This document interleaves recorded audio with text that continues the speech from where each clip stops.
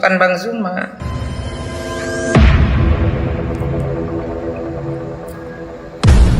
Bentar, kalau untuk ini untuk accept biar Umi aja Bang Anan. Oh iya, iya.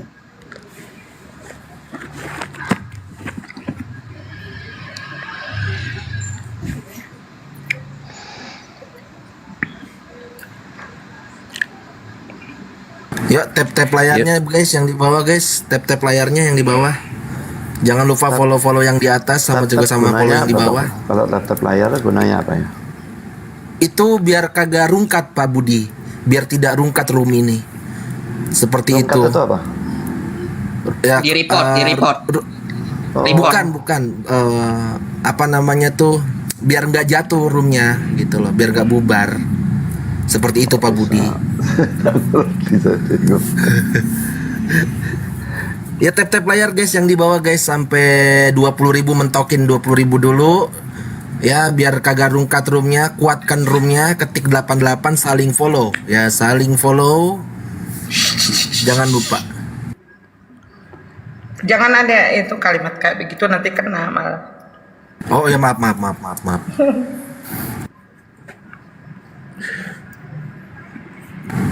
Pak Budi mohon maaf, boleh nanya umurnya berapa ya kalau boleh tahu ya Pak Budi ya? Jalan 70 tahun ini. Oh subhanallah. Ya masih Sehat-sehat, agak Pak lama. Budi. Bulan 12 baru 70. Oh Desember ya Pak Budi ya, bulan Desember. Ya. Oh siap. Kelihatannya masih muda Pak Budi kalau saya lihat ini kayak 20-an. Karena sudah putih semua rambut saya ini, kalau nggak dicat putih semua sudah. Ini sudah lama nggak dicat jadi kelihatan putih sudah. Iya. Kokoh Jonda tu matanya miop Pak Nok tu, matanya miop tu. Miopi matanya tu. Kan bilang 20 kau ni ngolok-ngolok orang tua je kau. Assalamualaikum warahmatullahi wabarakatuh. Waalaikumsalam warahmatullahi wabarakatuh.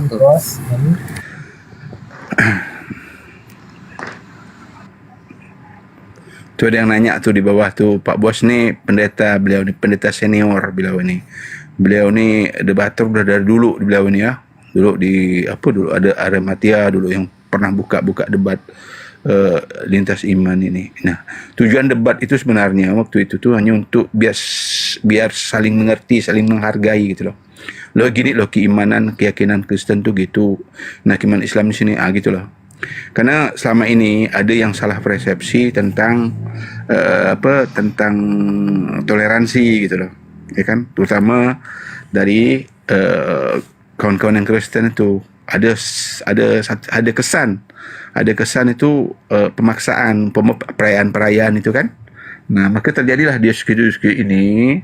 Jadi jalan masing-masing, karena kan selama ini kan kalau kita lihat kan, kalau ada perayaan Natal itu kan di semua instansi, apalagi di literal yang besar itu kan, umat Islam itu kayaknya dipaksakan harus memakai atribut Natal itu. Sementara atribut Natal itu di Bible itu tidak ada kan, itu macam pakaian Santa Claus, topi Santa Claus tuh kayak ini diwajibkan dipakai, seperti itu kan gitu.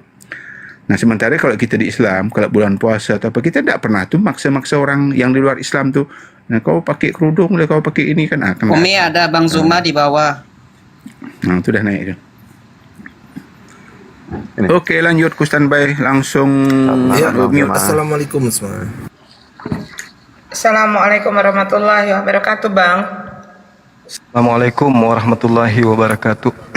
Waalaikumsalam warahmatullahi wabarakatuh. Iya, semangat malam Pak Pendeta Budi Asali. Jumpa lagi kita Pak, Masya Allah. Ya. Bapak sehat? Lebat sama anak Batak ada. Iya tadi. Saya lihat tadi. Anak Batak. Lihat sebentar aja. Iya. Baik, kita mulai saja ya karena waktu juga Beberapa hari sudah yang lalu ini ya. tuh 2 hari yang lalu Bang Soma itu yang masuk ke roomnya Pak Bom itu Bang Soma sendiri atau bukan ya? Saya Pak. Zuma dikit. Pemain Bang Soma ya? Iya, Oh, betul itu adalah saya. baik, karena Langsung soalnya beberapa Dikira menit bukan dikit Bang kan Zuma. ada akun palsunya tuh yang nyamar dulu. Tapi keren Enggak, Bang Zuma sungguhan atau enggak? Dikira Pak Bom Bom itu Bang Zuma yang palsunya. Pas on Bukan. cam kaget dia. Alhamdulillah saya sendiri. Kita mulai aja ya Bang Dea. Baik. Karena waktu juga sudah lebih Bentar, saya ke belakang 27 sebentar ya. menit. Oh, Belakang oke sebentar. iya. Teman-teman sambil di tap-tap layar di share-share juga ya, biar rame lagi seperti biasa. Ada yang sadat barusan Bang? Ada, alhamdulillah. Alhamdulillahirobbilalamin. Tadi Rudi Simamora ya? Oh, ada masuk di sana. Iya, tadi di tempatnya ini. Siapa? Udah Hesti, betul. Ditanya Tapi apa, udah- jawabnya kemana-mana. Udah lumayan tidak menghujat ya sekarang dia ya. Menghujat, Mi. Malah lebih Oh, masih parah lagi. menghujat. Iya. Oh, Kan ini kan kalau Malah makin monolog sakit parah, ya Mi. kan. Maka Malah dia makin parah. buat kayak gini. ya itu dia. Kadang-kadang begini yang waktu di Zoom semacam Edo itu nggak pernah menghujat, masuk di TikTok malah jadi penghujat. Baik, kita mulai ya. Tolong teman-teman yang lain di mute aja ya, di mute. Tidak ada yang membuka ini, tidak ada yang menanggapi ini. Diskusi hanya dua arah antara Bang Zuma sama Pak Pendeta Budi Asali. Baik, assalamualaikum warahmatullahi wabarakatuh, sahabat-sahabat semua. Malam hari ini kembali kita di sesi keempat ya. Berjumpa kembali Bang Dezuma dengan Pak Pendeta Budi Asali. Tema yang akan kita angkat malam hari ini adalah Yudas Iskariot. Baik, seperti biasa mungkin aturannya sudah biasa ya kalau Bang Zuma dengan Pak Pendeta Budi tidak menggunakan timer, tetapi silakan bicara nanti saling menanggapi seperti itu. Jadi teman-teman yang tidak bicara tolong di mute sampai dengan akhir daripada diskusi ini. Baik, untuk pertama kali opening statement akan kita kasih waktu buat siapa nih, Bang Zuma atau Pak Pendeta dulu tentang Yudas. Beliau dulu, biar kita ikuti iramanya tentang Yudas. Baik, silakan Pak Budi Asali. Waktu opening statement pertama dari Pak Budi. Silakan Pak Budi. Ya, Yudas Iskariot ini cerita yang sudah sangat terkenal ya. Saya kira semua orang baik Kristen maupun Islam tahu ceritanya. Dia adalah orang yang dipanggil oleh Kristus menjadi rasul dan 3,5 tahun mengikuti Yesus, melihat sendiri ajaran Kristus dan melihat kesucian itu Kristus, melihat mukjizat-mukjizat Kristus sendiri, dan bahkan dia sendiri diutus untuk pelayanan, untuk memberitakan Injil dan sebagainya. Tetapi sebetulnya dia tidak pernah percaya kepada Kristus. Jadi istilah kami dia orang Kristen KTP, dan karena itu dia bisa jatuh dalam pengkhianatan. Dan sebetulnya kalaupun dia jatuh dalam pengkhianatan itu, seandainya dia bertobat sungguh-sungguh dan percaya kepada Kristus dengan sungguh-sungguh, dia tidak perlu binasa atau masuk ke neraka. Tapi dia hanya menyesal, lalu dia gantung diri, dia tidak pernah percaya Kristus dengan sungguh-sungguh, maka saya percaya dia berakhir di neraka untuk selama-lamanya. Dan ini satu pelajaran khususnya untuk orang-orang Kristen yang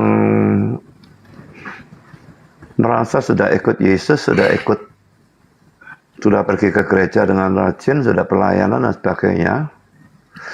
Perlu diingat bahwa kita ini tidak ada apa-apanya dibandingkan dengan Yudas. Kalau di dalam urusan jabatan, rasul itu kedudukan tertinggi. Jadi pendeta pun tidak ada apa-apanya dibandingkan dia. Nah, kalau dia bisa Kristen KTP, sebetulnya semua orang Kristen yang lain juga bisa. Dan karena itu semua orang Kristen ini seharusnya introspeksi diri. Kita itu cuma pengikut gereja, pengikut pendeta, pengikut aliran, pengikut agama atau apapun, atau betul-betul kita percaya Kristus dan mengikut Kristus. Karena kalau kita cuma pengikut gereja dan sebagainya, kita akan berakhir sama seperti Yudas Iskariot.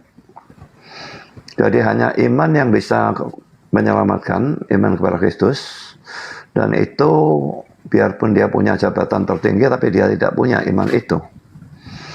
Dan kalau dalam Kristen ini ada orang yang bahkan anak sekolah minggu pun, yang kedudukannya boleh dikatakan terendah dalam gereja, tapi kalau dia beriman kepada Kristus, dia diselamatkan. Sebaliknya yang tertinggi pun jabatannya, kalau dia tidak percaya pada Kristus, dia akan binasa. Oke, sekian. Silakan Bang Toma. Baik. Bismillahirrahmanirrahim. Assalamualaikum warahmatullahi wabarakatuh. Jadi pada malam hari ini kembali kita berdiskusi terkait dengan tema sesuai dengan permintaan Pak Pendeta terkait dengan oknum yang kemudian menjadi salah satu murid di dalam tradisi Kristen, mengakui bahwa Yudas Iskariot ini adalah salah satu murid daripada Yesus anak Maria. Adanya Islam kemudian memberitakan tentang keadaan umat terdahulu, dan ini sering saya sampaikan. Kedatangan Islam, Al-Quran diwahyukan secara bertahap kemudian untuk menerangkan kepada umat yang datang pada zaman Rasulullah, zaman setelahnya sampai akhir zaman, bahwa Allah pencipta langit dan bumi mengutus baginda Rasulullah Muhammad SAW kemudian untuk mencakupi semua ajaran yang pernah ada di tengah-tengah Bani Israel, di mana menurut runutan Al-Quranul Karim, Nabi Musa diceritakan kemudian datang lebih awal, lalu disusul kemudian Nabi Isa alaihissalam. Informasi dari Al-Quran bahwasanya ketika Nabi Isa alaihissalam datang kepada kaumnya Nabi Musa, yaitu Bani Israel, Bani Israel ini dikenal sebagai bangsa yang tegar tengkuk, bangsa yang kemudian senantiasa menolak kemudian apa yang menjadi ajaran para nabi pada masa itu. Ketika kemudian sejarah menorehkan bagaimana kaum Nabi Isa alaihissalam itu diutus kepada kaum yang terkenal dalam sejarah manusia sebagai kaum yang banyak kemudian melakukan pembangkangan terhadap Tuhan, bahkan terhadap nabi-nabi yang datang kepada mereka. Mereka pembangkang, mereka sombong, mereka iri dengki, bahkan mereka tak jarang melampaui batas disebabkan karena mereka gemar membunuh para utusan, yaitu membunuh para nabi. Padahal kalau kita melihat bahwasanya dahulu mereka adalah kaum yang terbaik, kaum pilihan. Sampai Allah Subhanahu wa taala menerangkan, inni ma'akum, aku bersama engkau wahai Bani Israel. Jadi dia adalah kaum terbaik di era Nabi Yakub. Dia bangsa yang menjadi bangsa pilihan di era Nabi Yakub atau Nabi Israel, ya, kalau menurut pandangan saudara Kristen. Mereka itu selalu dibela dan diselamatkan. Pada masa Nabi Musa alaihissalam, mereka dibela oleh Nabi Musa alaihissalam. Dan mereka adalah bangsa yang memiliki kemudian kejayaan pada masa kemudian kerajaan besar, yaitu kerajaan Nabi Daud alaihissalam dan juga Nabi Sulaiman alaihissalam. Namun sifat buruk ini kemudian terus saja mereka kemudian tidak pernah pupus, tidak pernah kemudian sifat sombong, iri dengki dan pembangkang ini hilang dari mereka, sehingga berkali-kali kemudian membelot dari ajaran para nabi. Ketika datang kemudian Nabi Musa, mereka membelot. Ketika datang Nabi Daud, membelot. Nabi Salomo atau Sulaiman, membelot. Datang Nabi Isa alaihissalam pun mereka membelot. Bahkan sampai kepada Nabi Ibrahim alaihissalam pun mereka membelot. Jadi mereka ini yang disebut Bani Israel kemudian ketika datang Nabi Isa kepada mereka juga melakukan satu tindakan perbuatan yang membelot dan membangkang kepada Nabi Isa. Sehingga acap kali mereka melakukan pembangkangan, pembelotan terhadap ajaran para nabi, Al-Quran kemudian melanggengkan di dalam surah Ali Imran ayat 54. Di situ diterangkan bahwasanya wa makaru, mereka kemudian bersekongkol untuk melakukan tipu daya terhadap sosok Nabi Isa alaihissalam yang datang kepada mereka. Mereka membuat makar tipuan untuk Nabi Isa alaihissalam. Lalu kemudian Allah membalas tipuan mereka itu, sehingga apa yang terjadi? Allah mengatakan bahwa yang mereka salib dan mereka bunuh itu bukan Nabi Isa alaihissalam, tetapi orang yang diserupakan. Nah, menurut tradisi Islam, orang yang diserupakan ini tidak pernah kemudian diterangkan oleh baginda Rasulullah Muhammad sallallahu alaihi wasallam. Rasulullah tidak pernah menjelaskan itu.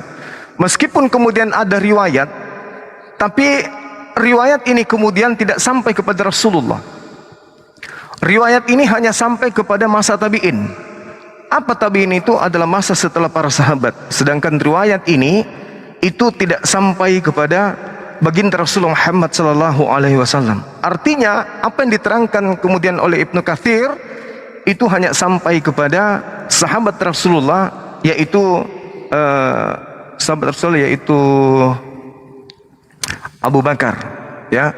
Hanya sampai kepada beliau kemudian pemberitaan tentang itu. Ketika ada penafsiran tentang Ibnu Katsir, itu hanya diriwayatkan oleh kemudian Ibnu Abbas. Jadi tidak ada sampai kepada Rasulullah, bagaimana Rasulullah kemudian menceritakan kepada para sahabatnya terkait cerita itu. Itu enggak sampai kepada beliau. Artinya cerita-cerita tentang Nasrani terkait dengan yang disalibkan ini, Rasulullah hanya menyampaikan bahwa yang disalibkan itu adalah orang yang diserupakan kemudian dengan Nabi Isa alaihissalam. Saya kira begitu Pak Pendeta, mudah-mudahan bisa dipahami. Silakan.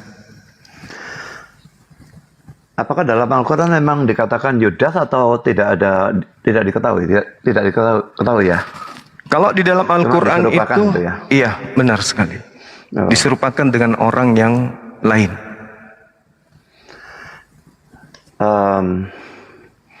Ya, karena saya Kristen dan saya percaya Alkitab, maka Alkitabnya tidak pernah mengatakan seperti itu ya.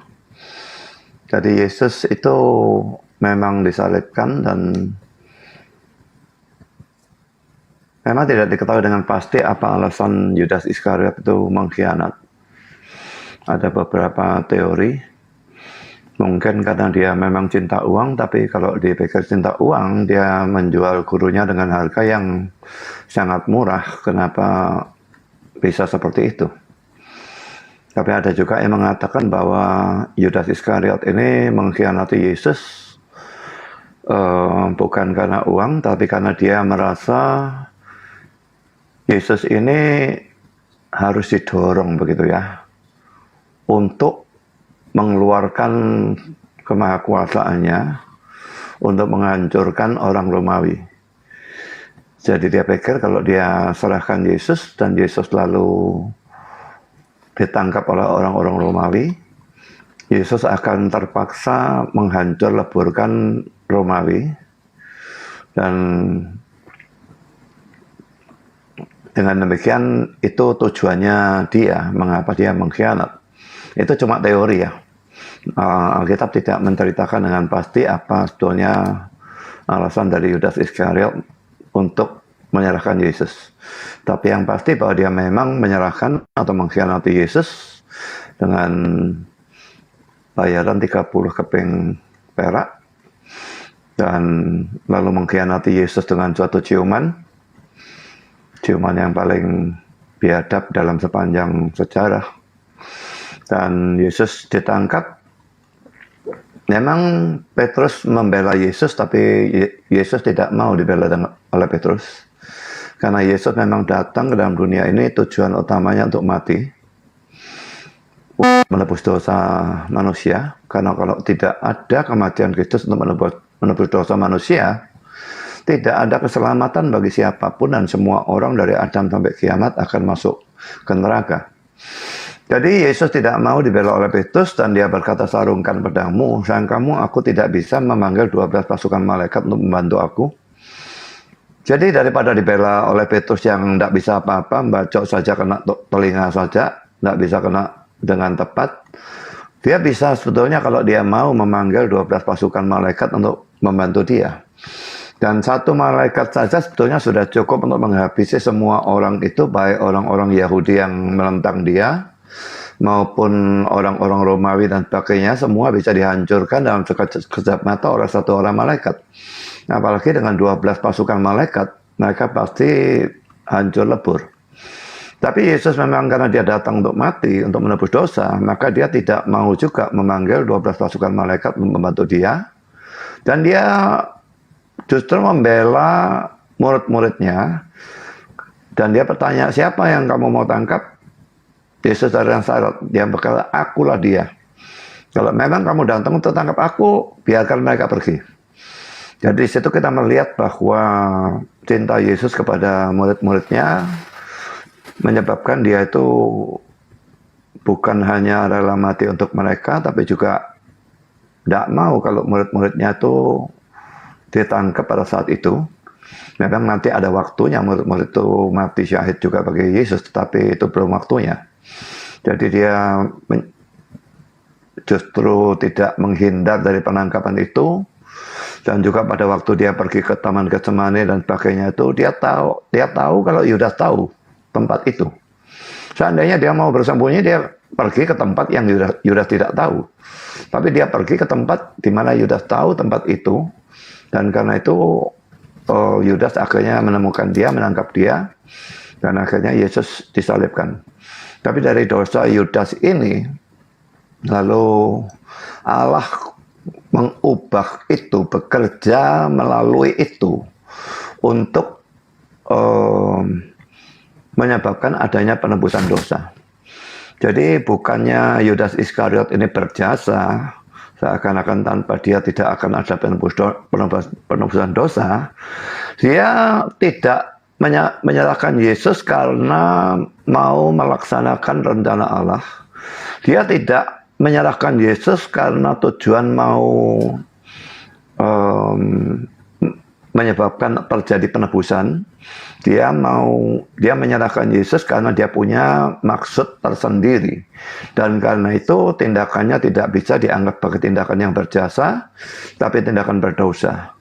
Kalau itu akhirnya menjadi sesuatu yang luar biasa, menjadi jalan keselamatan satu-satunya bagi umat manusia, itu adalah hasil karya dari Allah yang Maha Kuasa dan bukan jasa Yudas Iskariot sama sekali. Sekian Bang Suma, silakan. Oke, baik.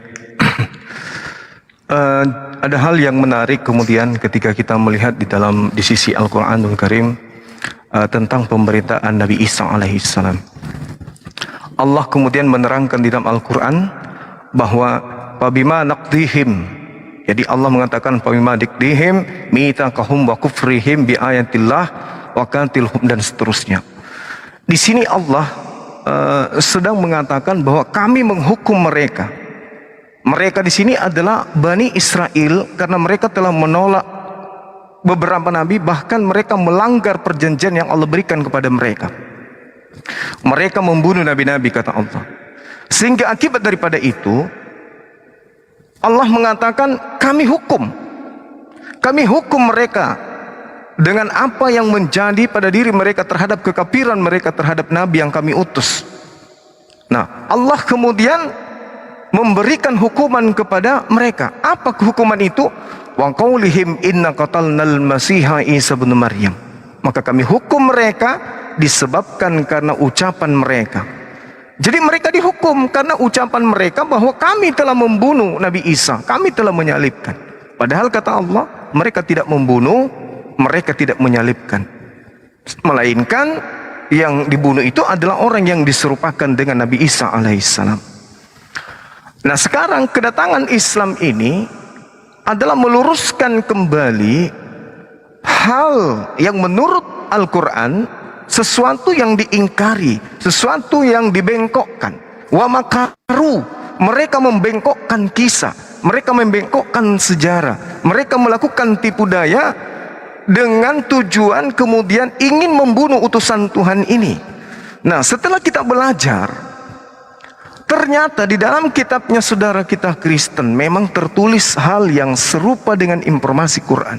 Misalnya nih, di dalam Matius 26 nomor 59. Di situ diterangkan menurut kemudian catatan Matius bahwasanya imam-imam kepala bahkan mahkamah-mahkamah agama mulai saat itu melakukan kesaksian-kesaksian palsu. Apa tujuan kesaksian palsu ini? Itu tadi yang diterangkan Al-Quran. Wa makaru. Mereka ingin melakukan kesaksian palsu. Mereka ingin melakukan makar. Bahkan di dalam Matius 27 nomor 18, di situ dikatakan bahwa mereka menyerahkan Yesus Kristus. Jadi yang mereka serahkan ini adalah Yesus Kristus. Siapa mereka ini? Ahli Taurat, orang Yahudi, orang Farisi, mahkamah agama, dan kemudian imam-imam kepala. Mereka bersepakat menyerahkan Yesus karena dengki, karena iri, bukan karena mau menyelamatkan manusia, enggak. Orang-orang Yahudi adalah pemegang tongkat kemudian ajaran Taurat pada saat itu. Ahli Taurat dikatakan di sana. Apalagi orang Farisi. Orang Farisi ini adalah orang terpelajar yang mengetahui tentang seluk-beluk pembelajaran tentang Taurat. Apalagi imam-imam kepala. Imam-imam kepala ini adalah para rabi-rabi kelas atas, kelas tinggi di tengah-tengah Bani Israel yang lebih paham tentang kitabnya Bani Israel. Imam-imam kepala turun tangan untuk melakukan kesaksian-kesaksian palsu. Karena dengki, bukan karena supaya dosa mereka dihapuskan, bukan. Tapi karena dengki kepada Nabi Isa, dikarenakan Nabi Isa memberikan banyak bukti kemujizatan kepada mereka. Dan mereka tidak mau. Kenapa? Karena orang-orang yang ada pada zaman itu lebih cenderung kepada keingkarannya dan lebih cinta kepada duniawi. Bisa kita lihat dalam Yohanes 11, nomor 45 sampai nomor 52, mereka kemudian melakukan tipu muslihat untuk membunuh Yesus. Bahkan hari itu juga, tahun itu juga mereka bernubuat bahwa Yesus harus mati untuk menyelamatkan bangsa Israel, bukan untuk menebus dosa, bukan untuk menebus manusia Indonesia dan seterusnya. Nah, ini yang perlu dipahami. Kemudian ketika kemudian ternyata di dalam kitabnya orang Yahudi memang tertulis sebagaimana yang diterangkan kemudian di dalam Al-Quranul Karim surah An-Nisa ayat 157, bahwa di situ diterangkan mereka tidak membunuh, mereka tidak menyalibkan, melainkan yang mereka salibkan itu adalah orang yang diserupakan. Nah, orang diserupakan artinya ada orang yang menggantikan Nabi Isa alaihissalam di atas tiang atau di atas salib. Nah, tertulis di dalam kitabnya orang Yahudi, Amsal 21. Ini pernah saya sampaikan ke Pak Pendeta. Apa yang diterangkan di Amsal 21 itu? Orang fasik dipakai sebagai ganti orang yang jujur, dan pengkhianat sebagai tebusan bagi orang yang benar. Nah, inilah yang disebut Berapa, Pak? Amsal 21 nomor 18. Inilah yang kemudian Allah katakan wa makaru, mereka melakukan tipu muslihat, lalu kemudian Allah membalas tipu muslihat itu. Jadi yang tadinya Nabi Isa digiring ke pembantaian, seketika kemudian diselamatkan, dan yang menggantikannya itu adalah orang fasik. Nah, siapa orang fasik ini? Menurut Amsal 17 nomor 23, orang fasik adalah orang yang menerima suap. Sedangkan yang menggantikan Yesus adalah yang makan suap. Kenapa demikian? Karena orang ini terkutuk. Coba kita lihat di dalam Ulangan 21 nomor 22 dan juga nomor 23. Mungkin Pak Pendeta bisa baca di situ. Apabila seorang berbuat dosa yang sepadan dengan hukuman mati, lalu ia dihukum mati. Ini dalil Ulangan 21 nomor 22. Kemudian kau gantung dia.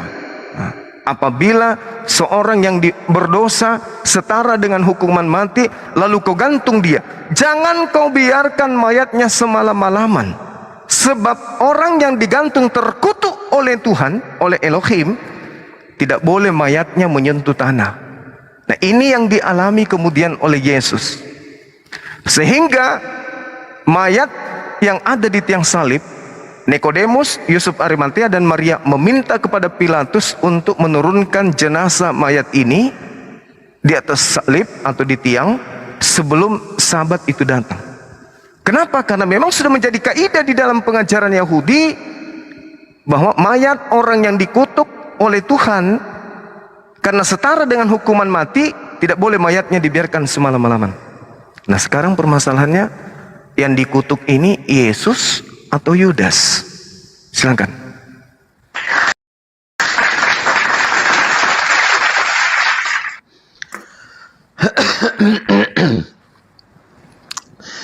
Oke, tokoh-tokoh Yahudi memberikan kesaksian palsu dalam Matius 26 ayat 59, katanya Bang Suma. Iya. Memang benar. Dan itu semua sama saja dengan Yudas Iskariot ya. Mereka dipakai oleh Tuhan, sekalipun perbuatan mereka itu dosa, tapi oleh Tuhan dibalikkan, sehingga menjadi kebaikan bagi umat manusia. Jadi itu termasuk dosanya Pontius Pilatus yang munafik, cuci tangan dan sebagainya, padahal dia tahu Yesus tidak bersalah. Lalu termasuk orang-orang Yahudi yang bertiak salibkan dia dan sebagainya. Semua itu berdosa, tapi Tuhan memakai semua itu untuk kebaikan dari umat manusia, sehingga terjadi penebusan. Karena tanpa itu tidak bisa ada orang yang masuk ke surga. Lalu kalau Yohanes pasal 11 ayat 45 itu, saya kira kita sudah pernah bicarakan ini ya. Yohanes 11 ayat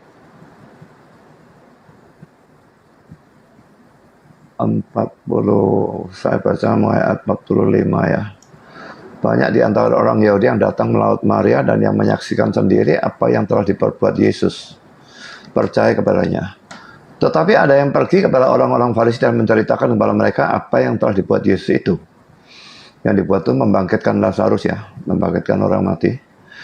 Lalu imam-imam kepala dan orang-orang Farisi memanggil mahkamah agama untuk berkumpul, dan mereka berkata, apakah yang harus kita buat sebab orang itu membuat banyak mujizat? Apabila kita biarkan dia, maka semua orang akan percaya kepadanya dan orang-orang Roma akan datang dan akan merampas tempat suci kita serta bangsa kita. Tetapi seorang di antara mereka, yaitu Kayafas, imam besar pada tahun itu, berkata kepada mereka, kamu tidak tahu apa-apa dan kamu tidak intaf bahwa lebih berguna bagimu jika satu orang mati untuk bangsa kita daripada seluruh bangsa kita ini binasa. Nah, yang penting ini adalah ayat 51-nya ya. Kalau yang ayat 49 dan 50 itu Kayafas bicara dari dirinya sendiri, tapi ayat 51-nya mengatakan hal itu dikatakannya bukan dari dirinya sendiri. Tetapi sebagai imam besar pada tahun itu, ia bernubuat bahwa Yesus akan mati untuk bangsa itu. Dan bukan untuk bangsa itu saja, tetapi juga untuk mengumpulkan dan mempersatukan anak-anak Allah yang tercerai-berai. Mulai dari itu mereka sepakat untuk membunuh dia. Jadi Kayafas ini memang bernubuat. Tapi Kayafas sendiri maksudnya dengan kata-kata itu, dengan Tuhan maksudnya berbeda. Jadi kalimat itu yang sama yang diucapkan Kayafas, maksudnya Kayafas, daripada kita diserang oleh Roma dan kita seluruh bangsa dibinasakan, Yesus kita bunuh saja. Tapi kata-kata yang sama itu diartikan telah berbeda dari sudut pandang Allah. Yesus harus mati untuk bangsa itu dalam ayat 51, dan bukan untuk bangsa itu saja, tapi juga untuk mengumpulkan dan mempersatukan anak-anak Allah yang tercerai-berai.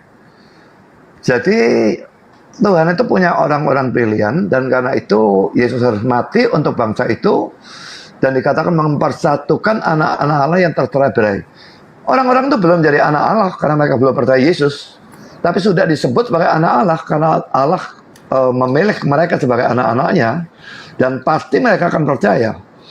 Jadi nubuat itu punya dua arti ya, ditinjau dari sudut Kayafasnya dan ditinjau dari sudut Allahnya sendiri. Dan Allah yang menubuatkan bahwa Yesus mati untuk mengumpulkan dan mempersatukan anak-anak Allah yang tercerai-berai.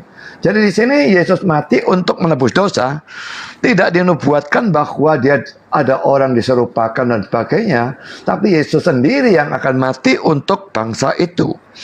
Juga kalau dalam Amsal 21 ayat 18 tadi, orang fasik atau menggantikan orang benar atau apapun, saya melihat ayatnya itu rasanya tidak ada hubungannya apapun dengan Yesus ya. Nah, kalau Ulangan 21 ayat 22 dan 23 memang benar bahwa orang yang digantung itu terkutuk. Cuma Ulangan 21 itu dalam Perjanjian Lama, dan pada saat itu tidak dikenal hukuman salib. Jadi itu atau menunjuk pada orang yang dihukum mati dengan gantung, atau dia dibunuh lalu tubuhnya digantungkan pada sebuah pohon. Nah, itu simbol dari keterkutukan itu, karena dia digantung itu kan melayang begitulah ya, ditolak oleh bumi, ditolak oleh langit, atau ditolak oleh surga. Jadi itu simbol dari keterkutukan itu, dan itu yang dialami oleh Yesus. Kalau misalnya Bang Suma percaya bahwa yang disalibkan itu ada orang yang diserupakan dengan Yesus, nggak tahu siapakah orang itu, atau Yudas Iskariot atau siapapun. Tapi kalau memang dia menggantikan Yesus, lalu kenapa Nikodemus dan sebagainya itu menurunkan mayatnya, lalu menguburkannya? Dan kalaupun mereka tidak bisa membedakan antara Yesus dengan Yudas Iskariot atau siapapun yang diserupakan itu, lalu pada waktu mereka menguburkan, lalu kenapa pada hari yang ketiga dini hari kubur itu kosong? Apakah orang yang diserupakan oleh Allah itu menjadi serupa dengan Yesus itu lalu bangkit dari orang mati?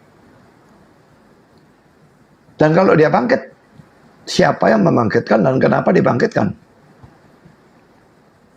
Apalagi kalau itu adalah Yudas. Yudas itu orang yang sangat bejat, mengkhianati gurunya sendiri, menjual gurunya sendiri. Lalu kenapa Allah bangkitkan dia? Tapi kalau Yesus sendiri yang memang disalibkan lalu diturunkan mayatnya sebelum jam 6 sore ya, lalu dikuburkan, maka dia bangkit pada hari ketiga itu memang sudah dinubuatkan paling sedikit 4 kali oleh Yesus sendiri di dalam Injil Matius.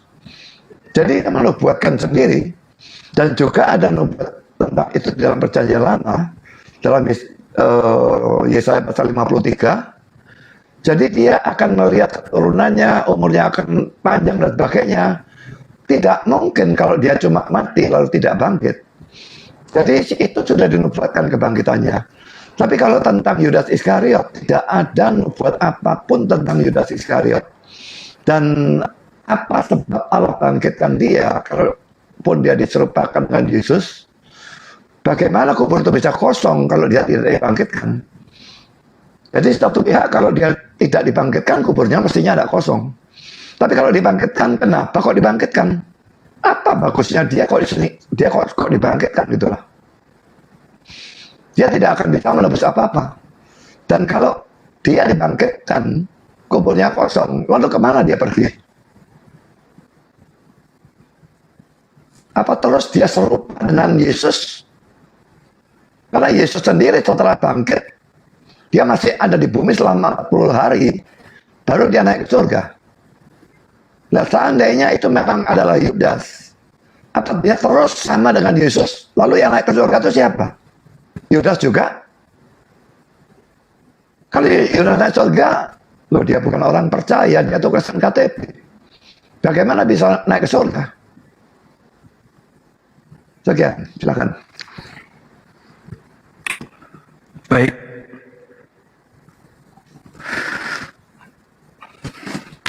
Jadi kalau berbicara terkait dengan yang naik ke surga, itu udah pasti orang suci, bukan orang terkutuk. Itu udah pasti. Sedangkan yang digantung di tiang salib berdasarkan kitab Perjanjian Lama, kitabnya orang Yahudi, ada orang yang melakukan dosa yang setara dengan hukuman mati. Janganlah kau biarkan mayatnya semalam-malaman bagi orang yang dikutuk oleh Allah, dikutuk oleh Elohim. Itu dalil. Dan Yesus pada saat dia mengajar di tengah-tengah Bani Israel, itu belum ada perjanjian baru, belum ada kitab itu. Terkait dengan kebangkitan pada hari ketiga, itu nggak ada memang. Itu adalah cerita yang dibangun kemudian setelahnya. Tidak ada nubuatan itu. Contoh misalnya, di dalam Lukas 24, di situ diterangkan di data 44, 45, 46 untuk membuktikan apakah betul ada kebangkitan pada hari ketiga. Ternyata nggak ada. Yesus berkata, ada tertulis tentang Mesias akan mati dan bangkit pada hari ketiga di dalam Taurat, di dalam Mazmur, di dalam kitab para nabi. Faktanya nggak ada tertulis. Tulisan Lukas menerangkan Mesias akan mati dan bangkit di antara orang mati pada hari ketiga di dalam Taurat. Kalau ada kebangkitan sesuai dengan perjanjian baru pada hari Minggu pagi yang menyebabkan kemudian kuburan kosong lah dan seterusnya, mana buktinya tertulis di dalam Taurat? Ada satupun manusia yang mampu membuktikan itu. Artinya bahwa apa yang tertulis, cerita-cerita yang muncul kemudian di gereja di Roma, di Indonesia terkait dengan kebangkitan, di dalam cerita perjanjian baru itu ada. Meskipun kemudian Lukas menceritakan Yesus berkata Mesias mati bangkit pada hari ketiga, tertulis di Taurat, tertulis di Mazmur, tertulis di kitab para nabi, tapi faktanya nggak ada tertulis itu. Artinya cerita kebangkitan pada hari ketiga itu adalah cerita yang dibangun kemudian. Sedangkan kalau kita berbicara mengenai Al-Quran, surah An-Nisa, sesuai dengan catatan saya nih, surah An-Nisa ayat 157, Isa alaihissalam itu digantikan oleh oknum lain. Amsal, kitabnya orang Yahudi, betul bahwa orang yang suci, orang yang kudus, orang yang jujur, orang yang benar diterima kemudian, diselamatkan kemudian. Yang menggantikan kemudian adalah orang fasik, yang menggantikan kemudian adalah pengkhianat. Dan apa yang terjadi di tengah-tengah Bani Israel pada masa itu harus terjadi sesuai apa yang tertulis dengan kitab mereka, bukan yang tertulis dengan kitabnya orang Kristen, yaitu perjanjian baru. Maka yang berlaku pada masa itu untuk menakar kebenaran penyaliban itu adalah perjanjian lama. Kenapa orang itu dikutuk? Kenapa orang itu disalib? Karena dia terkutuk. Loh, tapi tadinya yang mau dikutuk, yang mau disalib mereka ini adalah orang benar. Memang nabi, rasul yang mau mereka bunuh. Mereka bahkan melakukan kesaksian-kesaksian palsu. Imam kepala mahkamah agama, orang Farisi, ahli Taurat, orang-orang Yahudi bersekongkol, mereka kemudian melakukan sesuatu yang mereka anggap sebagai jalan untuk menyelamatkan bangsa mereka, yaitu harus menyerahkan Nabi Isa kepada orang yang berkuasa pada masa itu, yaitu orang Roma.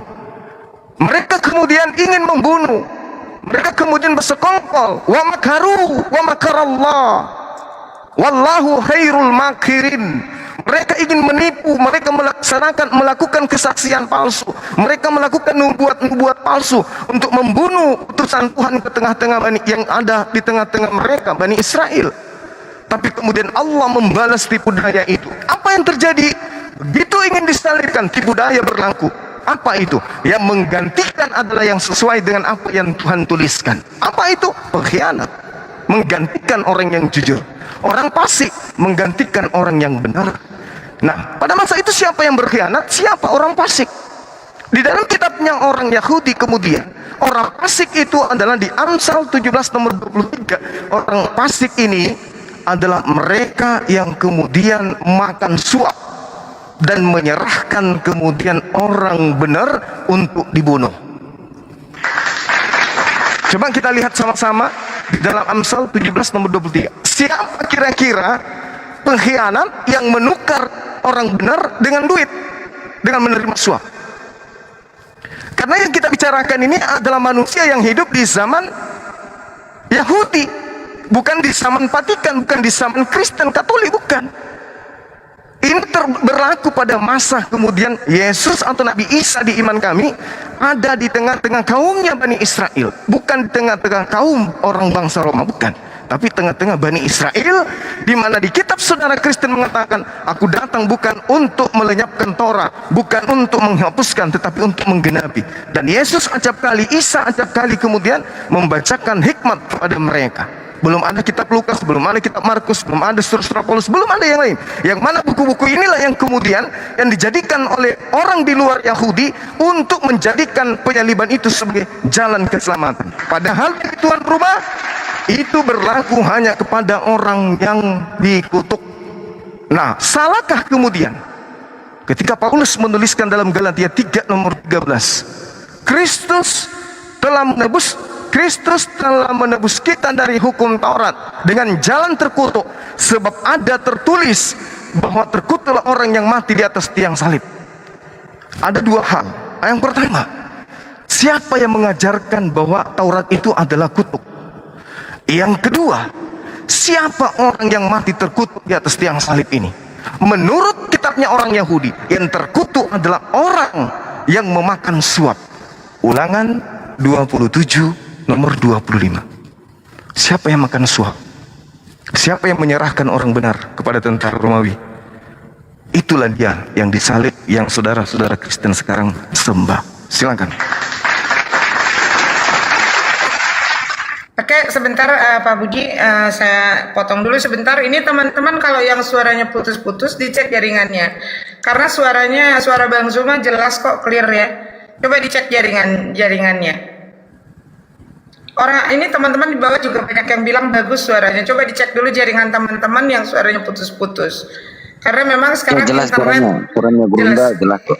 Ya, karena sekarang Suara saya internet sudah lagi banyak jelas Pak Budi. Jelas, Ya, sudah. oke. Jelas, Oke, jelas. silakan. Teman-teman cek dulu jaringannya karena sekarang memang kan ini server lagi banyak dipakai. Oke, silakan Pak Budi. Oke, yang naik surga katanya orang suci lah, padahal Yudas jelas bukan orang suci. Jadi lalu bagaimana itu bisa Yudas gitu? Atau siapapun, dan kalaupun yang tadi diserupakan itu bukan Yudas tapi orang lain, dalam Alkitab tidak ada orang suci selain Yesus. Jadi yang naik ke surga itu pasti adalah Yesus, dan kalau yang naik ke surga itu Yesus, yang bangkit juga adalah Yesus, dan kalau yang bangkit adalah Yesus, yang disalibkan itu pasti juga adalah Yesus. Dalam Ulangan 21 itu memang dikatakan orang yang dikutuknya, dan itu nanti dihubungkan dengan Galatia 3 ayat 10 sampai dengan ayat yang ke-14. Memang orang yang disalib itu terkutuk. Dan mengapa Yesus terkutuk? Karena dia memikul kutuk. Jadi sebetulnya sih bukan dia yang terkutuk. Kita manusia berdosa ini yang terkutuk. Tapi karena Yesus mau memikul hukuman dari kita, maka dia mau mengalami kematian terkutuk untuk bisa mencabut kutuk yang ada dalam diri kita. Jadi dengan dia sudah mati di atas kayu salib, mengalami kematian terkutuk itu, semua orang yang percaya kepada Yesus, kutuknya itu diambil, dan mereka menjadi orang yang diberkati. Tapi kalau orang tidak percaya kepada Kristus, orang itu tetap terkutuk. Saya akan tunjukkan di dalam Matius pasal 25 ayat 31 sampai dengan 46, mungkin tidak usah dibaca semua yang itu ya, karena ini panjang sekali. Matius 25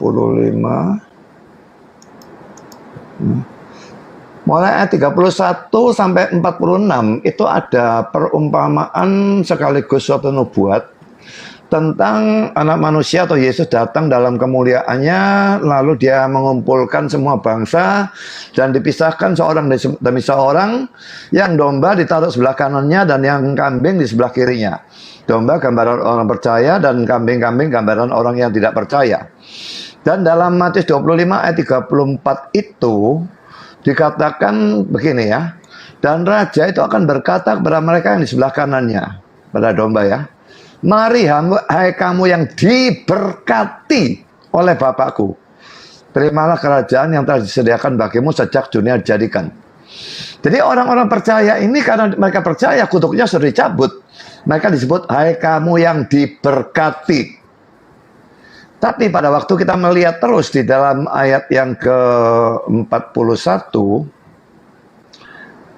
dan ia akan berkata juga kepada mereka yang di sebelah kirinya, enyahlah dari hadapanku hai kamu orang-orang terkutuk. Enyahlah ke dalam api yang kekal yang telah sedia untuk iblis dan malaikat-malaikatnya. Ini orang-orang yang tidak percaya, digambarkan dengan kambing, dan mereka disebut orang-orang yang terkutuk. Karena mereka tidak percaya kepada Kristus, tidak ada gunanya Kristus memikul kutuk itu di atas kayu salib bagi mereka. Mereka tetap adalah orang terkutuk, dan disuruh enyah ke dalam api yang kekal. Itu tentu saja neraka. Orang-orang terkutuk masuk ke tempat yang terkutuk selama-lamanya. Jadi siapapun yang tidak percaya kepada Kristus akan mendapatkan suara seperti ini pada akhir zaman. Disuruh enyah selama orang itu hidup. Yesus itu mengundang, marilah kepadaku dan sebagainya. Mereka bisa menolak.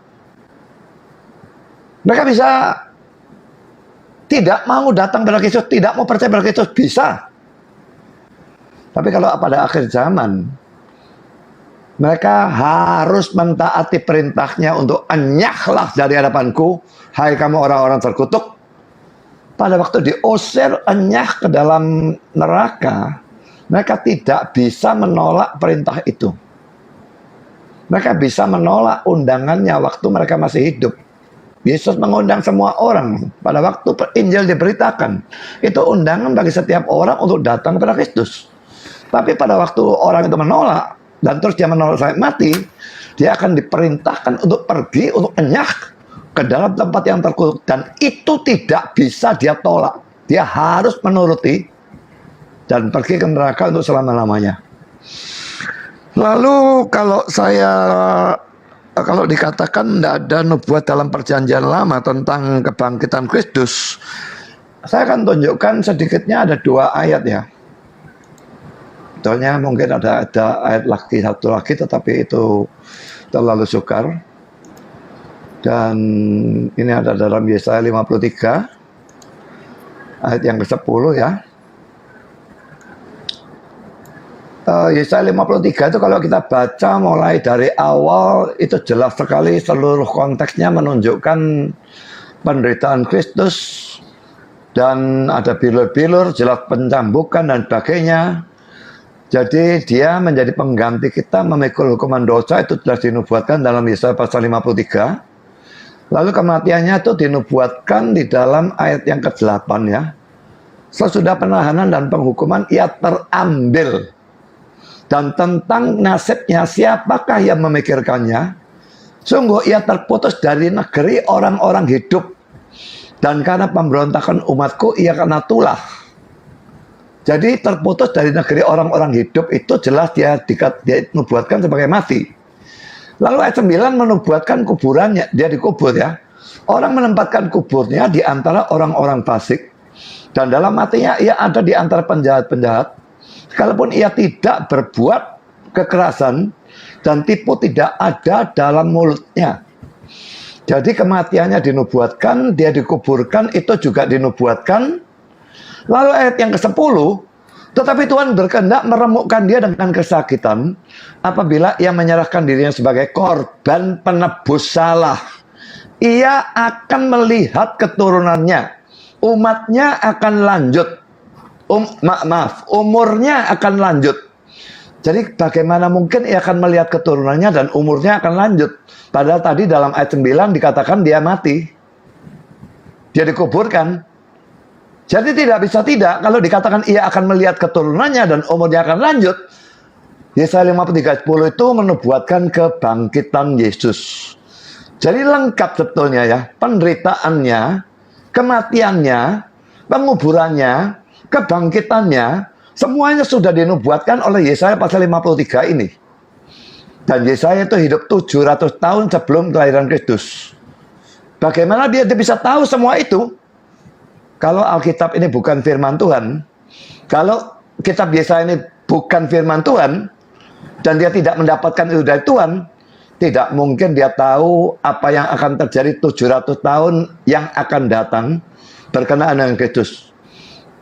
Dan itu bukti bahwa Alkitab adalah firman Tuhan. Dan bukan hanya Yesaya menubuatkan, tapi dalam Kejadian 3, pada waktu Adam pertama-tama jatuh ke dalam dosa, sebetulnya sudah ada nubuatnya ya. Saya akan bacakan Kejadian 3:15. Aku akan mengadakan permusuhan antara engkau dan perempuan ini, antara keturunanmu dan keturunannya. Jadi antara keturunan perempuan ini dan keturunan setan, begitu ya. Itu terus ada permusuhan. Jadi orang percaya dan orang tidak percaya akan ada permusuhan. Tapi yang lalu sambungannya ini, keturunannya itu ada dalam bentuk tunggal. Akan meremukkan kepalamu dan engkau akan meremukkan tumitnya. Dan ini jelas berbicara tentang Yesus. Kalau dikatakan engkau, jadi setan itu akan meremukkan tumit Yesus, itu terjadi pada waktu Yesus itu disalib. Karena salib itu kelihatannya Yesusnya kalah. Dia mati. Tapi pada waktu dikatakan keturunannya akan meremukkan kepalamu, itu menunjuk pada waktu Yesus bangkit. Kalau dua orang berkelahi A dan B ya, dan A meremukkan tumitnya B, sedangkan B meremukkan kepalanya A, maka jelas yang menang adalah A. Jadi di sini Yesus bertempur dengan setan. Dia meremukkan kepala setan, tapi setan meremukkan tumitnya.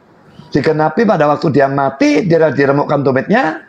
Pada waktu dia bangkit, dia meremukkan kepala setan. Itu jelas menunjukkan bahwa dia mengalahkan setan.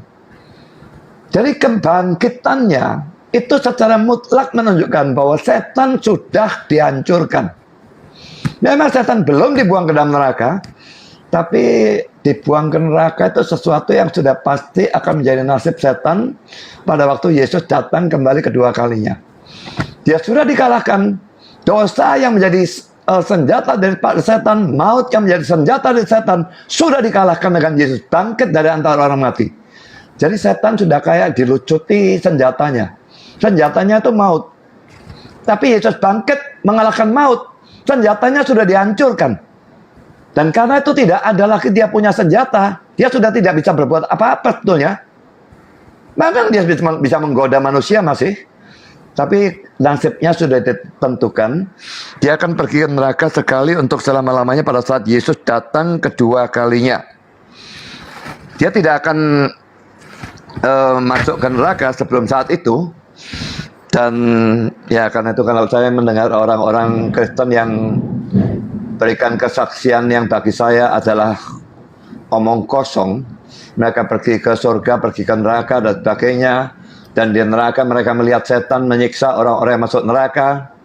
Banyak orang-orang Kristen seperti itu, pendeta-pendeta, yang bagi saya itu adalah omong kosong, bualan murahan, dan jelas-jelas tidak alkitabiah, karena setan saat ini belum masuk neraka.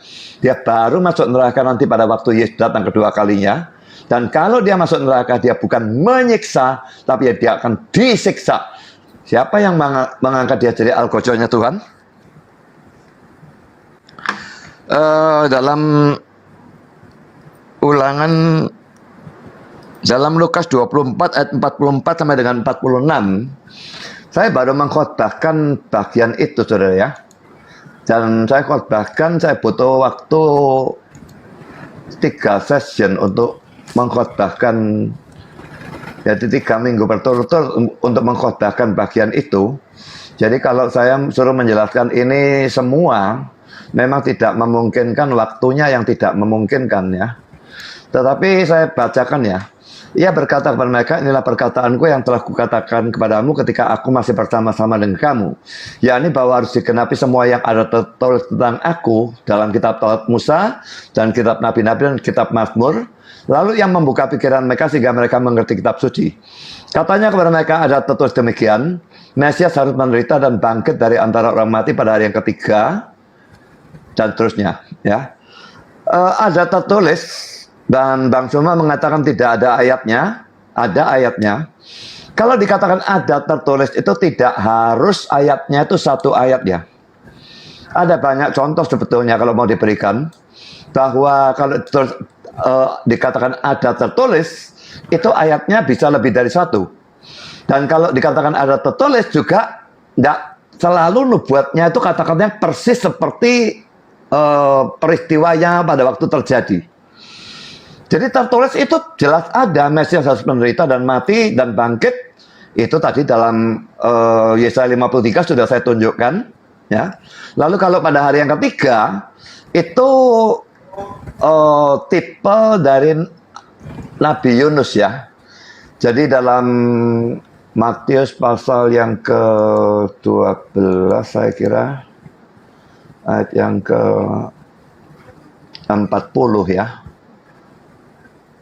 Ayat yang 39 dan 40 ya.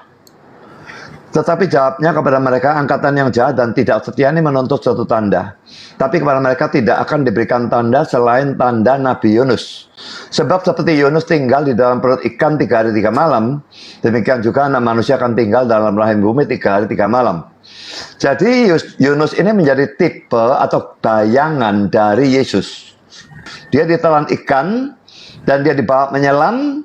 Itu kayaknya dia itu dikubur ya 3 hari 3 malam, dan itu digenapi dengan antitipenya atau pengenapannya anak manusia tinggal dalam rahim bumi atau dalam kuburan 3 hari 3 malam.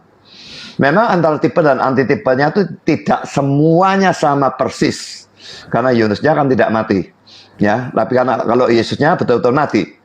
Yunusnya itu tinggal dalam perut ikan 3 hari 3 malam, itu saja yang disamakan dengan Yesus dikubur 3 hari 3 malam.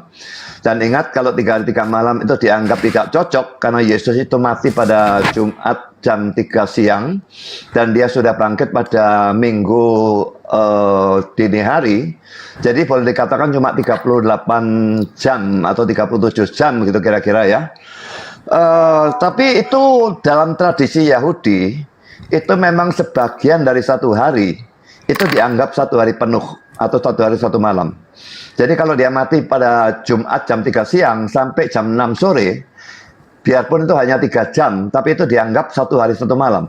Itu cara mereka bicara. Itu Pak Budi mungkin jangan terlalu panjang, kita bergantian. ya, Seperti itu. Nanti dilanjut lagi. Tinggal sedikit ya. Jadi ngomong apa saya tadi sampai lupa. Sebagian dari satu hari itu dianggap satu hari ya. Lalu Sabtu seluruh hari itu dia ada dalam kubur. Lalu mulai Sabtu sore jam 6 sore sampai Minggu pagi dini hari itu dianggap satu hari satu malam lagi. Jadi memang 3 hari 3 malam itu ada nubuatnya sebetulnya. Tapi memang bukan dalam satu ayat. Dan ini tipe ini dari Yunus ini sebetulnya merupakan nubuat juga. Itu jawaban saya tentang Lukas 24 ayat 44 sampai 46. Oke, silakan. Oke, baik. Oke, silakan Pak. Jadi ada beberapa hal yang mesti kita pahamkan sebagai pendalaman materi terkait materi ini. Yang pertama dari catatan saya terkait dengan pengakuan Pak Pendeta, Yesus disalibkan itu terkutuk dikarenakan kita inilah yang berdosa yang terkutuk lalu kemudian digantikan oleh Yesus. Ini adalah konsep yang muncul belakangan. Munculnya dari mimbar gereja, bapak-bapak gereja awal mula, dan ini tidak diajarkan oleh orang Yahudi. Ada tuduhan kemudian Yesus terkutuk dengan Kristus terkutuk di atas tiang salib kemudian oleh karena hukum Taurat yang di dalam Galatia itu. Lalu kemudian Pak Pendeta mengatakan bahwa sebenarnya Yesus itu tidak terkutuk. Yang terkutuk itu adalah kita. Apa sebabnya kita terkutuk? Mana dalilnya? Di mana dalilnya? Di dalam kitabnya Bani Israel kita ini terkutuk. Gak ada dalilnya. Itu hanya doktrin gereja. Justru yang terkutuk itu adalah satu. Ulangan 27 nomor 25. Yang terkutuk itu adalah orang yang makan suap. Saya, teman-teman lain tak ada makan suap. Yang makan suap itu adalah Yudas. Amsal 17:23, orang fasik makan suap. Amsal 21 nomor 18 juga bercerita tentang orang fasik sebagai ganti orang yang jujur, sebagai ganti orang yang benar. Yesus itu orang jujur, Yesus itu orang yang benar. Jadi kita tidak hidup, jadi pada masa Yesus kita tidak bercerita tentang perjanjian baru. Kita bercerita tentang perjanjian lama, di mana Yesus hidup di perjanjian lama. Masih berlaku pada masa itu perjanjian lama itu. Yesus malah menegaskan, lebih mudah langit dan bumi lenyap daripada setitik dari hukum Taurat. Artinya bahwasanya sebagai Bani Israel, Yesus hidup di dalam hukum Tuhan yang datang kepada Bani Israel. Jadi tidak boleh kemudian dicampur adukkan antara ajaran Kristen. Kalau ajaran Kristen, Yesus mati secara terkutuk karena dosa kita, itu enggak ada itu dalam ajaran orang Yahudi, itu enggak ada. Ajaran Yesus itu tak ada juga. Lalu kemudian orang yang disalib ini dikutuk dikarenakan dia makan suap. Dikarenakan Amsal 17:23 dia adalah orang fasik. Dia adalah orang yang makan suap, yang menyerahkan kemudian orang yang benar, dan yang menyerahkan orang yang benar inilah yang kemudian wajib hukumnya menggantikan kemudian orang yang benar. Di mana itu tertulis? Amsal 21 nomor 18. Orang yang fasik yang kemudian yang menggantikan orang yang benar. Di mana Yudas dikatakan fasik? Dikarenakan beliau kemudian makan suap. Sedangkan Yesus mengatakan di dalam Markus 14 nomor 22, celakalah orang yang mengkhianati aku. Itu kata Yesus. Markus 14 nomor 21 ya. Di situ dikatakan bahwasanya celakalah dia yang telah mengkhianati aku. Celaka yang mengkhianati aku. Sedangkan di dalam kitabnya orang Yahudi, Amsal 21 nomor 18, orang berkhianat sebagai tebusan bagi orang yang benar. Jadi satu, Pak Pendeta, Yudas menurut Yesus adalah pengkhianat. Markus 14 nomor 21 nomor 22. Pengkhianat dia, celaka kata Yesus. Yesus mendoakan Yudas, celakalah engkau yang mengkhianati aku. Bahkan di dalam Yohanes 6 nomor 70, Yudas disebut iblis oleh Yesus. Disebut iblis oleh Yesus. Ayatnya berapa, Bang? Yohanes 6 nomor 70. Itu disebut sebagai iblis. Bukankah aku yang memilih engkau yang 12, satu di antaramu adalah iblis. Nah, Ulangan 27 nomor 25, terkutuklah orang yang makan suap. Jelas sekali yang makan suap di sini adalah Yudas, bukan Yesus. Ulangan 27, Ulangan 21, nomor 22, nomor 23, yang disalibkan, yang digantung terkutuk adalah orang yang makan suap, orang yang dikutuk oleh Tuhan. Yesus tidak makan suap, Yesus bukan pengkhianat, Yesus bukan orang fasik. Apa alasannya kemudian mau dibunuh? Orang Kristen muncul, alasannya karena dosa kami. Enak kali. Dalilnya mana? Di dalam kitabnya orang Yahudi, mana dalilnya? Bahwasanya orang yang benar, orang yang jujur dipakai tebusan untuk para pendosa. Mana dalilnya? Nggak ada. Bahkan di dalam Keluaran 23 nomor 7, jangan kau membunuh orang yang benar, jangan kau membunuh orang yang tidak bersalah. Aku Tuhan, dengarkan, aku Tuhan tidak akan membenarkan orang yang bersalah. Berarti orang yang bersalah ini, yang memiliki dosa ini, tidak dibebaskan dari kutukan dengan menggantikan diri orang yang bersalah ini dengan Yesus dengan cara terkutuk. Enggak.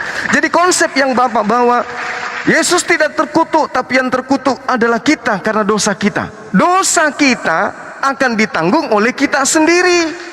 Karena Tuhan mengatakan di dalam Keluaran 23 nomor 7, aku Tuhan tidak akan membenarkan orang yang berdosa.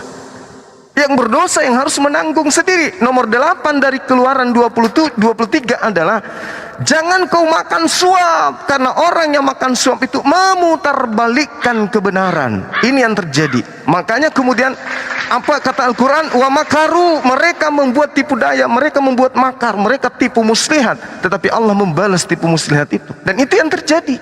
Ini yang terjadi hari ini. Saudara-saudara Kristen menjadi korban kemudian. Itu yang pertama. Yang kedua, Pak Pendeta yang saya hormati mengatakan bahwasanya tentang kebangkitan.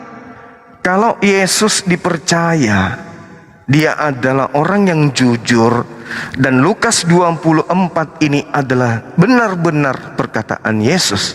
Ketika Yesus mengatakan ada tertulis, maka tidak bisa tidak tertulis. Kapan tidak tertulis? Satu, Yesus pembohong, atau penulis Lukas hanya ngarang. Karena tidak ada tertulis. Katanya ada tertulis di Taurat, mana? Tak ada tertulis. Kemudian yang ketiga terkait dengan saudara pendeta, karena Kristen orang yang muncul belakangan setelah terjadi tragedi penyaliban, itu mengaku setelah 2000 tahun nih, setelah 2000 tahun setelah penyaliban, mengambil kitab Yesaya 53 untuk Yesus. Saya ulang, Pak Pendeta yang saya hormati, hidup 2000 tahun setelah kejadian tragedi penyaliban, mengambil kitabnya orang Yahudi, yaitu kitab Yesaya 53, untuk mengatakan itu nubuatan kepada Yesus. Itu salah besar, Pak. Mohon maaf ini, bukan saya mau ngajarin, bukan. Tetapi kita lihat antara Yesus, orang Farisi, ahli Taurat, imam kepala, mahkamah agama, dan pendeta Budi Asali. Ada satu orang yang tidak hidup bersama dengan Yesus pada saat itu, yaitu Bapak Pendeta yang saya hormati. Jadi yang tahu tentang Yesus, yang tahu tentang Yesaya 53 adalah yang mempunyai kitab. Siapa itu? Yang melakukan kesaksian-kesaksian bohongan, yang melakukan kesaksian-kesaksian palsu untuk kemudian membunuh Yesus.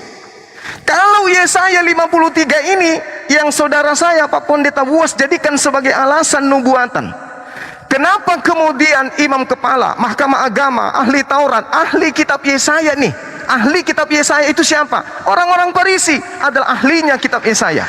Mereka orang terpelajar. Kenapa membuat nubuatan pada tahun itu juga? Kenapa tidak menjadikan kemudian Yesaya 53 sebagai nubuat?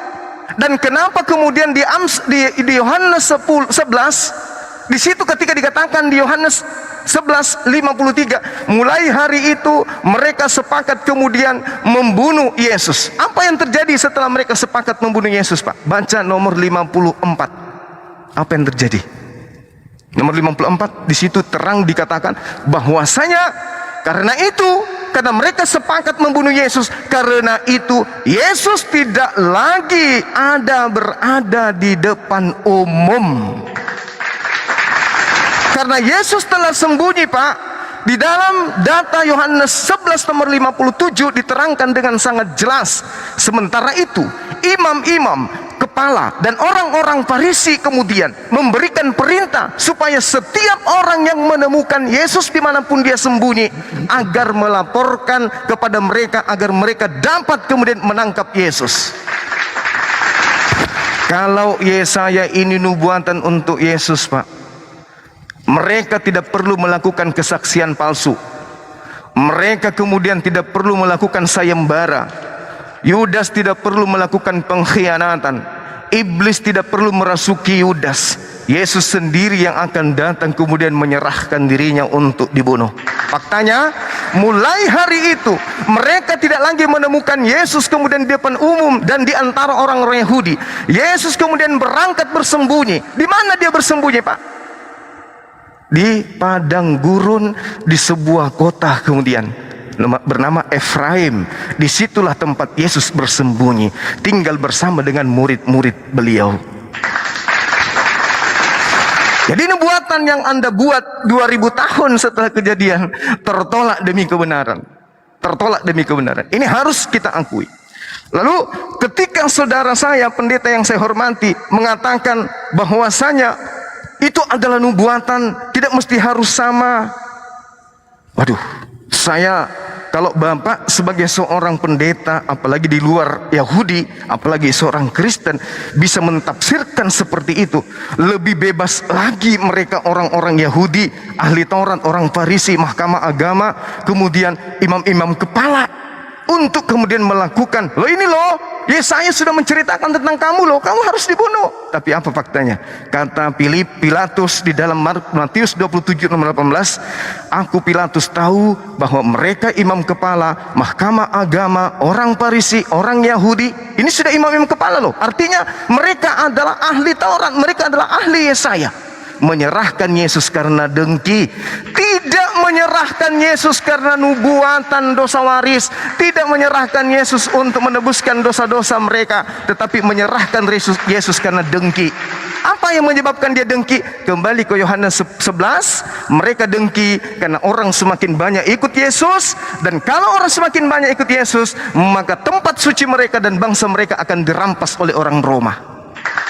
Jadi dosa waris, Yesus terkutuk karena dosa kita, itu boleh dibungkus pulang ke gereja, itu sama sekali tak ada. Wa makaru wa makarallah wallahu khairul makirin. Inilah yang terjadi terhadap saudara-saudara kami Kristen hari ini. Demikian, silakan.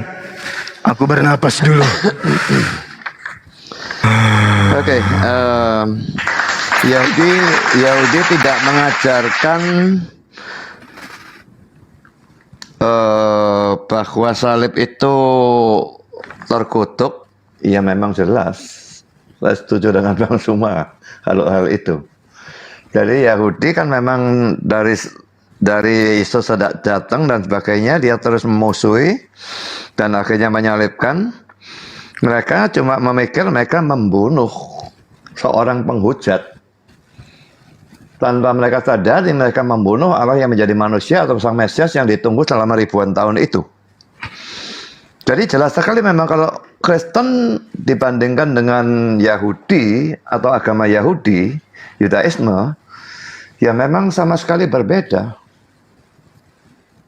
Saya pikir agama Yahudi atau Yudaisme itu lebih mirip dengan Islam daripada dengan Kristen. Mereka juga tidak percaya sebagai Allah, mereka juga tidak percaya Tritunggal, mereka percaya keselamatan karena perbuatan baik dan macam-macam hal yang lain.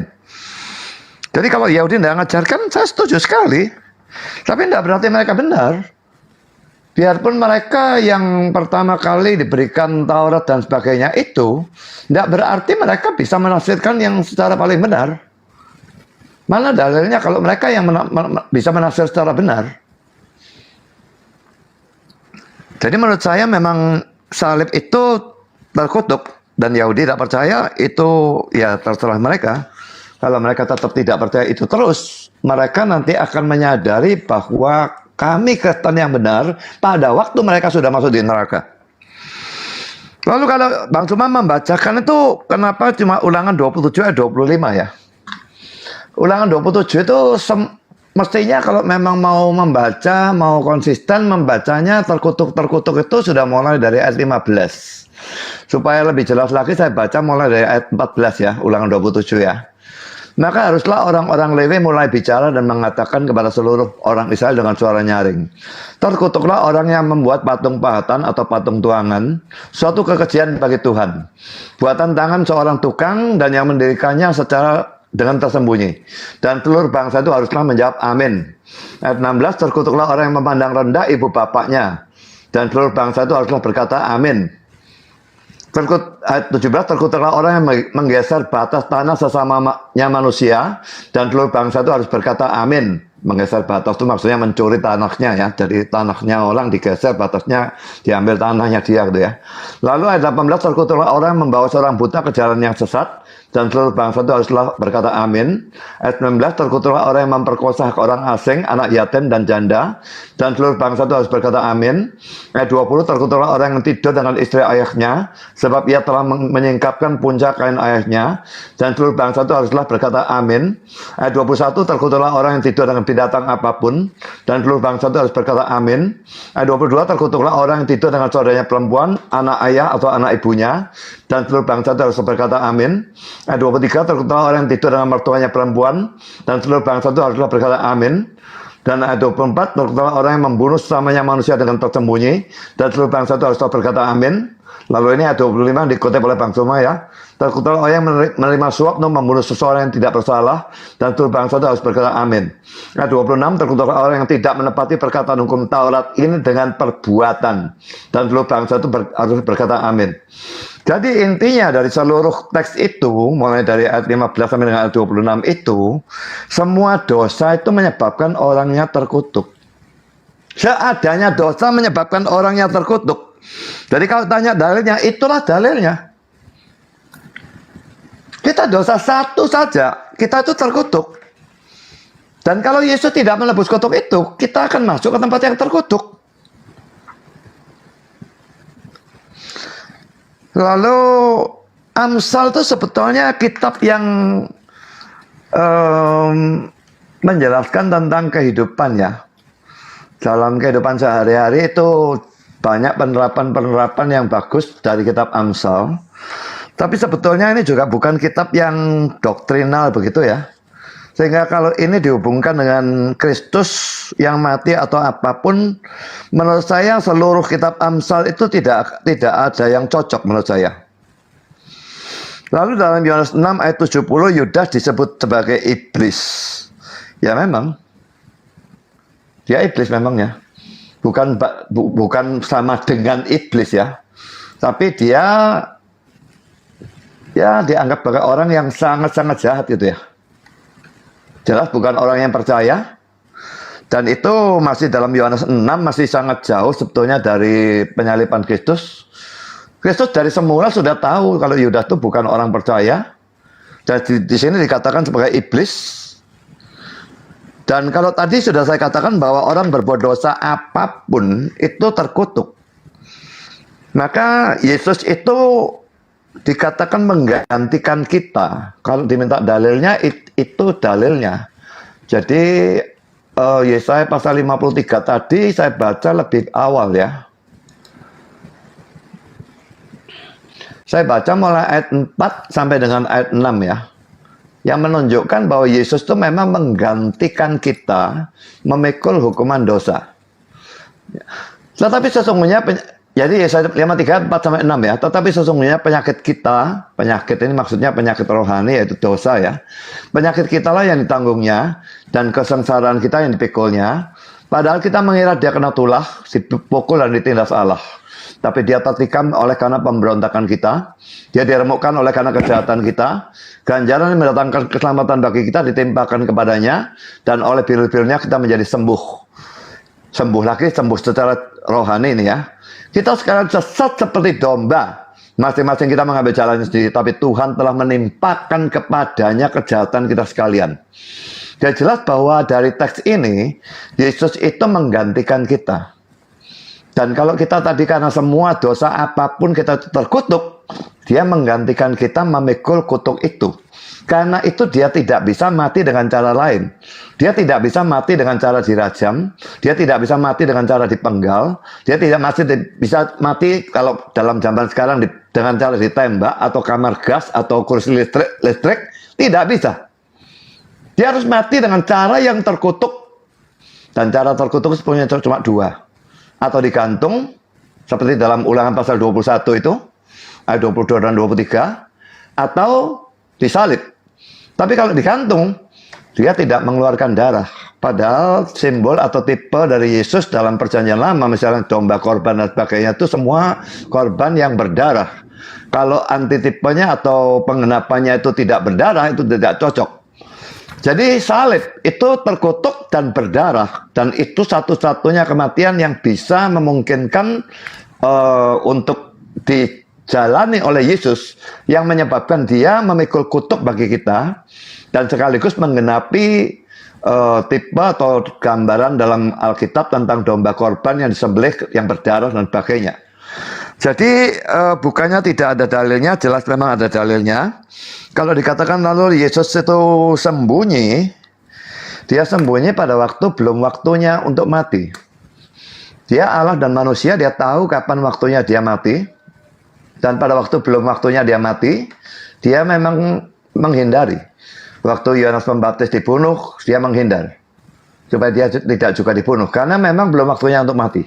Tapi pada saat dia tahu waktunya sudah datang untuk waktunya dia mati, dia justru mengarahkan dirinya ke Yerusalem, tempat di mana dia tahu dia akan dibunuh.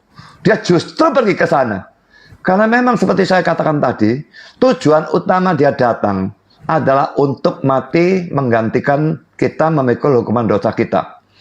Dia bukannya lari. Hanya pada waktu belum waktunya, dia bersembunyi bisa. Tapi pada waktu sudah waktunya, dia justru mengarahkan diri ke Yerusalem. Dihalangi oleh Petrus pun dia tidak mau. Dan dia tetap pergi ke Yerusalem. Dan betul-betul mati di sana untuk menebus dosa. Memang pada waktu imam kepala tokoh-tokoh Yahudi dan pakainya itu membunuh Yesus, mereka membunuh karena iri. Tapi tadi kan sudah saya jelaskan ya. Jadi Allah menggunakan semua mereka yang berdosa ini, baik Pontius Pilatus, Herodes, tentara Romawi, atau tokoh-tokoh Yahudi, atau orang-orang Yahudi yang berteriak salibkan dia, atau Yudas Iskariot yang mengkhianati. Semua itu memang digunakan oleh Allah untuk terciptanya penebusan. Karena kalau tidak ada penebusan, semua kita akan masuk neraka tanpa kecuali. Tapi dengan adanya penebusan, setidaknya sebagian orang yang percaya kepada Kristus itu akan diselamatkan, sekalipun sebagian yang tidak percaya tetap akan dimasukkan ke dalam neraka. Sekian, silakan.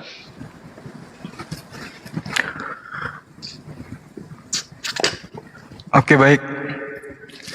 Jadi catatan saya di sini ada 3 poin kemudian yang penting untuk saya tanggapi. Yang pertama, mereka kemudian membunuh, mereka tidak sadar bahwa yang mereka bunuh itu adalah Tuhan yang menjadi manusia.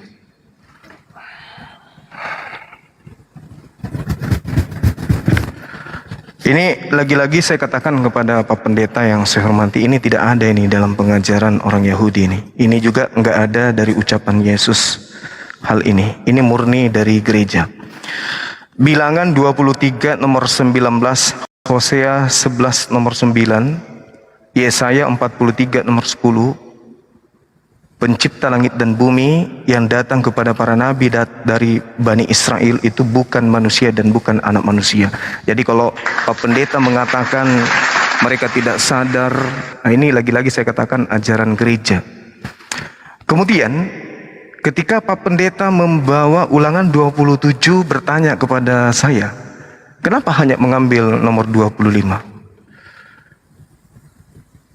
Karena kalau kita ngambil dari data 15 sampai nomor 26, tidak ada satupun data yang menyebabkan Yesus itu bisa disalib. Kira-kira apa yang bisa menyebabkan Yesus dikutuk? Dosa waris? Tak ada. Nebus dosa kita? Tak ada. Menebus kesalahan kita? Tak ada. Itu muncul nanti setelah Kristen ini muncul. Lalu apa yang membuat Yesus itu harus dikutuk? Mana dalilnya? Kita lihat di dalam Ulangan 27 itu ada 2 yang kena kepada Yudas. Yang pertama ketika dikatakan di dalam kitab saudara Yohanes 12. Apa yang tertuang di Yohanes 12 itu? Di nomor 6 atau nomor 5. Kita mulai dari nomor 5-nya. Bapak silakan baca di sana. Apa yang tertuang kemudian di dalam Yohanes 12 nomor 5 nomor 6. Yudas berkata kemudian, mengapa engkau tidak menjual minyak apa di situ dituliskan, Pak? Mengapa engkau tidak? Nawastu. Kenapa kau tidak menjual lalu kau memberikan kepada orang miskin? Sementara dikatakan Yudas melakukan itu bukan karena dia kemudian memperhatikan nasib orang miskin, bukan. Bahkan Yudas ini terkenal sebagai orang yang suka mencuri uang kas rumah ibadah. Nah, sedangkan kalau Bapak mengatakan Ulangan 27 itu harus tertulis seperti apa yang menyebabkan kemudian Yesus terkutuk, nggak ada satupun poin. Orang yang melebih-lebihkan ukuran tanah, orang yang membuat patung pahatan, orang yang kemudian berdosa kepada ibunya, orang yang meniduri istri ayahnya, orang yang kemudian tidak melakukan hukum Taurat dengan perbuatan, apalagi banyak hal kemudian di situ, tapi tidak ada satupun yang bisa menyentuh Yesus. Berarti tidak ada satupun hal yang menyebabkan Yesus itu bisa digantung di tiang salib. Tapi orang-orang Yahudi iri, tapi orang-orang Farisi dengki, tapi ahli Taurat itu cemburu, tapi orang imam-imam kepala itu khawatir bangsanya dirampas oleh orang Roma, khawatir kemudian bait sucinya mereka, tempat sucinya diambil oleh penjajah. Maka mereka bersekongkol untuk melakukan itu. Rencana pembunuhan pun diambil.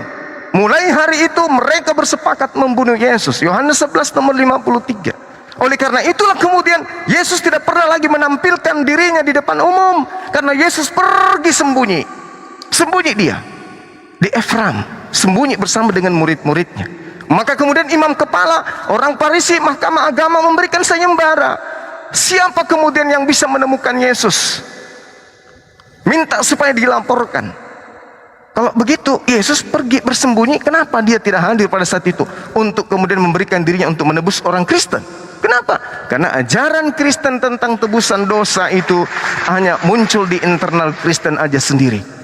Satu data yang perlu Pak Pendeta pahami, di dalam pengakuan Yesus sendiri, di dalam Yohanes 19 nomor 11, coba Bapak buka di sana. Yesus menjawab, engkau tidak mempunyai kuasa apapun terhadap aku. Engkau tidak memiliki kuasa apapun terhadap aku, jikalau kuasa itu tidak diberikan kepada Bapakku dari atas, tidak diberikan kepadamu dari Bapakku yang ada di langit. Itu yang perlu Pak Pendeta pahami. Nah sekarang permasalahannya, apakah Tuhan merestui penyaliban? Mana dalilnya? Apakah Tuhan memberikan kekuatan kepada orang-orang yang mengkhianati Yesus untuk disalibkan? Mana dalilnya? Bahkan Amsal 6 nomor 16, 6 perkara yang dibenci. Di antaranya membunuh orang yang tidak bersalah. Jadi bagaimana mungkin Tuhan memberikan kekuatan kepada orang-orang yang ingin mengkhianati Yesus dengan membunuh Yesus? Karena Yesus mengatakan, engkau tidak mempunyai kuasa apapun terhadap aku, jikalau kuasa itu tidak diberikan kepadamu dari atas. Sebab itu dia yang menyerahkan aku kepada kalian lebih besar dosanya dari siapapun. Jadi tidaklah mungkin kemudian orang yang lebih besar dosanya diselamatkan, sementara Yesus yang dikasihi oleh Tuhan disalibkan secara terkutuk. Apa sebabnya? Orang Yahudi mengatakan, kami bernubuat supaya Yesus dibunuh, agar tempat kami tidak dirampas, agar bangsa kami tidak dirampas. Itu orang Yahudi. Orang Kristen muncul beberapa ratus tahun kemudian, bahkan Pak Pendeta 2000 tahun kemudian mengatakan, Yesus dibunuh untuk dosa-dosa kami. Waduh. Jadi tak ada kemudian data Tuhan menjelma jadi manusia, kemudian Yesus digunakan sebagai tebusan. Itu tidak ada dalilnya, kecuali di dalam internal agama Kristen itu ada ajaran itu, bahwa dosa orang Kristen ditebus dengan darah manusia. Sedangkan di dalam Imamat 1 nomor 2, katakanlah kepada orang-orang Israel, apabila mereka ingin mempersembahkan kurban penebus dosa kepada Elohim, kepada Tuhan mereka, maka hendaklah mereka mempersembahkan hewan ternak, domba, kambing, sapi, lembu. Karena itulah kemudian orang Kristen tidak mau kalah. Orang yang disalib ini kemudian mereka sebut sebagai anak domba, supaya mereka menganggap dosa mereka itu ditebus dengan darah binatang, yaitu Yesus yang jelas bukan Yesus, tapi orang terkutuk. Saya kira begitu Pak, silakan.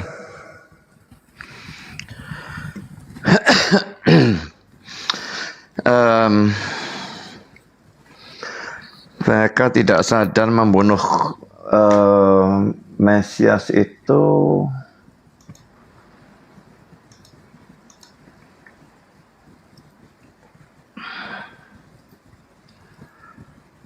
saya bacakan 1 Korintus 2 ayat yang ke-8 ya.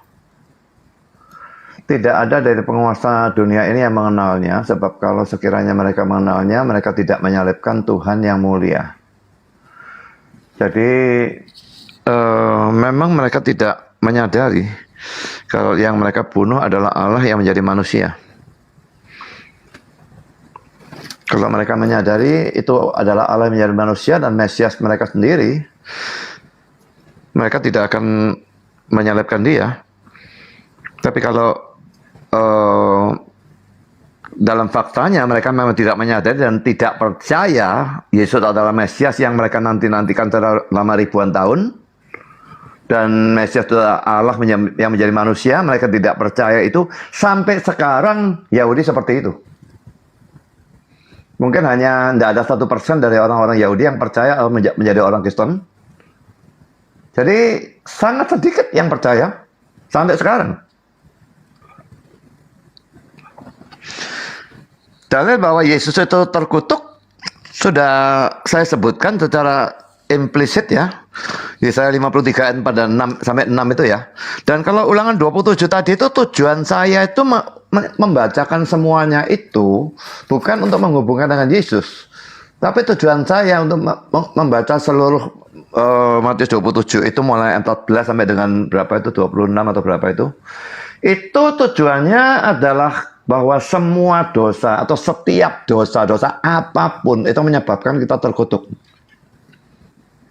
Makanya digunakan dengan berbagai macam cara, tapi tujuannya untuk menunjukkan semua dosa itu membuat kita terkutuk. Dan dalam arti seperti itu, makanya tidak ada manusia yang tidak terkutuk. Karena tidak ada manusia yang tidak berdosa. Dan kalau Bang Suma selalu rasanya kayak heran ya, kenapa kok Yesus dibiarkan disalib padahal dia orang benar. Nah memang itu rencana Allah seperti itu. Kalau Tuhan tidak melakukan hal seperti itu, maka tidak ada keselamatan. Karena ingat, dalam Kristen itu tidak, pertama dipercaya bahwa sejak Adam jatuh ke dalam dosa, tidak ada satupun orang yang benar. Dan tidak ada satu orang pun yang bisa berbuat baik. Semua yang dosa melulu. Dan juga dalam kalangan Kristen tidak dipercaya bahwa perbuatan baik seandainya bisa dilakukan lalu bisa menutupi dosa. Karena itu tadi saya katakan, satu dosa saja, tidak peduli perbuatan baiknya 1 juta atau 1 miliar, satu dosa, Tuhan itu adil, harus dihukum, tidak bisa tidak. Tapi hukumannya harus dijatuhkan atau diterima oleh penggantinya, yaitu Yesus, atau diterima oleh orang yang berbuat dosa. Tinggal cuma mau pilih yang mana. Bagi orang yang percaya, kalau saya orang percaya, maka dosa saya sudah dipikul oleh Yesus hukumannya. Tidak bisa dihukum lagi saya nih.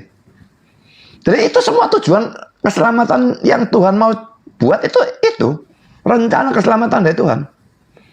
Harus orang benar tentu saja. Kalau orang tidak benar disalib, dia mati. Lalu dia mati untuk dosanya sendiri. Justru dia harus orang suci, bukan cuma orang benar, orang suci murni, tidak ada dosa satu pun. Baru dia bisa membayar dosa saya atau dihukum untuk dosa saya. Sama saja kalau ada orang berhutang, katakanlah si A berhutang kepada seseorang, kepada si B 1 miliar dan si A tidak bisa bayar. Saya bisa membayar hutang dosanya si A itu kalau saya sendiri tidak punya hutang kepada si B.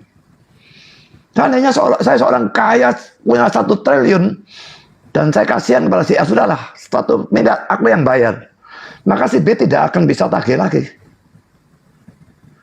Tapi kalau ternyata saya sendiri punya hutang pada si B dan saya berkata ini hutangnya si A saya bayar, loh nanti dulu kamu sendiri punya hutang kok. Ya kamu bayar untuk hutangmu sendiri. Jangan untuk hutangnya si A. Jadi yang mati di atas kayu salib itu memang harus orang benar, harus orang suci. Baru dia bisa mati menggantikan kita.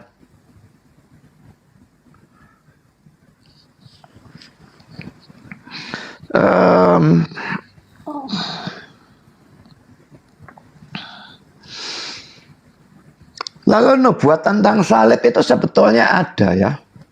Di dalam Mazmur pasal yang ke-22 Kalau kita lihat ya, Mazmur pasal 22 ini adalah Messianic Psalm dalam bahasa Inggrisnya. Mazmur tentang Mesias ya. Dan dimulai dalam ayat 2-nya, Allahku, Allahku, mengapa engkau meninggalkan aku? Kata-kata itu diucapkan oleh Yesus di atas kayu salib kan? Ya. Lalu kalau kita melihat, ini memang tidak semuanya merupakan nubuat, tapi di sela-sela dari Mazmur 22 ini banyak sekali nubuat tentang Yesus.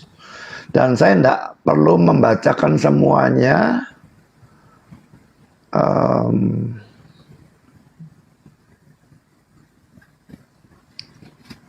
Seperti misalnya ayat 19 ya, mereka membagi-bagi pakaianku di antara mereka dan mereka membuang undi atas jubahku. Itu sudah juga dikenapi pada waktu Yesus salib. Memang ayat 17. Ayat 17-nya ya. Sebab anjing-anjing mengurumuni aku, gerombolan penjahat mengepung aku, mereka menusuk tangan dan kakiku. Itu menunjuk pada penyaliban kan? Tangan dan kaki Yesus dipaku pada kayu salib. Jadi ini sudah dinubuatkan oleh Daud 1000 tahun sebelum Yesus lahir. Bagaimana Daud bisa tahu? Lalu ayat 16-nya, kekuatanku kering seperti beling, lidahku melekat pada langit-langit mulutku. Yesus memang kehausan bukan main dan dia berteriak, aku haus. Jadi itu salah satu penderitaan orang yang masuk neraka, bukan? Kan neraka digambarkan sebagai lautan api. Kita ada di tempat yang panas biasa saja, kita kehausan kok. Apalagi di neraka. Orang kaya masuk neraka itu kehausan, minta 1 tetes air dari Lazarus. Tidak bisa. Dan Yesus menggantikan itu. Dia kehausan untuk menggantikan kehausan kita. Seandainya kita masuk neraka. Sehingga kalau kita percaya Yesus, kita tidak usah kehausan masuk neraka. Kita tidak akan masuk neraka. Tidak mengalami kehausan. Dan semua yang Yesus lakukan itu untuk menggantikan kita. Harus orang suci yang menggantikan. Karena kalau tidak, dia menderita untuk dosanya sendiri. Tidak bisa untuk dosa orang lain. Dan tentang Yesus pergi ke Yerusalem itu ya, kalau tadi belum saya berikan ayatnya, sekarang saya berikan dalam Matius 16 ayat yang ke-21. Matius 16 ayat 21. Sejak waktu itu Yesus mulai menyatakan kepada murid-muridnya bahwa ia harus pergi ke Yerusalem dan menanggung banyak penderitaan dari pihak tua, imam-imam kepala dan ahli-ahli Taurat, lalu dibunuh dan dibangkitkan pada hari ketiga. Jadi dia harus pergi ke Yerusalem. Dia tahu sudah saatnya. Harus pergi. Ayat 22, Petrusnya menghalangi dia. Tuhan, kiranya Allah menjauhkan hal itu sekali-kali takkan menimpa engkau. Tapi Yesus berkata, berpaling anyahlah iblis, engkau satu batu sandungan bagiku, sebab engkau bukan memikirkan apa yang dipikirkan Allah, melainkan apa yang dipikirkan manusia. Jadi Yesus tahu bahwa dia harus memikul hukuman manusia. Di dalam Yohanes pasal 18, ayat yang ke-11. Kata Yesus kepada Petrus, sarungkan pedangmu itu. Ya, waktu dibela Petrus ya, mau ditangkap dibela Petrus. Bukankah aku harus minum cawan yang diberikan Bapa kepadaku? Cawan ini maksudnya cawan murka Allah. Dia bukan orang berdosa, mestinya dia tidak dimurkai. Tapi dia mau menggantikan kita. Maka dia harus minum cawan murka Allah. Seharusnya kita yang minum. Kita yang dijatuhi murka Allah, hukuman Allah. Tapi dia menggantikan kita, dia yang meminum cawan itu. Sehingga kalau kita percaya kepada dia, kita diampuni. Tapi bagi orang yang tidak percaya, tidak ada gunanya Yesus minum cawan. Hanya yang percaya yang diampuni. Tuhan mau selamatkan Tuhan mau menyelamatkan manusia berdosa, manusia terkutuk dan sebagainya. Itu internal Kristen. Ya, memang iya. Saya akui dan saya setuju itu dengan Bang Suma. Itu ajaran Kristen. Hanya Kristen satu-satunya yang punya penebusan dosa. Tidak ada di dalam agama lain. Yang Allahnya menjadi manusia, mati di atas kayu salib untuk menebus dosa. Untuk menyelamatkan umatnya. Tidak ada. Itu ajaran internal Kristen. Ya.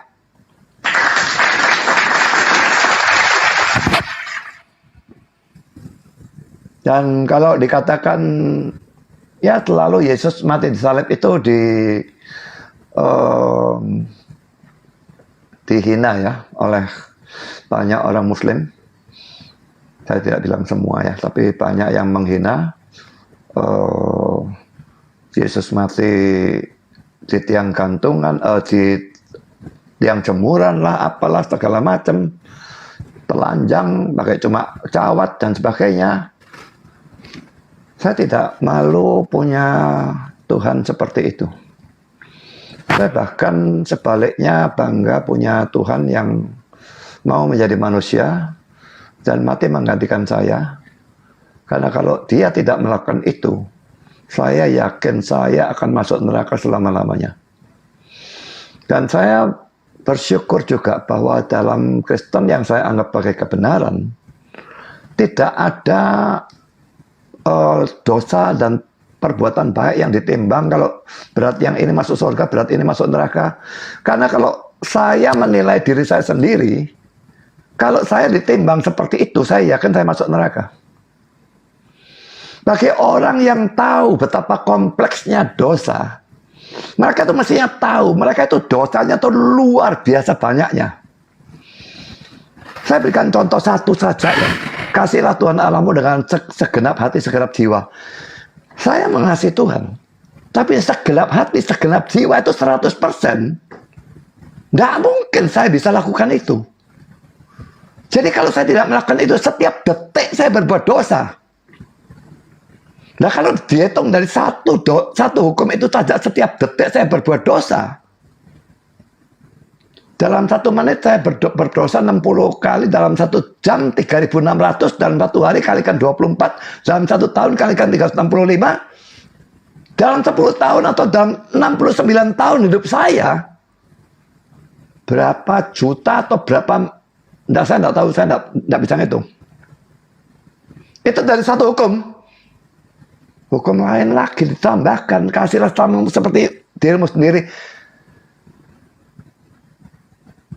Saya sebagai pendeta itu lebih tahu daripada jemaat saya kalau urusan firman. Tapi kalau urusan mentaati firman, saya sama dengan mereka. Saya juga manusia berdosa. Tidak ada orang baik. Jadi kalau tidak ada penebusan Kristus, ya semua masuk neraka. Internal Kristen, ya memang internal Kristen. Ya, jadi memang hanya Kristen yang percaya ada penebusan dosa dan tidak ada perbuatan baik bisa menutup dosa. Jadi karena itu saya jadi Kristen. Barusan saya diskusi ya di TikTok dengan satu orang Muslim dan mereka katakan, kenapa sampai sekarang Pak Budi kok tidak jadi Islam gitulah, jadi Muslim lah. Loh ya memang ajaran sangat berbeda, saya bilang.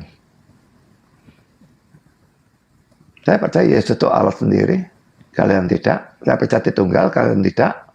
Saya percaya keselamatan karena iman saja, kalian tidak. Dan untuk apa saya menjadi Muslim kalau saya dalam Kristen ini sudah punya keyakinan keselamatan. Karena penebusan itu saya tidak mungkin masuk neraka. Roma 8 ayat 1 itu memastikan ya tidak ada penghukuman bagi orang yang ada di dalam Kristus. Dan saya sebagai orang yang percaya itu ada di dalam Kristus. Jadi masuk surga itu suatu kepastian, bukan mudah-mudahan, barangkali, kemungkinan besar, insya Allah tidak. Saya yakin kapanpun saya mati, saya masuk surga. Jadi Oke, seharusnya Pak bukan Buas, sudah saya bisa yang menjadi berganti ke muslim. Bang Zuma. Oke, bukan saya yang harus menjadi muslim, tapi muslimnya yang harusnya menjadi Pak Kristen. Buas, Kalau masalah. supaya tidak lari dari tema, ya kita berpindah ke Bang Zuma ya. Oke, silakan. Oke, silakan Bang Zuma. Baik. Jadi memang harus bertumpuh kepada keadaan di mana seorang pendeta harus mau tidak mau harus melepaskan kemudian apa yang tertulis di perjanjian baru, perjanjian lama, termasuk ucapan-ucapan Yesus yang mengatakan bertobatlah, bertobatlah, bertobat. Dan ternyata bertobat itu tak ada gunanya. Ya mau tidak mau harus beriman kepada Tuhan yang datang mati untuk nebus dosa. Nanti izinkan saya bertanya Pak, satu pertanyaan, Bapak juga boleh bertanya ke saya. Yang pertama yang saya mau sikapi dari catatan saya ini, tuduhan Bapak kepada orang-orang Yahudi bahwa mereka tidak menyadari mereka membunuh Tuhan mereka. Ini adalah, mohon maaf saya katakan ini adalah tindakan konyol sekonyol-konyolnya. Karena ajaran ini tidak muncul di ajaran para nabi termasuk ajaran Yesus. Ini murni dari gereja nih. Di dalam Ulangan 33 nomor 27, di situ dikatakan bahwasanya Elohim itu kekal, tidak bisa mati. Bahkan kalau kita lihat di dalam 1 Timotius 6 nomor 16, dialah satu-satunya Athanasia dalam bahasa Yunani yang tidak sama sekali tersentuh oleh kematian. Artinya dia satu-satunya yang tidak tersentuh oleh kematian adalah pencipta langit dan bumi yang orang Yahudi sebut sebagai Elohim. Tapi ternyata Bapak mencoba untuk mengatakan bahwa orang Yahudi membunuh Yesus karena mereka tidak menyadari bahwa yang mereka bunuh itu adalah Tuhan mereka. Menurut saya itu konyol. Ulangan 32 nomor 39, Tuhan yang benar itulah yang menghidupkan dan mematikan, bukan Yesus yang dimatikan dan dihidupkan. Itu bukan Tuhan itu, Pak. Tapi itu Tuhan bagi Bapak. Lalu kemudian di dalam Ulangan 27 nomor 26, terkutuklah orang yang tidak mempraktekkan Taurat dengan perbuatan. Sedangkan Bapak menggaungkan ajaran kasih. Menurut tuan rumah yang disebut kasih itu ada diterangkan di dalam Ulangan 11 nomor 1 salah satunya. Kasih itu adalah setia menjalankan ketetapan, perintah, aturan, dan ketentuan-ketentuan Tuhan. Itu baru kasih. Kalau kasih kepada Tuhan hanya berhayal, nonsen. Karena ini dalil, kita harus berpacu kepada dalil, bukan asumsi, bukan imani saja. Karena kita harus mengacu kepada apa yang Tuhan firmankan. Amsal 3 nomor 5. Jangan kau berpaku kepada pengertianmu sendiri, tetapi berpeganglah kepada firman Tuhan. Kasihilah Tuhanmu. Dengan cara apa? Dengan setia melakukan segala ketetapan, perintah, ketentuan, dan ketentuan-ketentuan hukum-hukumnya. Itu baru kau kasih. Makanya dikatakan Yesus di dalam Matius 5 nomor 19, barang siapa yang meniadakan setitik pun dari yang paling terkecil, meskipun yang paling terkecil, lalu mengajarkan kepada orang lain untuk menghilangkan Taurat. Di mana tempatnya kata Yesus? Di surga. Mati langsung surga? Oh, nonsen. Itu nggak mungkin. Itu asumsi Bapak, silakan dengan iman Bapak. Tapi Yesus mengatakan, barang siapa yang meniadakan hukum Taurat meskipun yang paling terkecil, lalu mengajarkan kepada orang lain, maka dia akan menempati tempat terendah di dalam kerajaan langit. Tempat terhina maksudnya di situ. Apa itu? Neraka. Sebaliknya, barang siapa yang tidak meniadakan hukum Taurat meskipun yang paling terkecil, lalu mengajarkan kepada orang lain, maka dia akan menempati tempat tertinggi di dalam kerajaan langit. Jadi tak ada itu Kristen Pak mau bisa masuk ke surga mati, nggak ada. Kenapa? Karena ada yang lucu nih. Ini sekalian saya mau bertanya kepada pendeta. Galatia 3 nomor 13. Di situ dikatakan bahwasanya Kristus telah menebus kita dari kutuk hukum Taurat. Saya ingin bertanya kepada Pak Pendeta, hukum Taurat ini untuk siapa, Pak? Apakah untuk kita atau untuk Bani Israel saja? Itu pertanyaan saya. Yang kedua, pertanyaan yang seirama, di mana di dalam kitabnya orang Yahudi atau di ajaran Yesus yang terlontar dari mulut Yesus sendiri, bahwa dosa manusia itu ditebus dengan darah manusia suci. Itu tertulis di mana? Siapa yang mengucapkan itu? Apakah Yesus atau Elohim atau mimbar gereja? Dosa ditebus dengan darah manusia suci itu tertulis di mana? Terus kemudian yang tadi terkait apakah hukum Taurat ini untuk kita Kristen atau Islam atau Hindu atau Buddha atau siapapun, atau Taurat ini hanya untuk Bani Israel? Karena di Galatia 3 nomor 3, Kristus telah menebus kita dari kutuk hukum Taurat. Hukum Taurat ini untuk siapa? Misalnya gini, di dalam hukum Taurat diterangkan misalnya, janganlah engkau makan babi, atau sunatkanlah dirimu. Kan tidak boleh dihilangkan meskipun yang paling terkecil. Orang-orang Kristen ketika makan babi berdosa enggak dia? Tidak berdosa. Orang-orang Roma ketika tidak disunat berdosa enggak dia? Tidak berdosa. Kenapa tidak berdosa? Karena dia bukan Bani Israel. Kenapa demikian? Karena hukum Taurat itu hanya untuk Bani Israel. Jadi Yesus Kristus kalau dipaksakan menebus kita dari kutuk Taurat, maka apa hubungannya dengan Kristen Taurat itu?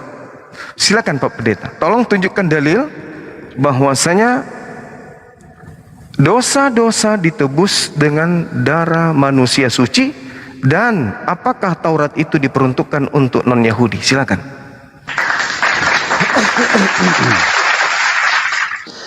Oke, saya jawab dua pertanyaan utama itu lebih dulu ya.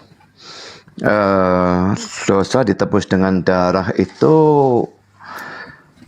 kalau dalam perjanjian lama memang darah binatang, tapi saya sudah katakan ya, itu suatu tipologi, bayangan, yang digenapi oleh Yesus dalam perjanjian baru dengan darahnya sendiri. Saya akan bacakan 1 Petrus pasal 1.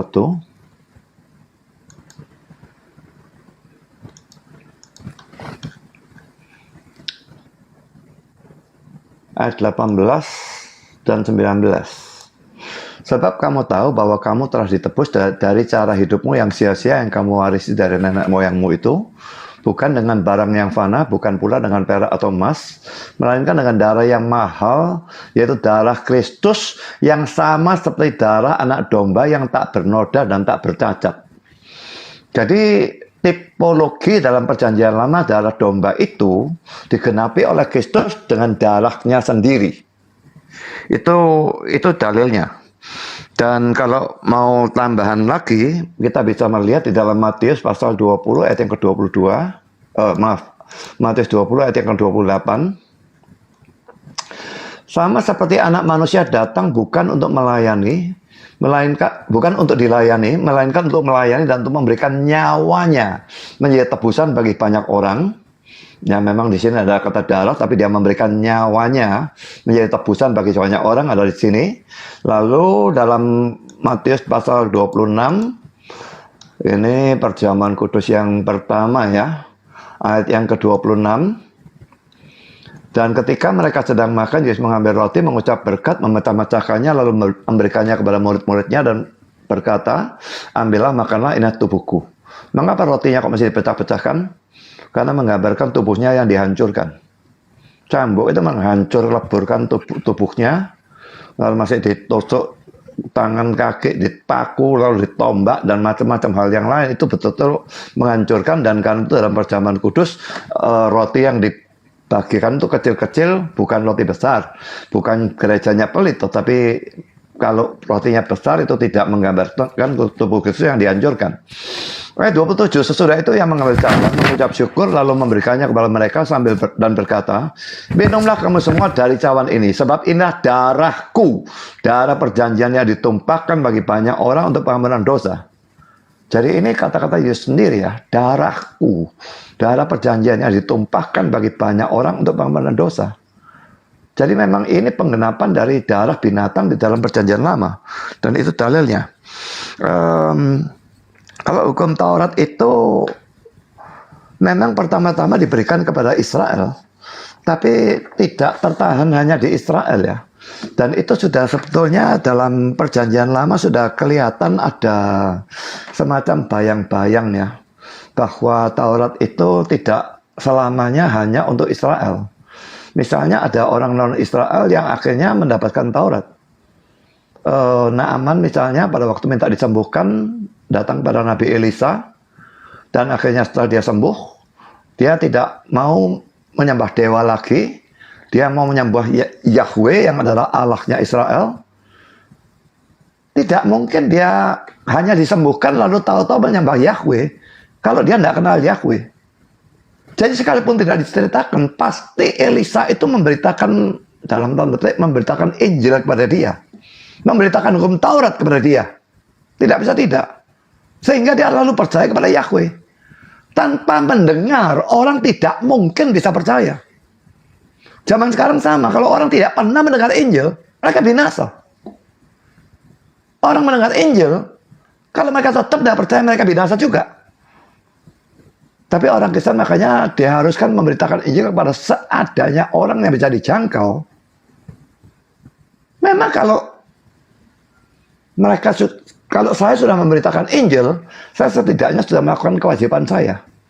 Apakah orang itu percaya atau tidak percaya, itu urusan orang itu dengan Tuhan. Karena pertobatan itu bukan pekerjaan saya. Saya tugasnya cuma memberitakan Injil. Nah, sama seperti dalam perjanjian lama, Taurat diberitakan. Ada bayangannya. Dalam perjanjian baru, lebih-lebih lagi. Penulis perjanjian baru banyak sekali mengutip dari perjanjian lama. Dan ditujukan kepada orang-orang non-Yahudi. Itu jelas sekali.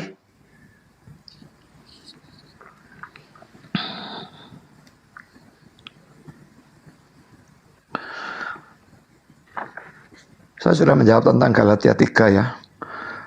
Ayat 13, Tauratnya untuk siapa? Bang Soba mengatakan kasih itu taat. Ya, saya setuju.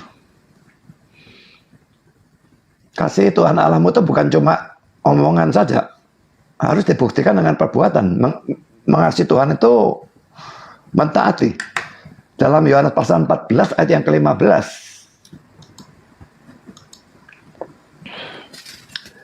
Jikalau kamu mengasihi aku, kamu akan menuruti segala perintahku.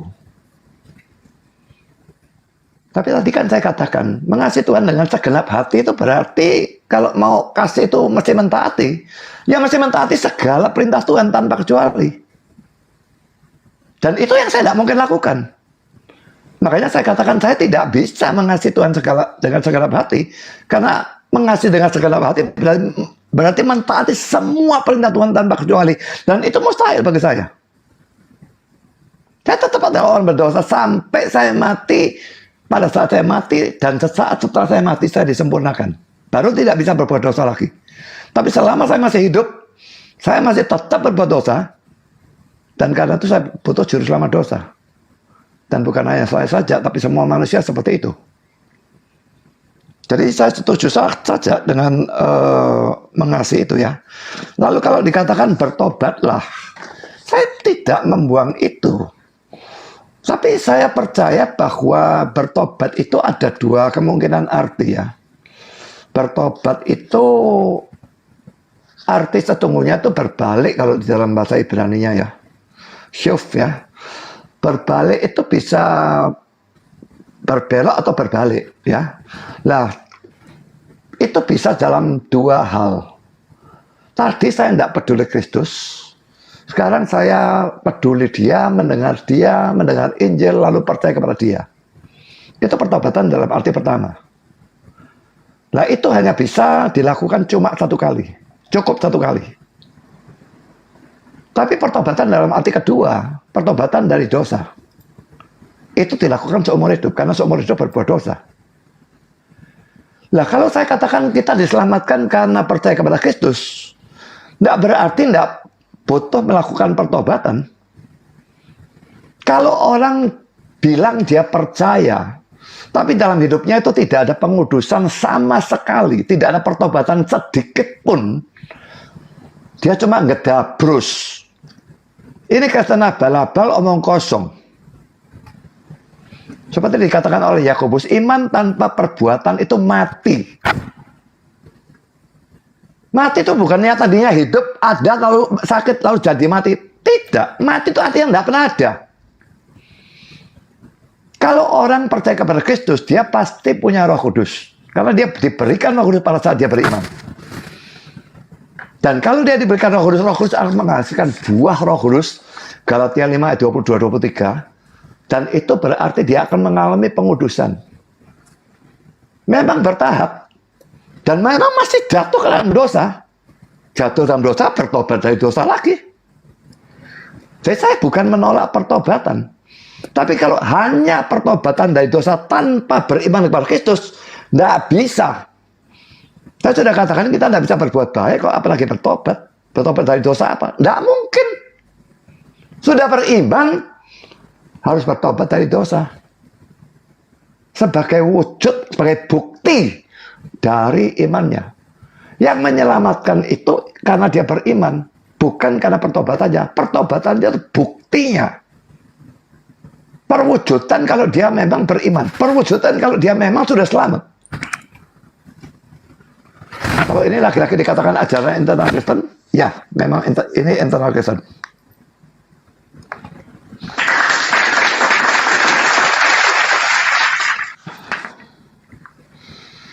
Oke, sunat dan makan babi dan sebagainya saya kira dulu sudah pernah saya jelaskan dalam debat-debat sebelumnya ya.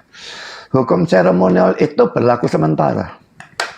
Larangan makan, sunat, lalu hari raya Yahudi dan macam-macam hal yang lain, perjamuan Paskah, sembelih domba, bahkan imam, bahkan seluruh bait Allah dan sebagainya itu hukum upacara semua. Dan itu berlaku untuk sementara. Dan pada waktu Yesus sudah mati dan bangkit dan sebagainya, itu sudah ditiadakan. Efesus 2 ayat yang ke-15. Jadi kita tidak bisa menabrakkan ayat dengan ayat. Kalau Matius 5 ayat 17-19, kelihatannya menunjukkan bahwa hukum Taurat itu berlaku selama-lamanya, tidak dihapuskan sedikit pun, satu iota, satu titik pun tidak. Dan macam-macam hal yang lain. Tapi Efesus 2 ayat 15 berkata, hukum Taurat dibatalkan. Satu-satunya pengharmonisan yang bisa dilakukan adalah kita membedakan arti dari istilah hukum Taurat yang digunakan dalam dua teks itu. Kita tidak boleh menabrakkan ayat dengan ayat. Jadi hukum Taurat yang terus berlaku, yang dalam Matius 5 ayat 19 itu, hukum Taurat yang adalah hukum moral, seperti 10 hukum Tuhan. Itu berlaku selama-lamanya. Dan hukum Taurat yang dihapuskan di dalam Efesus 2 yang ke-15 itu, hukum Taurat yang bersifat hukum upacara atau ceremonial law dalam bahasa Inggris. Dan itu termasuk sunat, larangan makan. Makan itu bukan larangan makan babi saja, tapi larangan makan itu luar biasa banyaknya di dalam Imamat pasal 11. Dan najis tahir, perempuan menstruasi tidak boleh pergi berbakti kepada Tuhan atau apapun macam-macam hal yang seperti itu semua hukum seremonial. Dan pada waktu Yesus sudah mati dan terkayu salib, itu memang ditiadakan. Kadang-kadang ditiadakan itu bukannya ditiadakan total, tapi tindakan melaksanakannya itu yang tidak lagi diharuskan, tapi artinya bisa berlaku terus. Misalnya tidak ada pengampunan kalau tidak ada pencurahan darah ya. Dalam perjanjian lama darah binatang. Dalam perjanjian baru terus berlaku tapi darah dari Yesus. Jadi kalau tindakan mengorbankan binatang buang memang. Tapi dalam artinya tidak ada pengampunan dosa kalau tidak ada pencurahan darah. Sekarang darahnya Yesus itu berlaku selamanya. Sekian. Baik, Oke. silakan Bang Zuma ditanggapi. Baik, jadi Sebenarnya gini, sahabat-sahabat sekalian, terkhusus kepada umat Islam ya. Allah Subhanahu wa taala menerangkan di dalam Al-Qur'an, "Wa makaru wa makarallah wallahu khairul makirin." Jadi orang-orang di luar Islam ini terkait dengan apa yang terjadi kepada Nabi Isa alaihissalam, membuat makar, membuat satu propaganda tipu daya, kemudian dibalas oleh Allah. Lalu kemudian Allah Subhanahu wa taala menjelaskan kemudian di ayat selanjutnya, di situ Allah mengatakan, maka adapun orang-orang kafir, orang-orang yang ingkar kepada Nabi Isa alaihissalam, kata Allah, aku akan mengasap mereka dengan asap yang sangat pedih. Bukan hanya di akhirat, tapi kata Allah itu adalah di dunia. Allah mengatakan, fa'ammal ladina kafaru au'azzibuhum azaban syadida fid dunya. Jadi di dunia mereka semua sudah diberikan siksaan yang amat pedih. Apa siksaan itu? Summum bukmun umyum fahum la yarjun. Hati, mata, pendengaran mereka kemudian tidak berfungsi. Sehingga dengan adanya dialog ini kemudian saya mohon maaf, saya harus mengatakan, ketika saya minta dalil kemudian tolong tunjukkan dalilnya di mana di kitabnya orang Yahudi dikatakan bahwasanya penebusan dosa dengan darah manusia suci. Apa kata saudara kita pendeta yang kita hormati? Tidak ada. Kalau tidak ada dalil menebus dosa dengan orang yang suci, dengan demikian yang mati di atas tiang salib bukan orang yang suci, melainkan orang yang terkutuk. Maka dengan demikian, karena dia bukan orang yang suci, maka dia adalah orang yang menerima suap, dia adalah orang fasik, dia adalah pengkhianat, dia adalah orang yang kemudian benar-benar dikutuk oleh Tuhan. Karena konsep yang muncul belakangan terkait dosa ditebus dengan darah manusia suci itu hanya ada di dalam kitabnya saudara-saudara Kristen kemudian. Di mana munculnya? Seperti yang diterangkan 1 Petrus 1 kemudian nomor 18, 19, kemudian di dalam Matius 20 nomor 28. Itu adalah kitab atau buku yang ditulis hampir 100 tahun setelah Yesus itu terangkat ke langit. Artinya penyaliban dengan penebusan, dengan tujuan melepaskan orang Kristen dosa-dosa mereka dengan penyaliban adalah cerita yang dibuat belakangan muncul. Makanya saya katakan tragedi atau apa yang terjadi di tengah-tengah Bani Israel itu tak ada hubungannya dengan kitab suci mereka terkait dengan penebusan dosa. Kenapa? Di Imamat 1 nomor 2 ketika orang Yahudi seruannya, wahai orang Yahudi, berbicaralah kepada orang-orang Yahudi apabila mereka ingin mempersembahkan persembahan kurban penebus salah kepada Tuhan mereka, hendaklah mereka kemudian melakukan persembahan dengan hewan ternak, domba, kambing, sapi, lembu. Terkait dengan yang dilakukan oleh orang Kristen, menebus dosa dengan darah manusia, apa kata kitabnya orang Yahudi? Apa mas? Imamat 20 nomor 21, Imamat 18 nomor 21. Apa yang diterangkan di sana? Dengan sangat jelas ditorehkan di sana, janganlah kau serahkan seorang dari anak manusia untuk sebagai kemudian persembahan kepada dewa Molok. Bahkan dikatakan di dalam Imamat 20 nomor 3, aku sendiri Tuhannya Bani Israel Elohim akan melenyapkan dari sebangsanya orang-orang yang mempersembahkan anak manusia kepada dewa Molok. Muncul permasalahan sekarang nih. Kalau Tuhannya orang Yahudi tidak pernah minta kemunian darah suci dari seorang manusia sebagai pendamai dosa mereka, atau pendamai mereka dengan Tuhan mereka, atau pendamai mereka dengan dewa-dewa mereka. Cek, suara saya masih kedengaran? Ya, Ustaz. Ada, aman Ya. Bang. Terputus sebentar, Tok. Iya, ternyata kemudian di dalam pengajaran yang terjadi kepada imannya teman-teman Kristen ini, itu tidak ada diajarkan bahwasanya penebusan darah itu harus dengan darah manusia. Dengan demikian, mereka teman-teman Kristen akan berhadapan dengan firman Elohim yang ada di dalam Imamat 18, Imamat 20, bahwa hanya orang yang menyembah kepada Dewa Moloklah yang mempersembahkan darah manusia. Kenapa mereka mempersembahkan darah anak mereka? Karena mereka mempersembahkan anak yang suci, anak yang kemudian darahnya dianggap suci. Ini masalah besar. Ini masalah besar. Kemudian dikatakan lagi oleh saudara kita Pak Pendeta, Taurat itu tidak ada untuk non-Yahudi.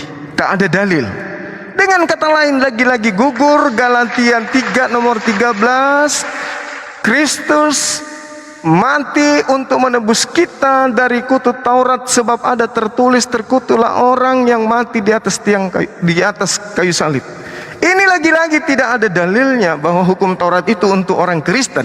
Kalau tidak ada dalilnya untuk orang Kristen Taurat itu, sia-sialah orang terkutuk ini mati di atas tiang salib untuk menebus hukum Taurat untuk orang Kristen.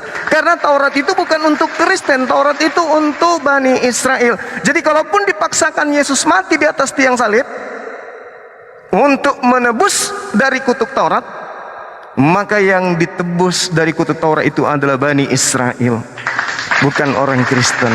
Karena hukum Taurat itu hanya untuk Bani Israel. Siapa yang berutang di BRI, ketika ditebus utangnya, maka utang yang ditebus itu adalah utangnya si yang berutang. Misalnya Santo Asidi punya utang di BRI, ketika ditebus utang itu di BRI, maka utang yang lunas adalah utangnya Santo, bukan utang aku.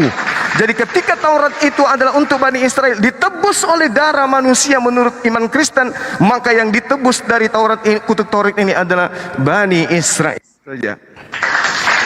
Bani Israel saja. Jadi tidak ada kemudian alasan untuk kemudian menjadikan bahwasanya darah Yesus sebagai penebusan dosa, orang ini mati terkutuk untuk Taurat di atas tiang salib. Dua poin ini gugur.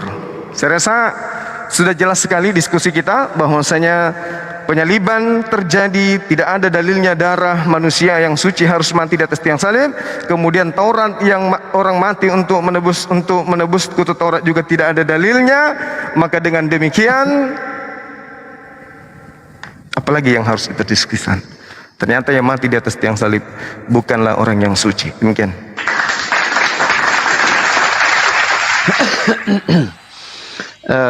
Saya justru tadi kan sudah menjelaskan bahwa Taurat itu bukan hanya untuk orang Yahudi kan.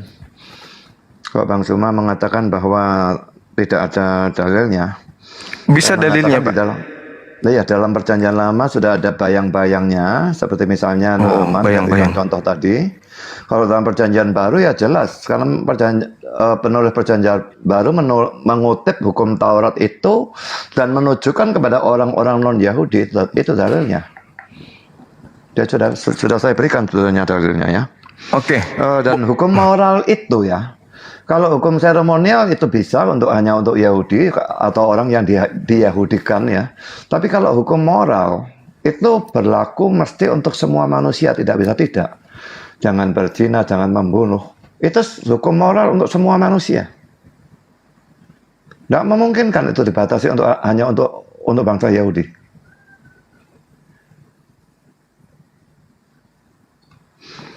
Jadi kalau itu diberlakukan memang untuk semua orang seperti yang saya katakan, ya kita mana bisa tidak melanggar toh 10 hukum Tuhan itu. Jangan ada Allah lain di hadapanmu. Allah lain itu apapun yang kita utamakan lebih dari Tuhan. Saya kok tidak percaya ada orang tidak pernah mengutamakan seseorang atau sesuatu lebih daripada Tuhan. Seumur hidup tidak pernah. Selalu mengutamakan Tuhan. Saya tidak percaya itu. Dan saya sendiri sebagai pendeta pun tidak bisa. Kadang-kadang masih mengutamakan hal-hal yang lain. Dan itu dosa. Karena itu saya butuh penebus dosa.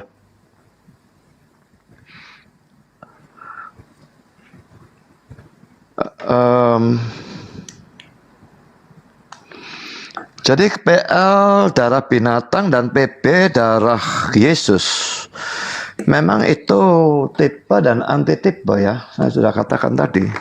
Dan kalau Yahudi tidak percaya itu urusan mereka. Saya pikir mereka juga tidak mengerti apa itu tipe dan antitipe. Orang Kristen lebih mengerti karena orang Kristen punya perjanjian baru. Mereka tidak percaya perjanjian baru, tidak akan bisa mengerti tipe dan antitipe. Karena tipenya dalam perjanjian lama dan antitipenya dalam perjanjian baru. Dan itu sangat-sangat banyak tipe dan antitipe itu, tipologi itu banyak sekali. Imam itu juga tipe dari Kristus. Makanya sejak Kristus itu datang menjadi pengantara, tidak ada lagi imam. Kalau ada suatu aliran Kristen yang masih punya imam, bagi saya aliran itu sesat.